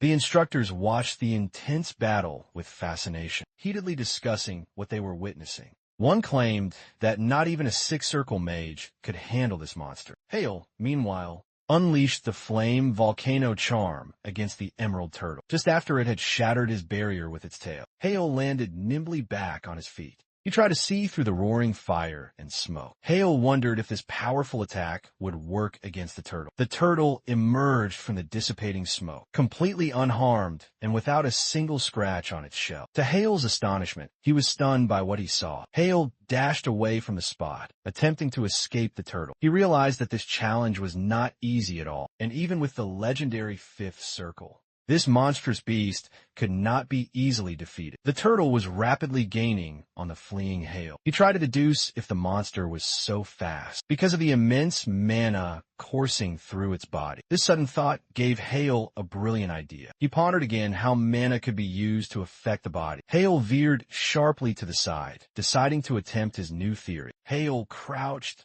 low to the ground, channeling a massive amount of mana into his legs to reinforce them. At the very last possible moment, Hale jumped aside as the turtle attacked with its head, smashing into the place where he was just crouching. Hale lunged away from the turtle once more, this time with his legs powerfully enhanced with mana. Hale expertly dodged the headbutts from the turtle, each blow capable of shattering a centuries-old tree into splinters. Hale paused, thinking to himself that simply running from the turtle would not bring him victory. He knew he needed to fight, so Hale created a barrier, protecting himself from the emerald turtle's descending paw. Hale felt the staggering force of the blow. He realized that he had gravely underestimated its power. Hale knew that he wouldn't be able to block an attack of this magnitude, so he used the third circle of resonance to reinforce his barrier. Hale clenched his jaw, enduring the face-to-face confrontation. Hale waited for the perfect moment immediately after the attack, when the turtle would be immobilized for a brief time. As it recovered its strength, Hale began to cast a wind spell. The turtle,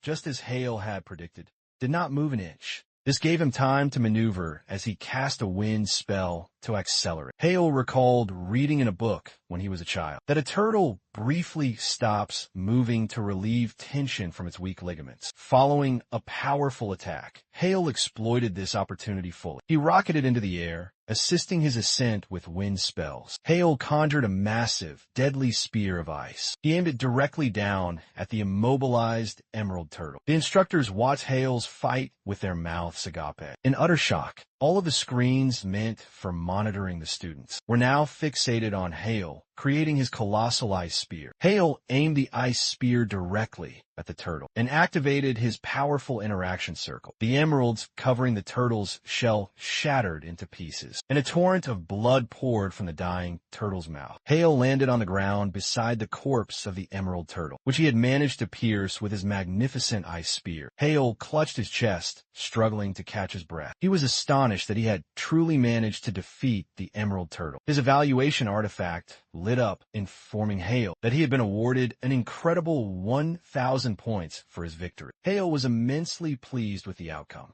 At that exact moment, inside the House of Magicians, Hale's father sat in a chair before a massive television screen. Behind him stood Sakio, Hale's uncle and the enigmatic leader of the Shadows. They were watching a live broadcast of Hale's fight. Hale's father observed the events on screen with a pleased smile. He posed a question to Sakio, asking if it was truly possible to defeat the turtle in the third round, even knowing that it was vulnerable to the ice attribute. Sakio did not take his eyes from the glowing screen. He admitted that he himself did not understand it at all. He then bowed his head and asked for forgiveness. Sakio reasoned that the monster should have a natural resistance. While on screen, Hale was harvesting the monster's meat. They watched Hale, who was now carrying large pieces of meat. He had taken the time to secure some food. His father remarked that he did not raise his son to be a weakling. Sakio then asked the chief if he could inquire about one thing, and Hale's father simply asked what he wanted to know. Sakio could not understand why Hale was behaving so brazenly. He pointed out that Jihan and Saya would surely see it as a challenge when they eventually watched the broadcast of the test. Hale's father agreed with a nod, saying that would be the case, and Sakio asked again, still not understanding the leader's point of view. They watched Hale on screen as he was about to cook the meat on the fire. Hale's father spoke about the not-so-distant past, when his son had disgracefully dropped out of the race for the chief's position. Hale's father explained that circumstances were different now, and that Hale's current status within their powerful family was no longer disgraced and at rock bottom. Hale's father recalled their intense conversation in the reception room, the day when Hale had laid out his conditions.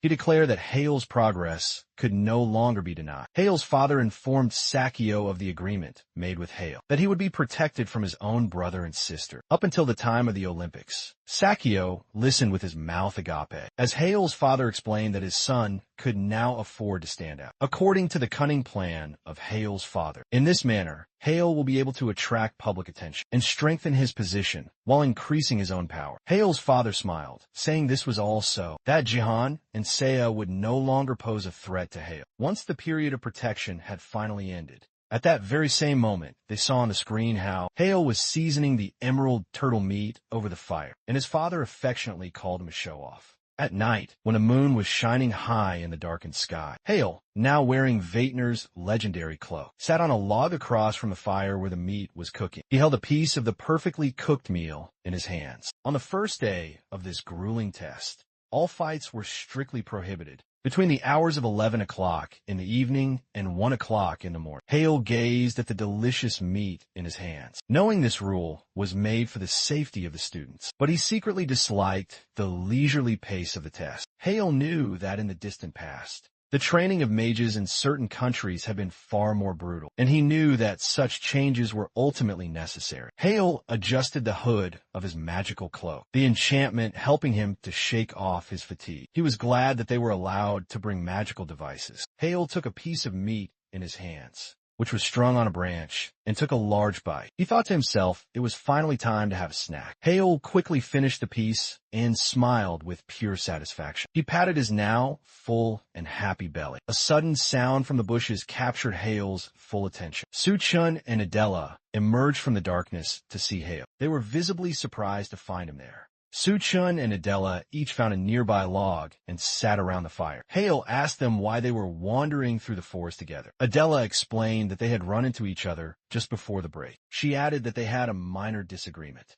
but Su-chun quickly corrected her, saying she had beaten him up badly. Hale glanced over at Su-chun, correctly guessing that he had crawled towards the aroma of food after the battle ended, and Su-chun confirmed this with a wide smile. Su-chun and Adela stared intently at the piece of meat, sizzling on the fire with hungry, burning eyes. They eagerly asked Hale if he would share it with them. Hale was surprised that Adela was behaving just like Su-chun. He declared that all of the food was his. Su-chun looked at Hale with a pleading expression, reminding him that there had never been yours and mine between them. And Adela quickly repeated his words, nodding eagerly. Hale closed his eyes, unable to look at their begging faces. Su-chun and Adela were overjoyed to hear Hale's silent consent. As he mentioned, he was going to throw out the excess food anyway. Su-chun and Adela each grabbed a piece of the delicious meat for themselves. They noted the amazing aroma and thanked Hale for the food. Su-chun and Adela both took their very first bite. Enjoying the food, Hale felt like a renowned master chef. As he listened to their endless compliments on his cooking skills, Adela then asked Hale whose meat it was. She suggested that it might belong to a honey bear. The honey bear was a large, bear-like monster that lived in the forest, and its meat was known to become very tender when cooked over a fire. Hale simply replied that it wasn't a honey bear. Adela continued to reason that there were only two monsters here, whose meat was actually suitable for human consumption. Adela continued her explanation, naming only the honey bear and the emerald turtle as edible. She said the rest of the creatures were either poisonous or tasteless. Adela looked at Hale and asked him in utter disbelief if he had actually managed to take down the legendary emerald turtle. Su-chun continued to eat, eagerly awaiting Hale's answer. Hale admitted that this was indeed the case. He pointed to the west and explained that he had done it during the day. Su-chun, with his mouth completely full, began to ask a barrage of questions. He claimed that he had only seen the turtle briefly one time, and he was incredibly curious as to how Hale had managed the feat. Hale reminded him not to speak with his mouth full of food, but Su-chun simply continued to chew, undeterred. He mumbled that Hale was incredibly cool. Adela thought about this for a moment in a short silence. Adela then declared that this was completely unheard of. Adela continued, saying it was unheard of for any wizard below the legendary fifth circle to be able to defeat the turtle. She stared directly into Hale's eyes as she spoke. Hale saw her determined mood and decided to explain. Hale raised his hand towards the night sky. He cast a powerful fiery volcano spell. A massive pillar of fire shot up into the sky. It seemed to have no end, reaching towards the stars. Su-chun and Adela stared at Hale's spell in absolute shock. They recognized it as powerful third circle magic. Hale continued to demonstrate his incredible abilities to them. Adela exclaimed in amazement, noticing that Hale had somehow managed to modify it to the power of the sixth circle. Hale finished his demonstration and turned to face them once more. He rubbed his wrist, listening to their words of admiration. He thought to himself that this was simply third circle magic, enhanced by his mysterious teacher's incredible technique. But he knew he couldn't tell them. Su-chun remembered his questions. He suggested that Hale was able to hit the turtle in the head to win, but Hale corrected him, saying he had simply broken through its shell. Su-chun came closer, telling Hale not to rush his explanation, but Hale only replied with a mysterious smile that that was how it was. Hale suggested they look at the recording from the Academy's drones. After the conclusion of the test, he was confident that the footage had been preserved. Hale then quickly changed his mind. He said that Su-chun and Adela would be able to see it much sooner. Su-chun looked at him, not understanding what Hale meant, but Adela gazed at him with a look of confident understanding. Hale then explained, saying that tomorrow they would have to fight fair and square. Su-chun childishly declared that they would beat Hale up, and Adela simply agreed with him and wished him the best of luck. Adela was filled with newfound confidence. She declared that she also had something that she could show Hale. On the second day of the intense testing, the magical barrier separating the training area in the forest was reduced. The instructors, who were monitoring the test, discussed the fact that there were only 4 students remaining. They tried to figure out which one would emerge as the victor. The next day, Hale was walking through the dense forest. Not far from Hale, there was a sudden disturbance. Someone had directed a magical wind cutter spell directly at him. Hale turned around instantly, sensing the fluctuation of mana. Hale instantly created spears of wind in the shape of birds. He directed them towards the direction where he had sensed the movement. Hale looked in that direction, where a cloud of smoke had risen. From the impact of his wind spears against the magical wind cutter, Ji Sanwok moved menacingly towards Hale. He declared that everything he had heard was not just baseless rumors, but a true and genuine supernova explosion of talent. Sanwok leaped down from the tree directly towards Hale, who was now watching him intently. Hale barely managed to dodge as Sanwok punched the very spot. Hale noted Sanwok's incredible speed. He was barely able to keep up with his lightning-fast movements. Sandwalk jumped and delivered a powerful kick towards Hale, who dodged it at the very last possible moment. Tilting his body back, Hale leaped back a great distance. He realized that close-quarters combat with Sandwalk was extremely dangerous. His powerful kick had whistled past Hale by a mere millimeter. Sandwalk smiled and formally greeted his new opponent. He told Hale that he was unlucky to have run into him, but Hale disagreed, saying that he was, on the contrary, lucky to have recognized a wizard who specialized in close combat. In Hale's memories of the Obelisk Magic Academy, Hale had witnessed Sandwalk's training fights at the academy. Hale knew that Sandwalk was a master at enchanting his own body. Sandwalk was ranked in the top 2 among second years in martial arts. Hale took a ready fighting stance. He prepared to fight the expert in body enchantment. Hale looked at Sandwalk, knowing full well that he was not someone the interaction circle could be effectively used against. Hale decided that he would also use body enchantment. He directed a massive amount of mana into his fist. Hale began to move, utilizing his own body enchantment and combat skills. Sandwalk appreciated Hale's willingness to engage in an honest and direct confrontation at that very same moment. Back in the tower of the examination committee, the instructors were heatedly discussing the students' decision to choose the combat magic of body enchantment. One of the instructors suggested that in this case, Sandwalk would surely emerge victorious from the duel. The instructor watched the events on the screen, listing Sandwalk's merits, due to which he would be able to win. Instructor Go Sang chimed in at that moment. He stated that Hale's potential was immeasurable, given his recent fight with a legendary Turk. Meanwhile, Hale gracefully dodged Sandwalk's powerful fist. Hale used the Demon Eye spell to see Sandwalk's mana flows. Hale saw that the mana was concentrating directly in Sandwalk's fist, right before Hale's very eyes.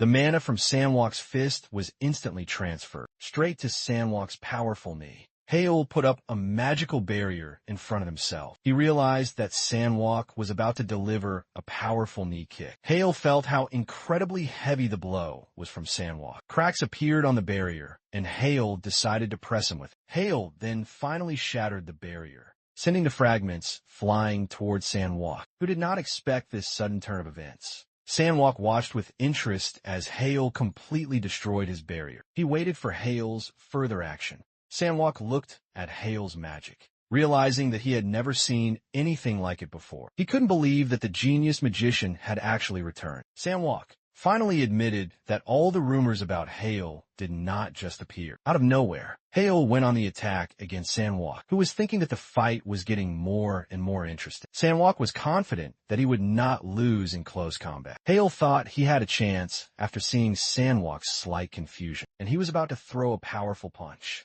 Hale's fist was now enchanted with powerful mana. Sandwalk expertly blocked Hale's powerful strike, crossing his arms defensively over his chest. Hale was surprised at how quickly he had reacted. The instructors, who were watching the fight through the screens, watched the fight with rapt attention, rising from their seats in a state of excitement. Hale did a backflip, narrowly avoiding a kick from Sandwalk. Hale thought about Sandwalk's incredible combat sense that allowed him to react to attacks in time. But he noticed that he lacked basic common sense. Hale thought that if he had disguised the flamethrower in the strike, Sandwalk would not have had time to put up a barrier. Then both of Sandwalk's arms would have been seriously damaged. Hale charged again, causing Sandwalk to be amazed by his speed. Sandwalk crossed his arms over his chest again, expecting Hale to repeat his previous attack. Hale simply chuckled. He asked if Sandwalk really intended to defend himself like this. At the last moment, Hale kneed Sandwalk in the ribs that were open. He said that this place was wide open to attack. Sandwalk gritted his teeth in agonizing pain. He realized too late that Hale had used a feint with his hands enchantment that had distracted him from the real intended blow. Sandwalk tried to figure out when Hale had managed to enchant his legs, to hit him so powerfully with his knee. Sandwalk felt a sharp pain in his side and checked it with his hand. He assumed that he now had a broken rib. Sandwalk considered himself to be a true fighter, and he was going to endure this excruciating pain. Using nothing but his sheer willpower, Sandwalk rushed to attack Hale. He believed that attack is the most important thing for a fighter. Hale increased the distance between them to calculate his next attack. Hale told him that if Sandwalk relied too much on his strength, his body would quickly begin to break down. Sandwalk was about to jump kick Hale again, Hale asked if Sandwalk had overheated while diving down. To avoid his powerful attack, Sandwalk tried to minimize the damage from his failed attack. He endured the throbbing pain in his side. Sandwalk landed heavily on the ground, and he barely managed to regain his balance before he noticed Hale's impending attack.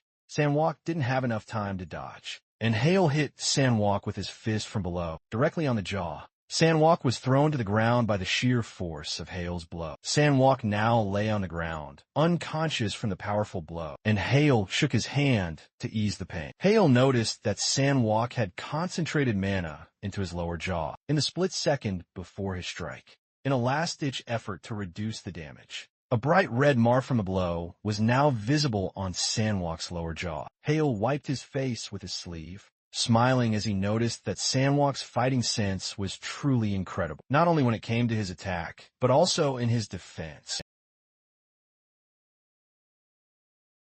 Proclaiming that 100 points were awarded for his triumph. As night descended, the arena's radius within the forest began to constrict once more. Hale strode purposefully through the woods, verifying the critical intel. Only 2 combatants remain alive in this brutal test. Hale gazed forward, knowing only a single enemy was left. Adela materialized before him, bathed in the pale moonlight. She greeted him, a dangerous smile playing on her lips, declaring it a perfect night for their fated final duel. Hale and Adela locked eyes, the air thick with tension. Earlier that same day, at the subsidiary office of the House of Mages, Seiya and Jihan were observing the broadcast featuring Hale. Seiya seethed that it couldn't be possible Hale had reached the final. Seiya could no longer contain her surging emotions, outraged that they were forbidden from even touching him, while Hale had grown completely and utterly out of control. Jihan watched Seiya, who was now anxiously biting her fingernails, panicked that Hale would once again become the family heir. Jihan remained ominously silent, though Seiya addressed him directly. Seiya could not tolerate Jihan's silence, demanding he answer, and recalled that Hale had even vanquished the Emerald Turtle. Seiya continued her furious tirade.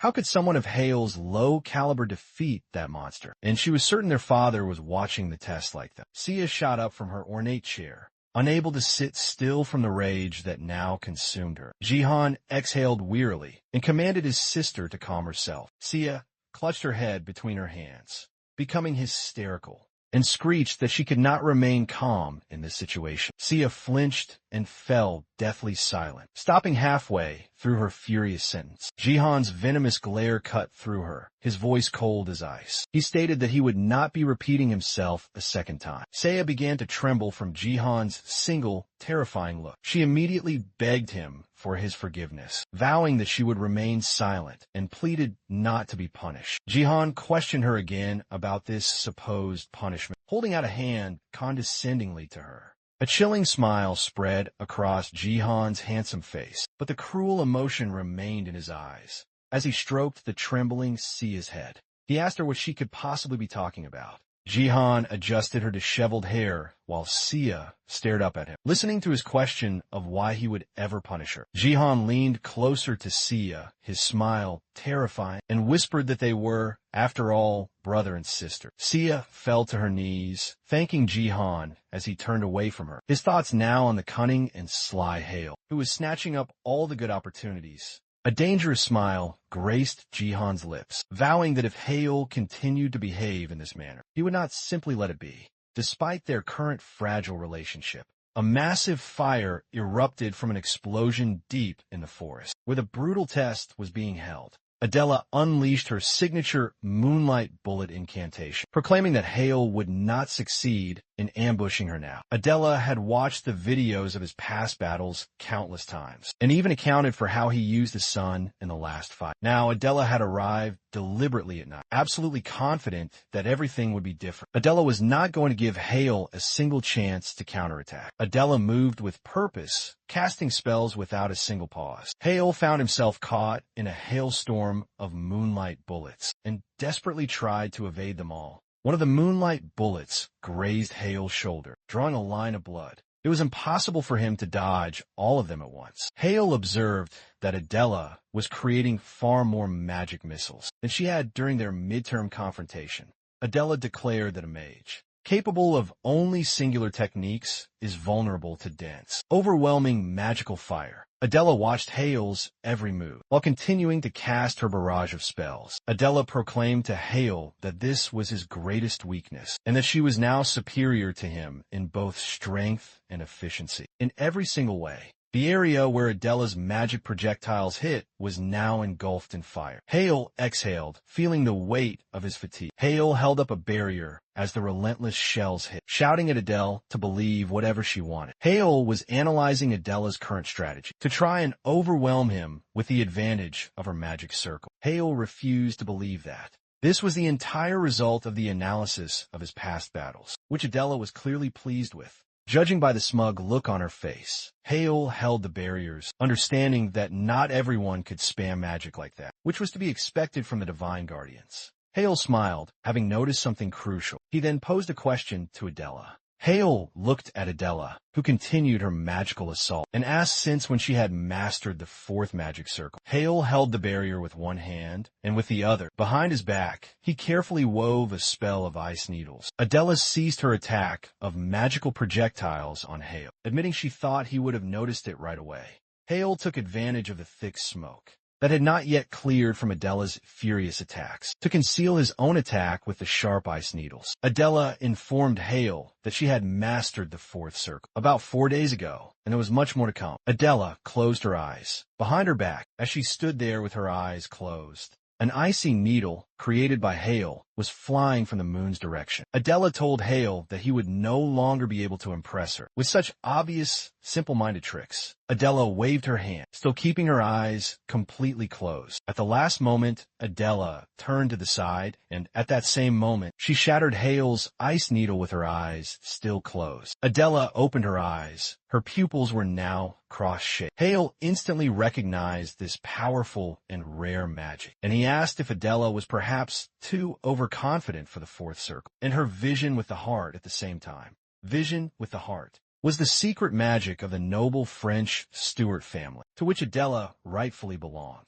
This detection magic was similar to the red eyes that Kim Kangon, the powerful lord of the Blue Tower, possessed. The current Adela was a combination of the strengths of the Divine Guardian magic and her powerful detection magic, which made her a truly formidable opponent. Hale wiped his face with the back of his hand, thinking that, right in front of him, was simply a monster in the form of a human. Hale looked at Adela, who was about to cast her spell again, knowing full well that he would now have to give her everything he had. Adela stated that she was no longer so naive as to give him breaks. Adela attacked Hale with renewed vigor, demanding when he would show her the magic he used to defeat the Emerald Turtle. Hale watched as Adela's magical projectiles rapidly approached him. Hale smiled, telling Adela that he was just about to do so. Hale activated his demonic eye as he looked at the approaching attack. Hale was now able to disassemble the entire structure of the Moonlight Bullet Charm. Invoking his demon eyes, he unleashed the might of the interaction circle. All the magic projectiles that Adela sent at Hale went off course, and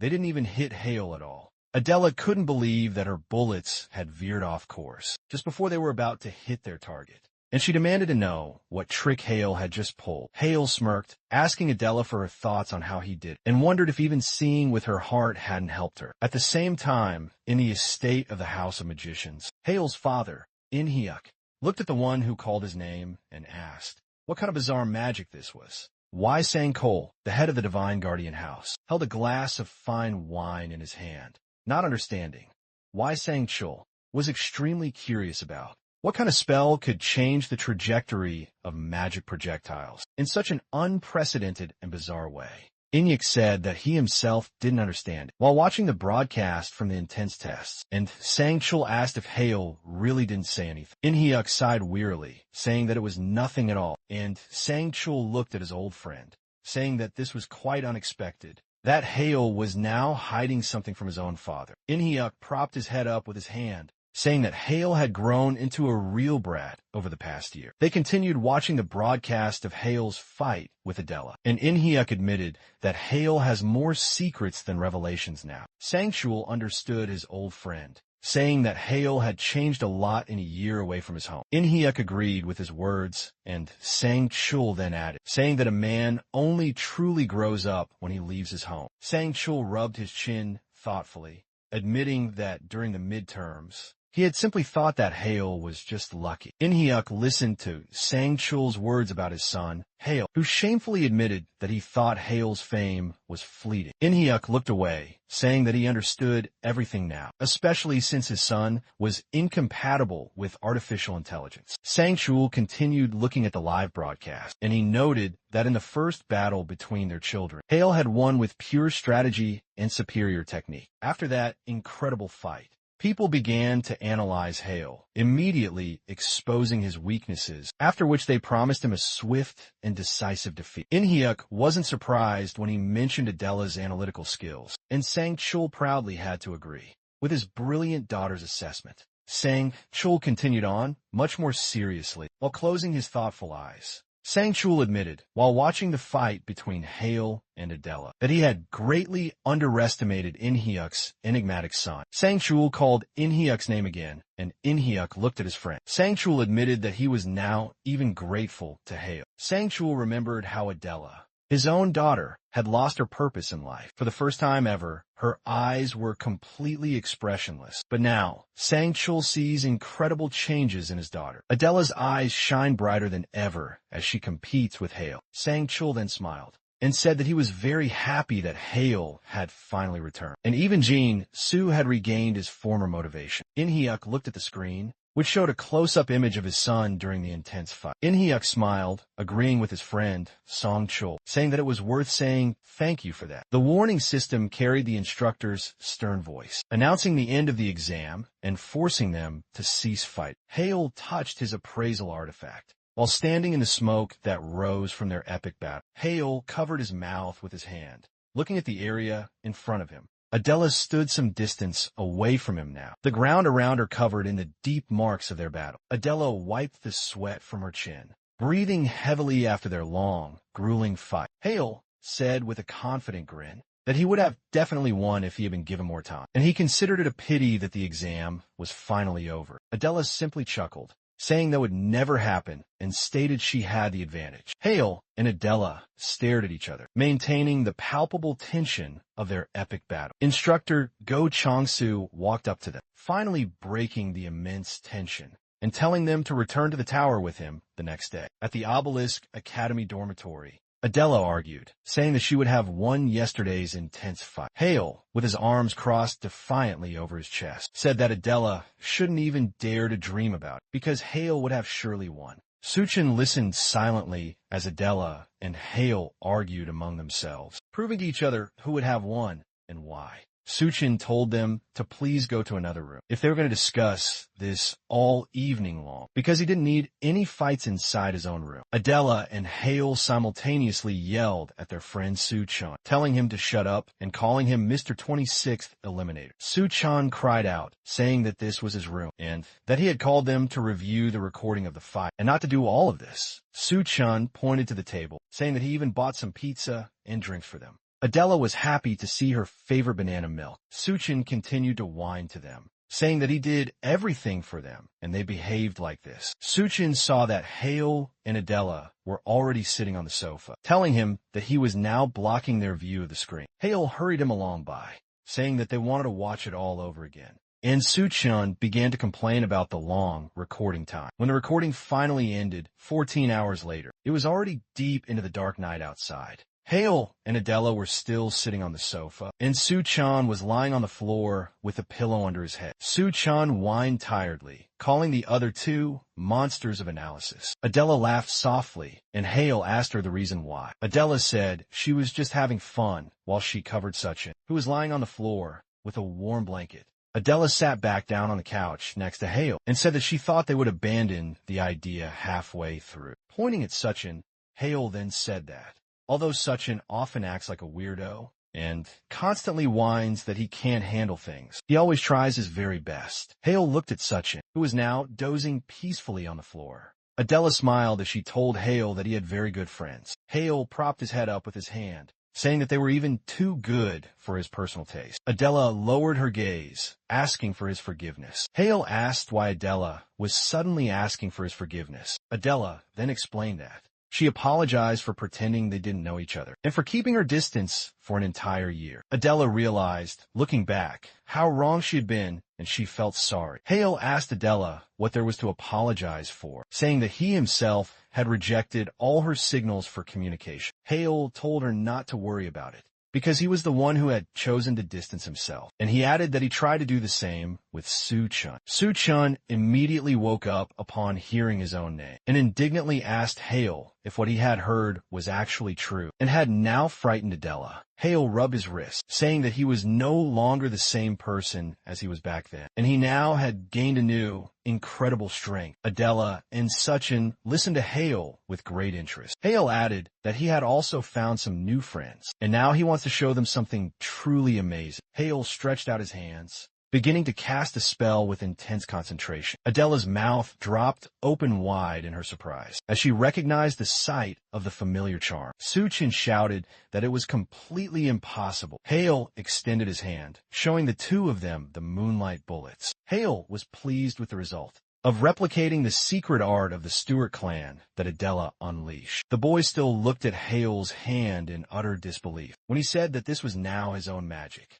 Su-chun asked if this meant that Hale's magic was capable of interfering with the enemy's own spell formula itself. Hale confirmed that Suchin's thoughts were completely correct and, pointing to his own eye, said that he was able to see the structures of magical formulas. Adela covered her mouth with her hand, completely shocked by Hale's stunning revelation, and she asked if it was thanks to his special eyes that he was able to unravel her own family's secret charm. Hale confirmed her words without hesitation, noting that this is usually very, very difficult to do, and this is his own personal development as a result of his long-term, intense analysis. Hale said that to accomplish this, he would need to see the spell up close a number of times, and Adela made some quick guesses about the spell that had affected the massive turtle. Hale confirmed her astute guess, saying that he had studied the creature's shell and then used a charm that greatly reduced its durability. Su-chin raised his hands, saying that the monster here was only Hale, and Adela continued her line of thought, finally understanding how Hale was able to interfere with her magic. Adela wanted to know more specific details to clarify whether her latest assumptions were correct. Hale confirmed everything Adela said with a confident smile, saying that she quickly grasps all the available information. Hale then gave Adele a useful hint, saying that her focus on only bullets during their match made it much easier for him to calculate her formula. Adela exhaled, saying that she had no idea that her choice to use bullets would be such a fatal mistake. Adela asked if Hale's magic had any known weaknesses, and Hale said it was difficult to calculate attribute mana. Hale noted that he could only interfere with the spells that were right in front of him, and in a real fight, that would be a very great luxury. Adela asked if he could turn a magic projectile around and return it back to the enemy who cast it, showing with gestures. Hale noted with some regret that there would definitely not be enough time for this in battle. Adela noted that this was indeed sad, because it could have been a really cool, powerful feature if Hale was able to mirror other people's spells. Adela said that Hale's charms were already far too cheating, while Su-chun tried to stop them from talking in the background. Su-chun took Hale firmly by the shoulders, moving his face much closer to his, and asked him to finally listen to him. He asked why Hale was discussing his most precious secrets. Hale and Adela asked if Suchin really didn't understand, and Suchin asked what they were now talking about, not understanding anything at all. Hale and Adela simultaneously spoke about the upcoming Olympics. Su-chin was surprised to hear their joint explanation. Hale told them that they would be performing with him at the Olympics, and he asked them to please help him. Su-chin was moved, calling Hale's name with a slight stutter. Su-chin quickly came to his senses and then raised his hand, finding a possible objection to this, and Hale pointed his finger at him for Su-chan to speak. Su-chan rubbed his neck nervously, saying that he understood the reason why Adela was chosen, but he felt that he wasn't nearly strong enough for it. Su-chan said that the selection was being conducted among both second and third year students, and it would be difficult to get a slot on the team. But Hale told him not to worry about it, Hale, with a smile that was frightening to Suchan, declared that he would achieve his participation one way or another. Adela said thoughtfully that there would be many obstacles. Hale's circle of interaction was their ultimate trump card. If its use is acceptable, then it's a team match where you have to protect your magic stone while destroying the enemy's cannons, or a match where you need to steal a flag from the enemy's base while also protecting your own. Teamwork will be effective in any such competition. Hale said that they had team or siege battles in their pocket, not counting everything else that interested Adela. Adela asked Hale in surprise if he had any other trump cards. Hale chuckled softly with a knowing smile. Hale confirmed her insightful assumption, saying that they most certainly exist. Sometime later, when Hale returned to his room, in the dormitory of the Obelisk Academy, Hale put on Vaetner's cloak and opened the book, Mimir's Well. Hale moved to the Mimir Well, deciding that it was finally time to begin. Hale was transported to the familiar library, accompanied by a shower of flower petals. Mimir, who was lying on the sofa with a book, greeted Hale in return for his visit. Mimir noticed that Hale came to her later than she expected and told him not to even try to tell her that he had failed to win first place in the test. Hale told Mimir that, of course, he had indeed won the first-place prize, and the points he had earned from defeating the Emerald Turtle had greatly helped with that. Hale asked Mimir if she remembered how he told her about his plans for a gold medal, and she confirmed this with a nod, saying it was about the Olympics. Hale said he discussed his participation with his friends and told them about his interaction circle. Mimir was surprised, remembering how Hale said that he would tell her, only after he had completely and fully mastered it, and she said that it happened somehow, very quickly. Hale confidently said that everything was just in time. This caused Mimir to be very surprised. Mimir was surprised that Hale had managed to master the interaction so perfectly and in such a short time. Mimir called Hale's progress amazing, clutching the chicken in her hands in pure excitement. Hale accepted her compliment and continued talking about the Olympics. Hale asked Mimir to find all destruction-level books for him. Hale believed that it was finally time for him to learn the third magic, Circle of Destruction, after returning from the well. Hale heard his phone begin to ring. Hale answered the call from the Lord of the Blue Tower, Kim Kong-yun. He immediately started talking about how he had watched the broadcast, saying that Hale had amazingly defeated the giant turtle. Kim Kong-yun continued to point out moments from the broadcast that had struck him as his personal secretary followed him down the long hallway. Kim Kong-yun asked with great interest how Hale was able to break through the turtle's shell and what he had done with the moonlight bullets. Hale looked at Kim Kong-yun on the video call, who had made suggestions about how it might possibly work. Hale smiled apologetically at the esteemed Kim Kong-yun and said that he was truly and deeply sorry, but he couldn't possibly share his secrets with him yet.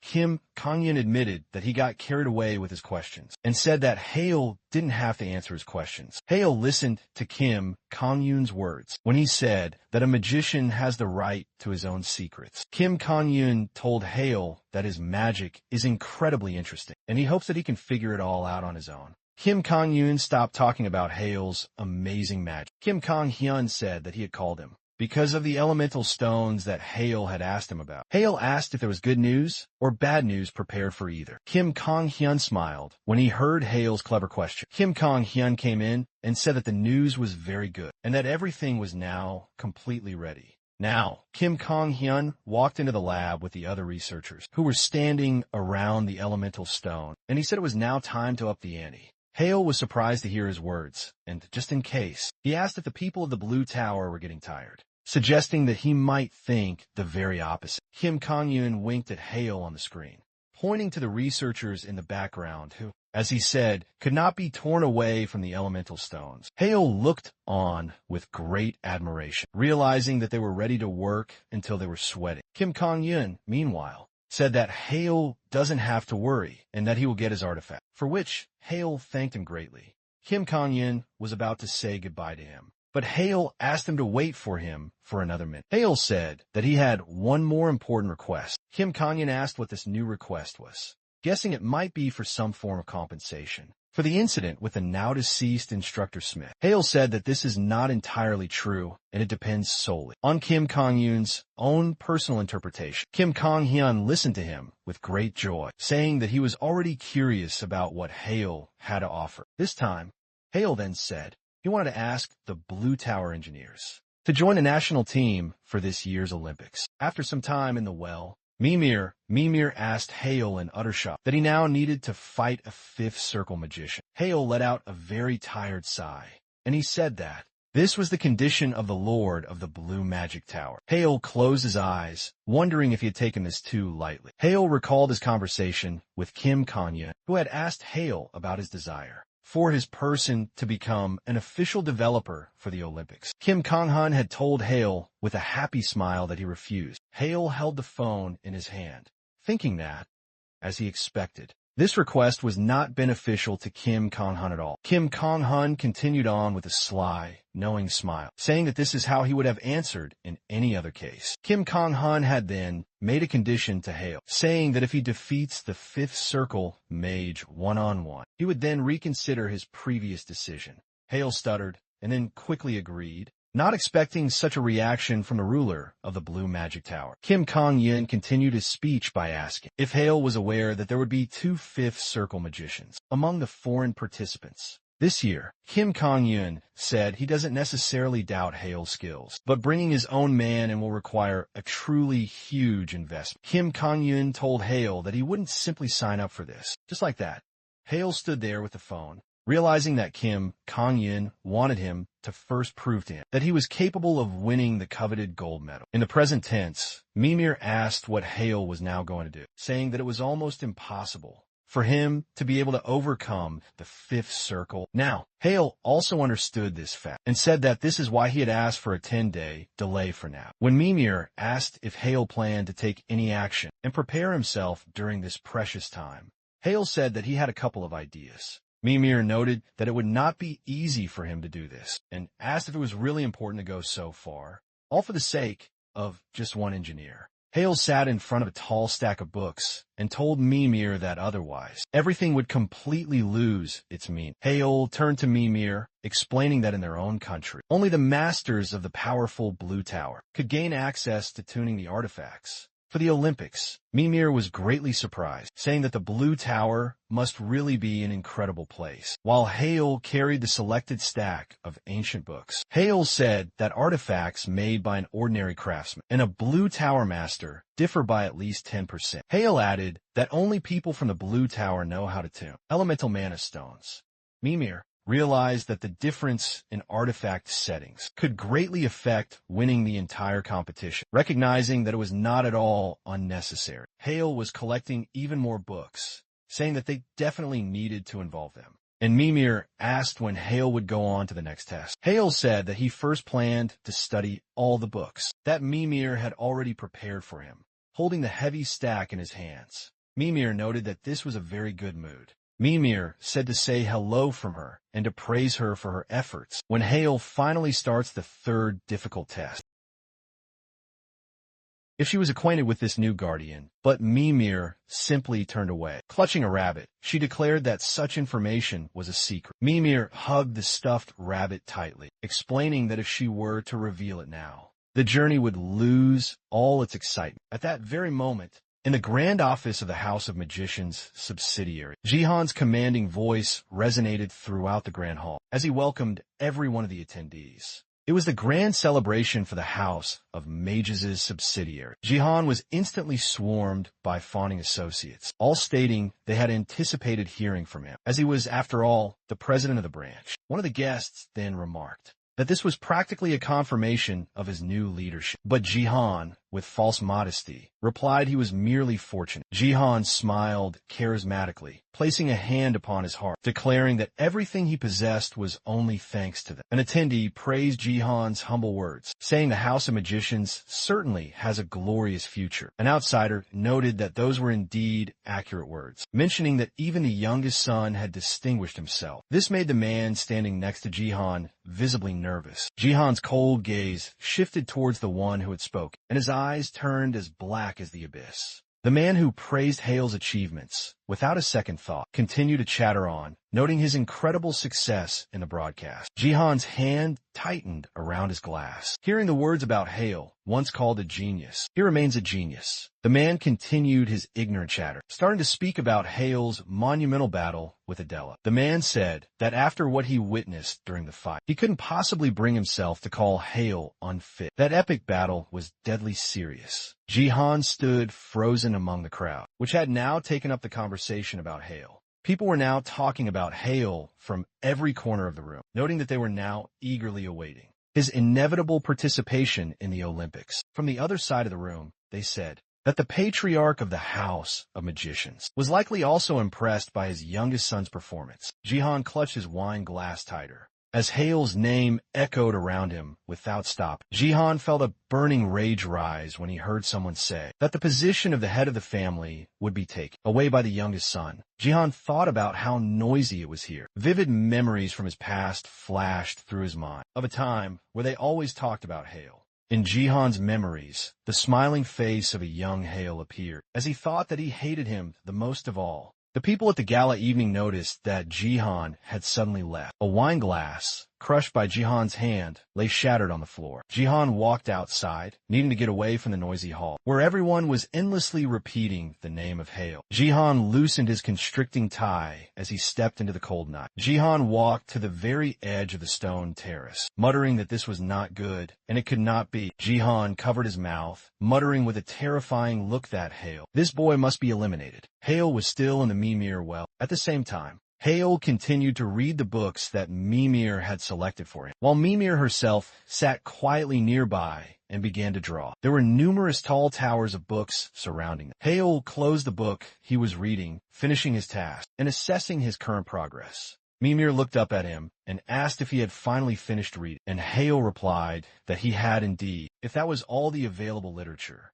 Mimir stood up, exclaiming that Hale had learned all the basics, spreading her arms out to the sides on the stacks of books. She then asked if Hale truly understood them. Hale honestly answered that he didn't understand a single thing, to which Mimir said that Hale now, at least, had a basic idea about this new circle. Hale looked at the book he had just finished reading and said that he understood its structure just a little. Mimir assured him that this was completely normal, comparing the process to how a person would not understand. An explanation of how to use a pair of wings when it did not have any. Mimir raised her finger, saying that until Hale encountered destruction directly, he would not be able to fully comprehend it. Hale looked at Mimir's drawing, asking for clarification, saying that it was just SOSO. But Hale understood the point she was trying to make. Mimir puffed out her cheeks in response, saying that this was her own personal masterpiece. Hale touched his chin thoughtfully, thinking about how he needed to face true destruction. Hale concluded by saying that he had no other choice but to step onto the third page of the tests inside Iris, and Mimir confirmed this, saying that he would find all the answers there. Hale rose from the sofa and asked Mimir if the one she had asked him to convey her greetings to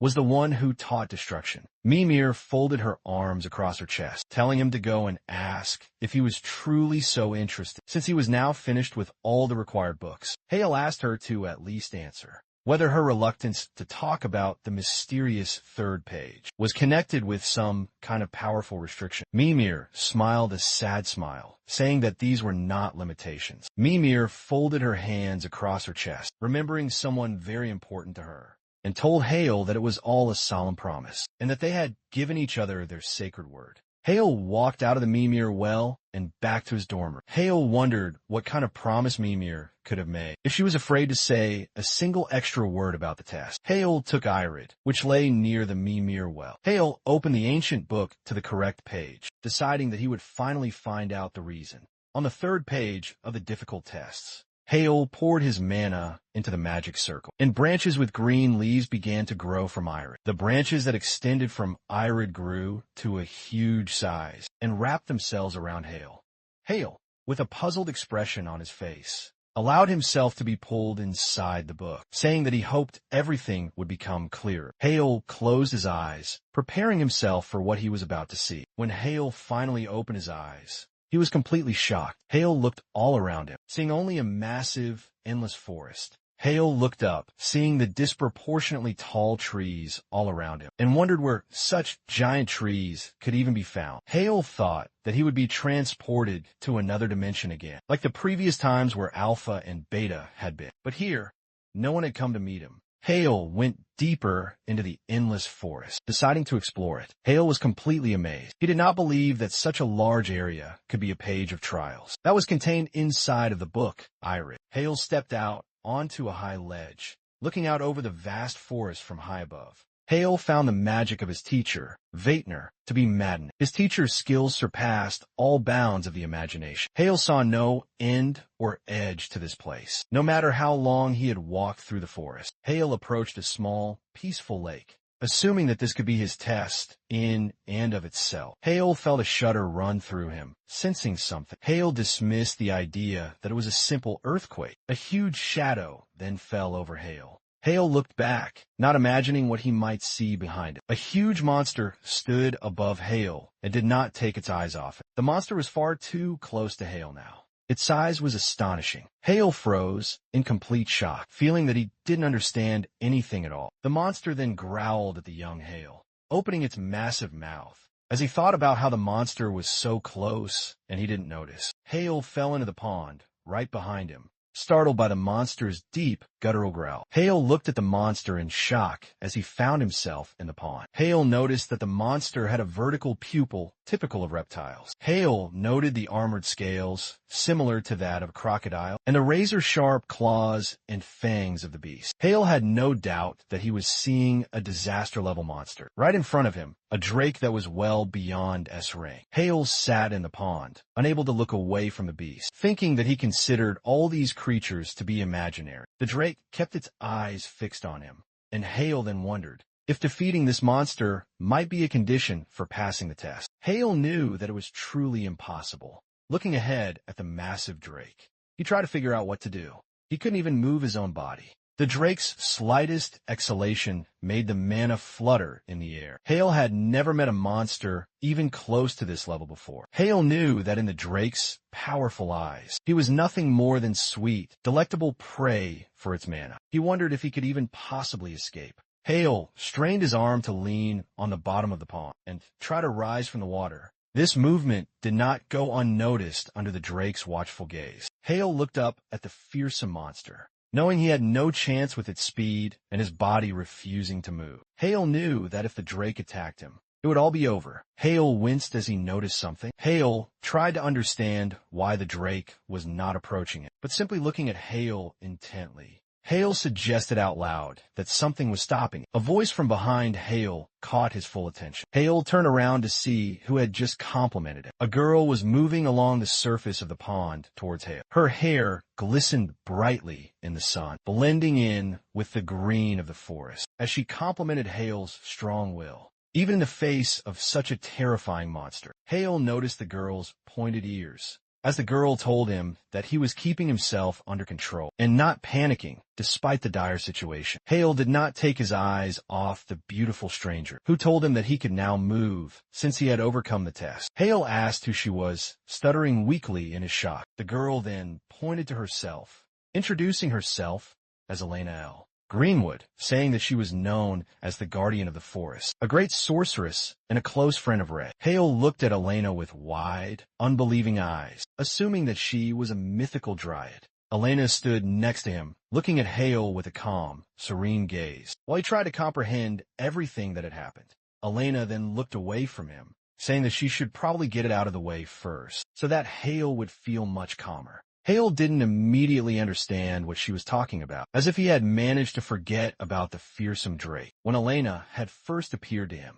Elena shielded Hale with her body and spoke to the drake, telling him that she appreciated the fact that, despite his hunger, he had not entered into her personal abode. Elena said that she acknowledged his incredible patience and added that she forgave him for ruining her beautiful garden. Elena quietly concluded, deciding to forgive the massive drake. Elena channeled her magic into the giant drake, telling him to return to his own forest in peace. And she called him a remnant of a fallen noble being. Magic swirled between the high tree branches, lifting leaves up behind it, Hale had already risen to his feet and was now looking as if completely enchanted at how the forest itself responded. The forest interacted with Elena, as if confirming that she was the true mistress of this place. Elena extended her hand to the drake, saying that he would turn into nothing and be forgotten if he was unable to understand her powerful words. Elena looked at the drake with a slightly sad look. The drake's entire body was hit with lashing, invisible blows that cut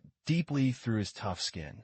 Hale watched, his mouth open wide, as the drake's body became covered in countless wounds. Hale didn't notice any sound at all. He only saw the visible consequences of her attack, as if something had riddled the drake at an incredible speed. Hale couldn't understand what Elena had just done to the drake. The wounds on the drake's body were not deep, and steam was now rising from them. The wounds inflicted by Elena then quickly healed. The drake growled, looking at Elena. Elena closed her eyes, saying it was just a simple warning, and told the drake to now leave. The drake turned around, and under Elena's watchful gaze, walked back into the deep, dark forest. Hale was amazed at the wounds on the drake's body had immediately disappeared. Hale looked at the mysterious Elena, not understanding who she was to so calmly stand up to a monster. Outside the classroom, Elena turned her attention back to Hale. Elena approached Hale, asking if he was okay now, and he said that it was all thanks to her. Elena understood that Hale was probably a little bit shocked. Elena then extended a hand to him,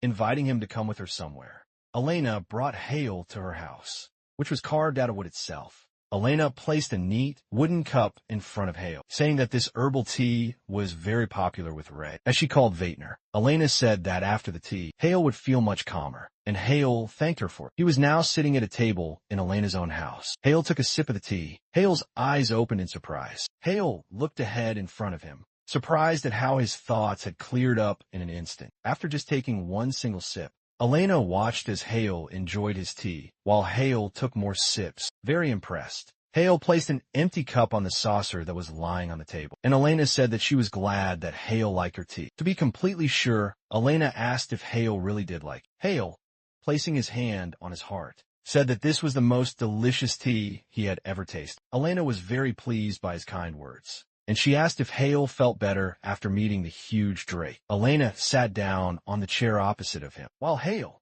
shared that he felt a little ashamed for showing his unsightly side. Elena bowed her head and folded her hands, saying that there was nothing to be ashamed of. Elena reminded him of what a drake truly was like, and told Hale that the fact that he didn't give in to him was already quite an impressive feat. Hale thought about it, scratching his chin out of habit. He realized that it really was a true drake, and shared that he couldn't even move his own body. Elena said that although the drake is the master of the forest, he usually does not enter into her personal territory. Elena folded her hands underneath her chin, looking at the young Hale, and said that the drake seemed to be having a hard time holding back. This time, Hale asked her again what was hard for it to resist, and Elena pointed at him, saying that his concentrated mana was a rare delicacy. Elena continued to ponder on the matter, saying that the drake found Hale incredibly appetizing, and the voice had pushed out his own fear, making Hale feel nervous. Elena simply smiled, asking Hale if he had any more questions for her. Hale thought for a brief moment, and asked if it was true that all this space was inside a rock. Hale couldn't wrap his head around the sheer scale of this very real world, which was different from the other various test pages. Hale was interested in where exactly this place was located, and Elena was about to answer his question.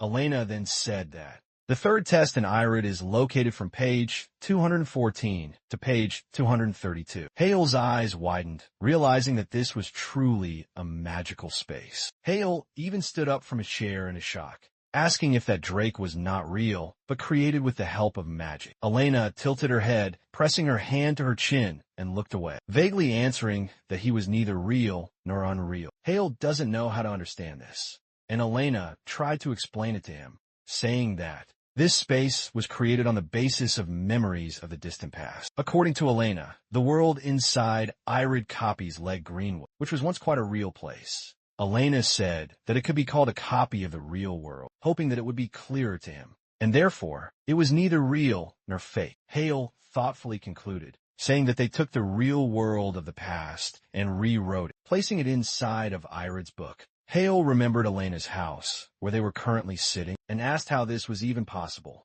Elena said that she doesn't know the specific details. The only one who understands this magic is Ray, and his only student. Elena looked at Hale, saying that he would be like this one day. He would be able to reach Ray's level and understand everything. Hale asked why the teacher had created this space, and Elena said that it was done in order to transfer some magic to him. Hale was surprised to hear this, and asked again with great interest. Elena nodded, and closed her eyes for a brief moment. Elena then opened her eyes, her pupils becoming much narrower. Hale became interested, wanted to know much more now. Elena said that she must pass on the magic of the third circle that is necessary for gaining true destruction, the divine eye. Elena showed Hale what golden eyes looked like, which were able to see through anything, even the very nature of magic itself. Hale was amazed, and asked if the divine eyes were really the eyes of the style of the eyes of the great Vaetner.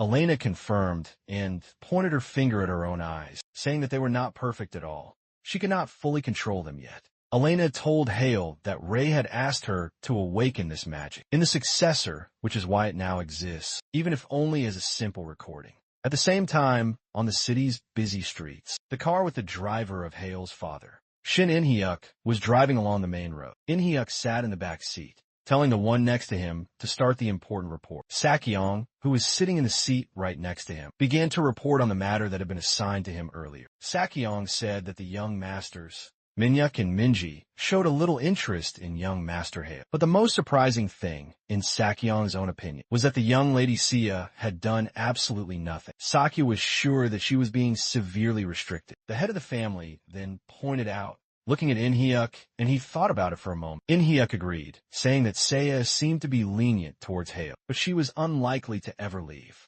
him alone for long, and she was simply being cautious because of the shadows. In-hyuk then asked about his eldest son, Jihan. S.A. Kyung said that young Master Jihan seemed a little wary, but even at the reception he had organized, nothing at all came of it. In-hyuk was a little surprised when he heard Sakyo's report. In-hyuk then wondered if his older children might have learned to separate the private and the public matters. But she immediately told Sakyo to remain vigilant until the protective period had finally expired and to continue his watching. Sakya accepted the important order, telling the head of the family that he understood completely, and he cast a silent spell all around them. Sakya explained about the soundproof barrier, saying that what came next was confidential, and In-hyuk approved of it. Sakyo told the chief that information had come out, that one of the family's members had colluded with the dreaded Black Magic Tower. Sakyo revealed that suspicions are falling on all the family elders, who are not happy with Hale's sudden return, as well as the other high-ranking officials. In-hyuk remained silent, as he listened to the fact that there were ultimately 32 suspects. Sakya then continued, saying that no direct contact with the Black Tower was ever recorded. In-hyuk propped his head up with his hand, clarifying that this didn't mean they were completely clean. Sakya handed him the tablet computer, agreeing with him, and said that among all of them, there were 5 who were the most suspicious of all. In-hyuk said that the hyenas would immediately notice if the situation were to escalate further by looking at the information about the people on the tablet. In-hyuk told Sakyuk that he would deal with these people himself. Meanwhile, Hale was still inside of Elena's house, which was carved into the tree using powerful magic. Elena was going to tell him what needs to be done next in order for him to master the powerful divine eyes. Elena stood directly behind Hale, explaining that they would now be training the divine eyes. Hale turned to face her, readily agreeing, and saying that the more difficult they were, the better it would be. Elena laughed slightly, saying that, as she expected, Hale looked very much like his teacher. Elena covered Hale's eyes with both her hands, telling him to keep them tightly closed. Elena said that now she would begin to very slowly pour her own mana into him. Elena placed her hand on top of Hale's cloak on his back, slowly filling Hale with her powerful mana, and said that she would tell him about the eyes next. According to Elena's information about the divine eyes is only available after reaching the 4th circle, and Hale was very surprised by this. Hale did not see a single mention of divine eyes in the study diary and the Mimir well. Hale believed Elena's words, that this information would not be available to him until he was able to reach the powerful 4th circle. Hale asked Elena about the other volumes that she had mentioned, naming Mimir. Elena was surprised that Hale knew about the book. Mimir and Hale confirmed their acquaintance, remembering what he was asked to convey to her. Hale relayed Mimir's words to her, before he had left on the third page of the test, considering it something personal between them. Hale called out to Elena, and she apologized once again, beginning to pour her mana into Hale. For a moment, Hale felt like Elena's mana flow had faltered, and he wondered if he might have said something wrong. Elena concentrated on her important task again, smoothly directing mana into Hale's body. Elena apologized again for her reaction, and called it wonderful that Hale had already managed to meet Mimir. Elena suggested talking about her later in a less tense atmosphere. And now, returning to the topic of the Divine Eyes, Elena explained why they were only available on the fourth circle, saying that there was nothing special about it, just like there was nothing special about it here. Hale asked, and Elena said that it was Ray who had distributed it that way, and it was he who had trusted her to explain everything. Elena thought about it for a moment, adding that it was also a matter of the amount of information. Ray had calculated it so that everything would work effectively. Hale remembered that.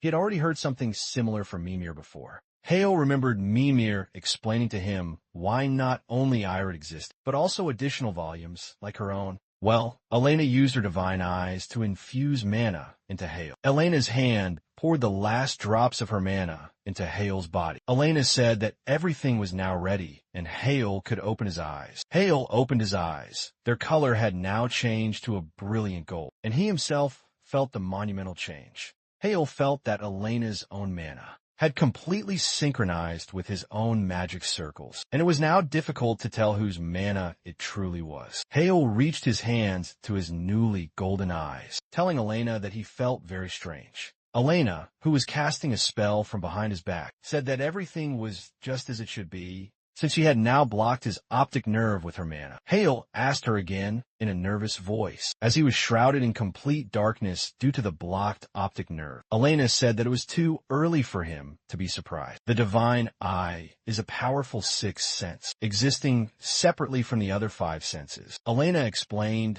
that in order to develop it, it is necessary to turn off all other distractions. Hale trembled as Elena listed everything she had turned off, naming his skin sensitivity and all smells. Elena said that the taste was also slowly leaving Hale's body. Elena named the last sense organ, hearing, before turning it off, and Hale realized that he no longer felt anything at all. Elena stood over Hale, who was lying on the floor, and told him that they would now go to the world of death. Elena looked at Hale without saying anything else. Hale lay on the floor with his eyes wide open, in a world where he felt absolutely nothing. Hale had no sight, hearing, or sense of touch. He couldn't even tell whether he was standing or sitting. Hale felt that his body was completely deprived of all external stimuli. He had no sense of smell or even of taste. Hale couldn't tell if his body was even functioning. Moreover, Hale wondered if he was even still alive. He was not just scared. He felt a true, deep horror. It was different from the sensations he had ever experienced, in absolute darkness, as if he had been covered by absolute loneliness, where nothing at all could be felt.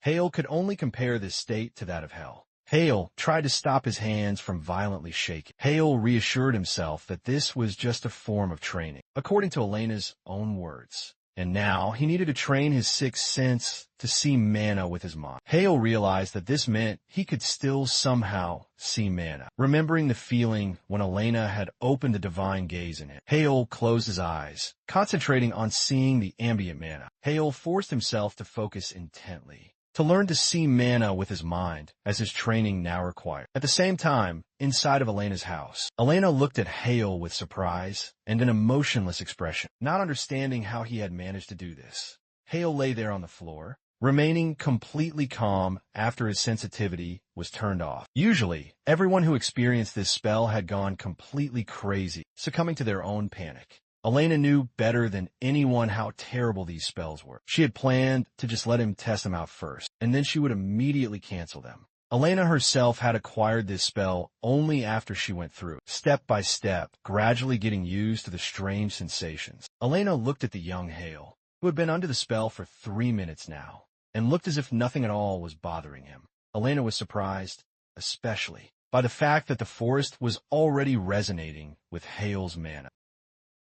If she knew the guardian of this realm, but Mimir coyly averted her gaze. Clutching her rabbit, she simply declared that such information was a secret. Mimir hugged the stuffed toy close, explaining that if she were to tell him now, the journey would lose all its intrigue. At that very moment, within the grand halls of the House of Magicians subsidiary, Jihan's commanding voice resonated through the opulent space as he greeted all the powerful attendees. It was the grand celebration for the House of Mages' subsidiary. Instantly, Jihan was swarmed by a crowd of fawning associates, all stating they had anticipated hearing from him, as he was, after all, the president of the branch. One of the guests then remarked that this was practically a confirmation of his new leadership. But Jihan, with false modesty, replied he was merely fortunate. Jihan smiled charismatically, placing a hand upon his heart, declaring that everything he possessed was only thanks to them. An attendee praised Jihan's humble words, saying the House of Magicians certainly has a glorious future. An outsider noted that those were indeed accurate words, mentioning that even the youngest son had distinguished himself. This made the man standing next to Jihan visibly nervous. Jihan's cold gaze snapped towards the one who had spoken, his eyes darkening into abyssal pits of contempt. The man who praised Hale's achievements, without a second thought, continued to chatter on, noting his incredible success in the broadcast. Jihan's hand tightened around his glass. Hearing the words about Hale, once called a genius, he remains a genius. The man continued his ignorant chatter, starting to speak about Hale's monumental battle with Adela. The man said that after what he witnessed during the fight, he couldn't possibly bring himself to call Hale unfit. That epic battle was deadly serious. Jihan stood frozen among the crowd, which had now taken up the conversation about Hale.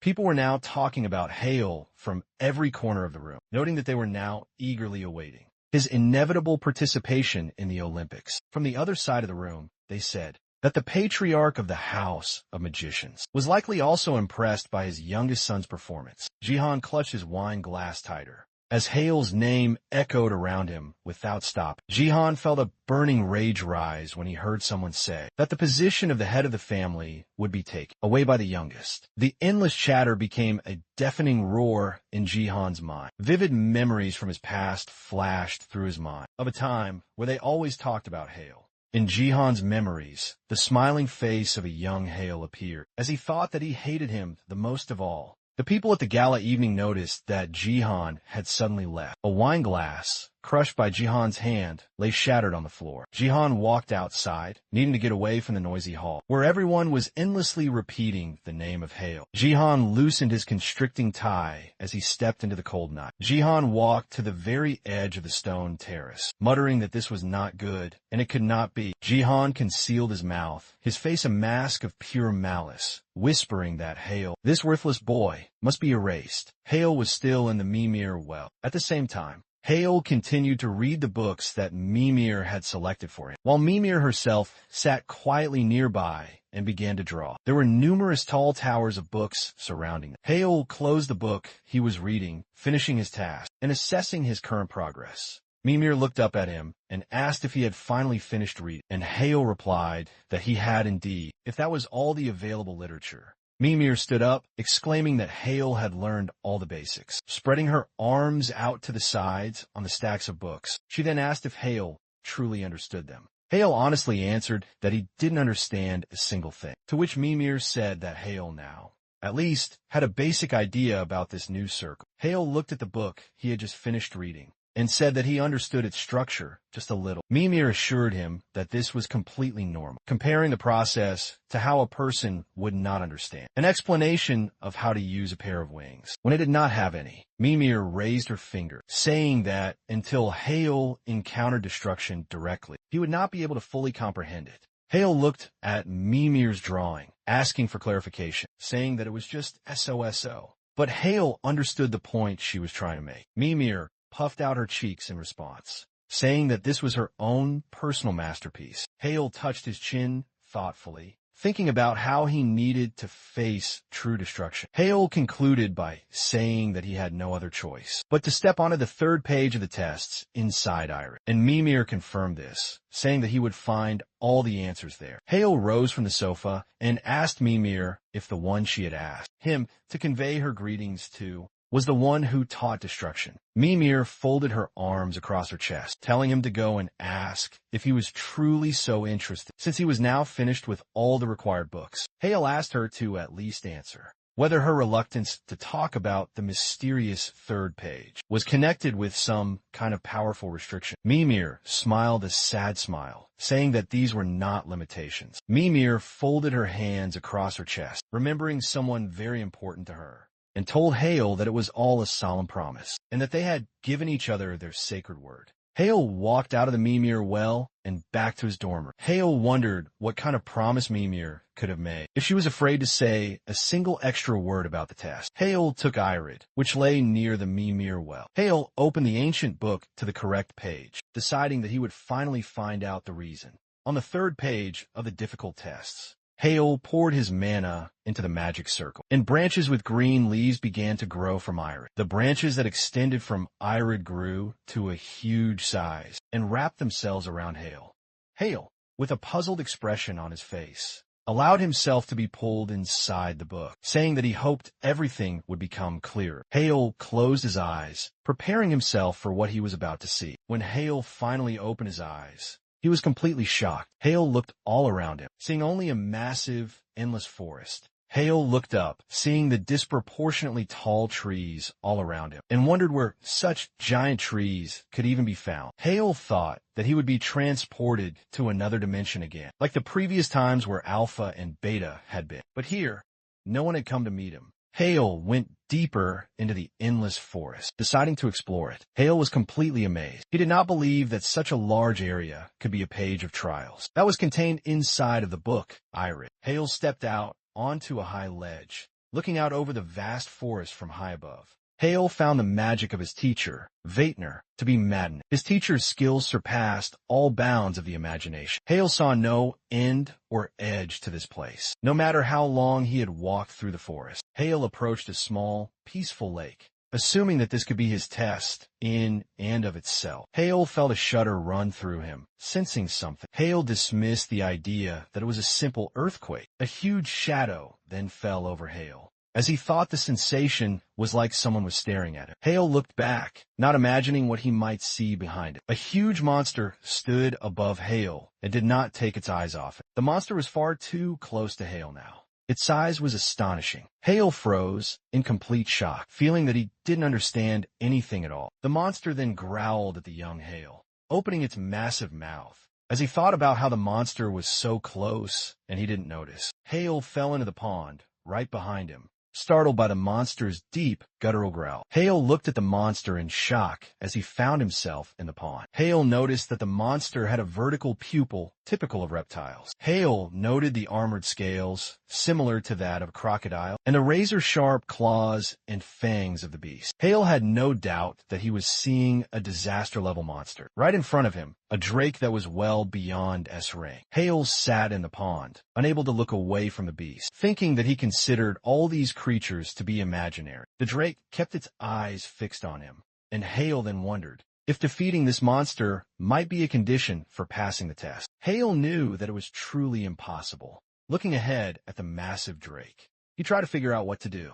He couldn't even move his own body. The drake's slightest exhalation made the mana flutter in the air. Hale had never met a monster even close to this level before. Hale knew that in the drake's powerful eyes, he was nothing more than sweet, delectable prey for its mana. He wondered if he could even possibly escape. Hale strained his arm to lean on the bottom of the pond and try to rise from the water. This movement did not go unnoticed under the drake's watchful gaze. Hale looked up at the fearsome monster, knowing he had no chance with its speed and his body refusing to move. Hale knew that if the drake attacked him, it would all be over. Hale winced as he noticed something. Hale tried to understand why the drake was not approaching it, but simply looking at Hale intently, Hale suggested out loud that something was stopping. A voice from behind Hale caught his full attention. Hale turned around to see who had just complimented him. A girl was moving along the surface of the pond towards Hale. Her hair glistened brightly in the sun, blending in with the green of the forest, as she complimented Hale's strong will,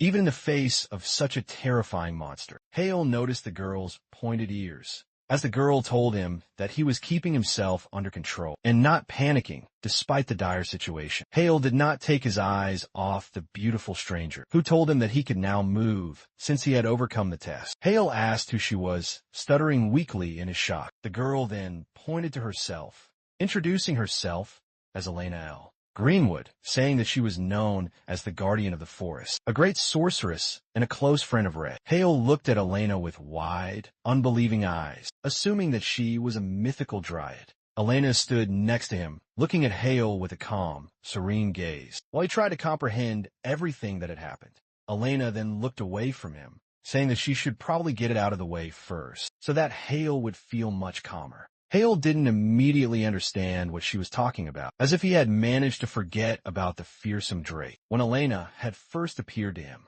Elena shielded Hale with her body and spoke to the Drake, telling him that she appreciated the fact that, despite his hunger, he had not entered into her personal abode. Elena said that she acknowledged his incredible patience and added that she forgave him for ruining her beautiful garden. Elena quietly concluded, deciding to forgive the massive Drake. Elena channeled her magic into the giant Drake, telling him to return to his own forest in peace. And she called him a remnant of a fallen noble being. Magic swirled between the high tree branches, lifting leaves up behind it. Hale had already risen to his feet and was now looking as if completely enchanted at how the forest itself responded. The forest interacted with Elena, as if confirming that she was the true mistress of this place. Elena extended her hand to the Drake, saying that he would turn into nothing and be forgotten if he was unable to understand her powerful words. Elena looked at the Drake with a slightly sad look. The Drake's entire body was hit with lashing, invisible blows that cut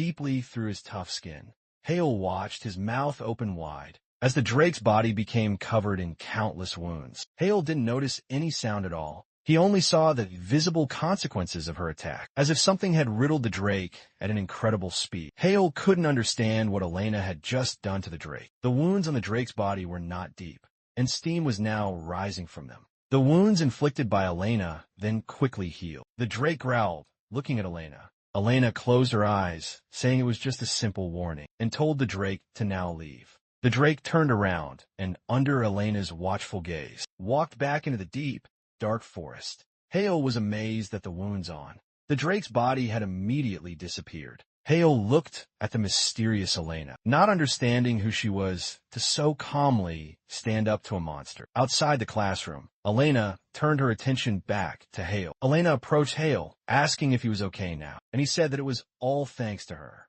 Elena understood that Hale was probably a little bit shocked. Elena then extended a hand to him, inviting him to come with her somewhere. Elena brought Hale to her house, which was carved out of wood itself. Elena placed a neat wooden cup in front of Hale, saying that this herbal tea was very popular with Ray, as she called Vaitner. Elena said that after the tea, Hale would feel much calmer, and Hale thanked her for it. He was now sitting at a table in Elena's own house. Hale took a sip of the tea. Hale's eyes opened in surprise. Hale looked ahead in front of him, surprised at how his thoughts had cleared up in an instant. After just taking one single sip, Elena watched as Hale enjoyed his tea, while Hale took more sips, very impressed. Hale placed an empty cup on the saucer that was lying on the table, and Elena said that she was glad that Hale liked her tea. To be completely sure, Elena asked if Hale really did like it. Hale, placing his hand on his heart, said that this was the most delicious tea he had ever tasted. Elena was very pleased by his kind words,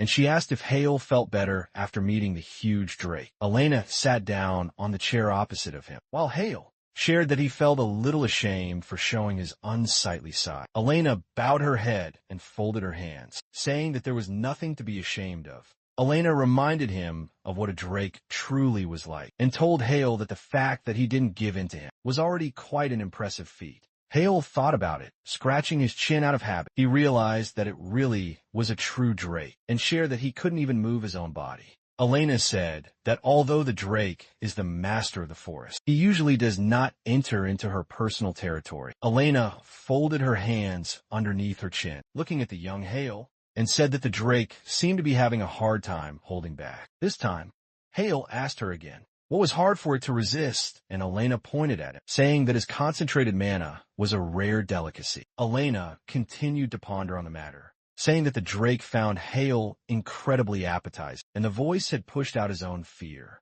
making Hale feel nervous. Elena simply smiled, asking Hale if he had any more questions for her. Hale thought for a brief moment, and asked if it was true that all this space was inside her eye. Hale couldn't wrap his head around the sheer scale of this very real world, which was different from the other various test pages. Hale was interested in where exactly this place was located, and Elena was about to answer his question.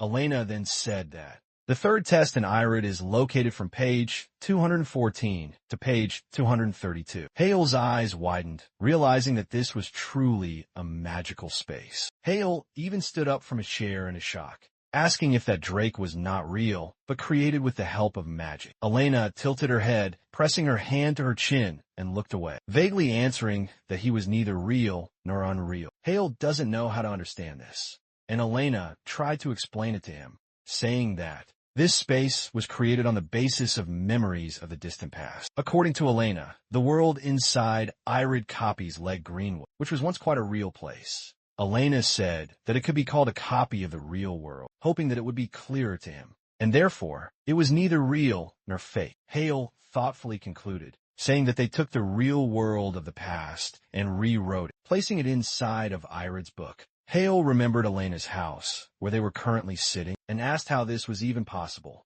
Elena said that she doesn't know the specific details. The only one who understands this magic is Ray, and his only student. Elena looked at Hale, saying that he would be like this one day. He would be able to reach Ray's level and understand everything. Hale asked why the teacher had created this space, and Elena said that it was done in order to transfer some magic to him. Hale was surprised to hear this, and asked again with great interest. Elena nodded, and closed her eyes for a brief moment. Elena then opened her eyes, her pupils becoming much narrower. Hale became interested, wanted to know much more now. Elena said that she must pass on the magic of the third circle that is necessary for gaining true destruction, the divine eye. Elena showed Hale what golden eyes looked like, which were able to see through anything, even the very nature of magic itself. Hale was amazed, and asked if the divine eyes were really the eyes of the style of the eyes of the great Vaetner.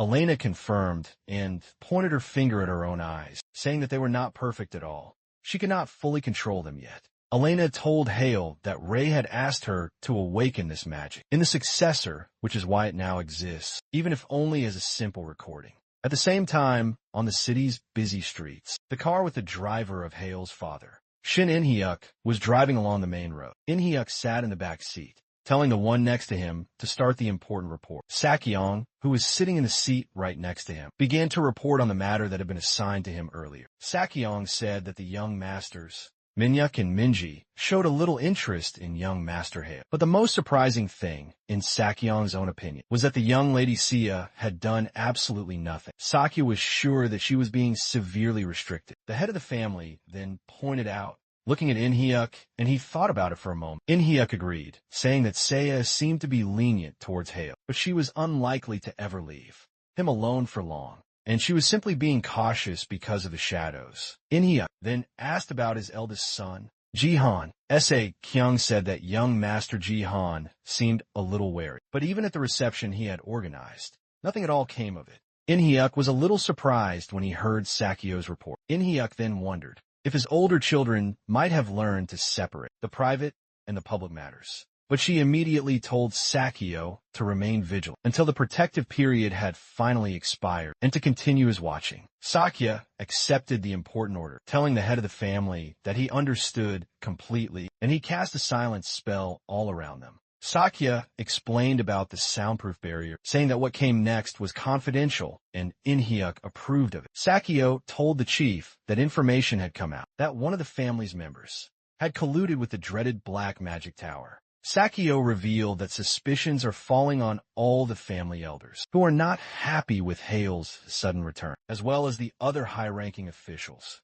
In-hyuk remained silent, as he listened to the fact that there were ultimately 32 suspects. Sakya then continued, saying that no direct contact with the Black Tower was ever recorded. In-hyuk propped his head up with his hand, clarifying that this didn't mean they were completely clean. Sakya handed him the tablet computer, agreeing with him, and said that among all of them, there were 5 who were the most suspicious of all. In-hyuk said that the hyenas would immediately notice if the situation were to escalate further. by looking at the information about the people on the tablet. In-hyuk told Sakyuk that he would deal with these people himself. Meanwhile, Hale was still inside of Elena's house, which was carved into the tree using powerful magic. Elena was going to tell him what needs to be done next. In order for him to master the powerful divine eyes, Elena stood directly behind Hale, explaining that they would now be training the divine eyes. Hale turned to face her, readily agreeing, and saying that the more difficult they were, the better it would be. Elena laughed slightly, saying that, as she expected, Hale looked very much like his teacher. Elena covered Hale's eyes with both her hands, telling him to keep them tightly closed. Elena said that now, she would begin to very slowly pour her own mana into him. Elena placed her hand on top of Hale's cloak on his back, slowly filling Hale with her powerful mana, and said that she would tell him about the eyes next. According to Elena's information about the divine eyes is only available after reaching the fourth circle, and Hale was very surprised by this. Hale did not see a single mention of divine eyes in the study diary and the Mimir well. Hale believed Elena's words, that this information would not be available to him until he was able to reach the powerful fourth circle. Hale asked Elena about the other volumes that she had mentioned, naming Mimir. Elena was surprised that Hale knew about the book. Mimir and Hale confirmed their acquaintance, remembering what he was asked to convey to her. Hale relayed Mimir's words to her before he had left on the third page of the test, considering it something personal between them. Hale called out to Elena, and she apologized once again, beginning to pour her mana into Hale. For a moment, Hale felt like Elena's mana flow had faltered, and he wondered if he might have said something wrong. Elena concentrated on her important task again, smoothly directing mana into Hale's body. Elena apologized again for her reaction, and called it wonderful that Hale had already managed to meet Mimir. Elena suggested talking about her later in a less tense atmosphere. And now, returning to the topic of the divine eyes, Elena explained why they were only available on the fourth circle, saying that there was nothing special about it, just like there was nothing special about it here. Hale asked, and Elena said that it was Ray who had distributed it that way, and it was he who had trusted her to explain everything. Elena thought about it for a moment, adding that it was also a matter of the amount of information. Ray had calculated it so that everything would work effectively. Hale remembered that. He had already heard something similar from Mimir before. Hale remembered Mimir explaining to him why not only Irid existed, but also additional volumes like her own. Well, Elena used her divine eyes to infuse mana into Hale. Elena's hand poured the last drops of her mana into Hale's body. Elena said that everything was now ready, and Hale could open his eyes. Hale opened his eyes. Their color had now changed to a brilliant gold, and he himself felt the monumental change. Hale felt that Elena's own mana had completely synchronized with his own magic circles, and it was now difficult to tell whose mana it truly was. Hale reached his hands to his newly golden eyes, telling Elena that he felt very strange. Elena, who was casting a spell from behind his back, said that everything was just as it should be, since she had now blocked his optic nerve with her mana. Hale asked her again in a nervous voice, as he was shrouded in complete darkness due to the blocked optic nerve. Elena said that it was too early for him to be surprised. The divine eye is a powerful sixth sense, existing separately from the other five senses. Elena explained that in order to develop it, it is necessary to turn off all other distractions. Hale trembled as Elena listed everything she had turned off, naming his skin sensitivity and all smells. Elena said that the taste was also slowly leaving Hale's body. Elena named the last sense organ, hearing, before turning it off, and Hale realized that he no longer felt anything at all. Elena stood over Hale, who was lying on the floor, and told him that they would now go to the world of death. Elena looked at Hale without saying anything else. Hale lay on the floor with his eyes wide open, in a world where he felt absolutely nothing. Hale had no sight, hearing, or sense of touch. He couldn't even tell whether he was standing or sitting. Hale felt that his body was completely deprived of all external stimuli. He had no sense of smell or even of taste. Hale couldn't tell if his body was even functioning. Moreover, Hale wondered if he was even still alive. He was not just scared. He felt a true, deep horror. It was different from the sensations he had ever experienced, in absolute darkness, as if he had been covered by absolute loneliness, where nothing at all could be felt.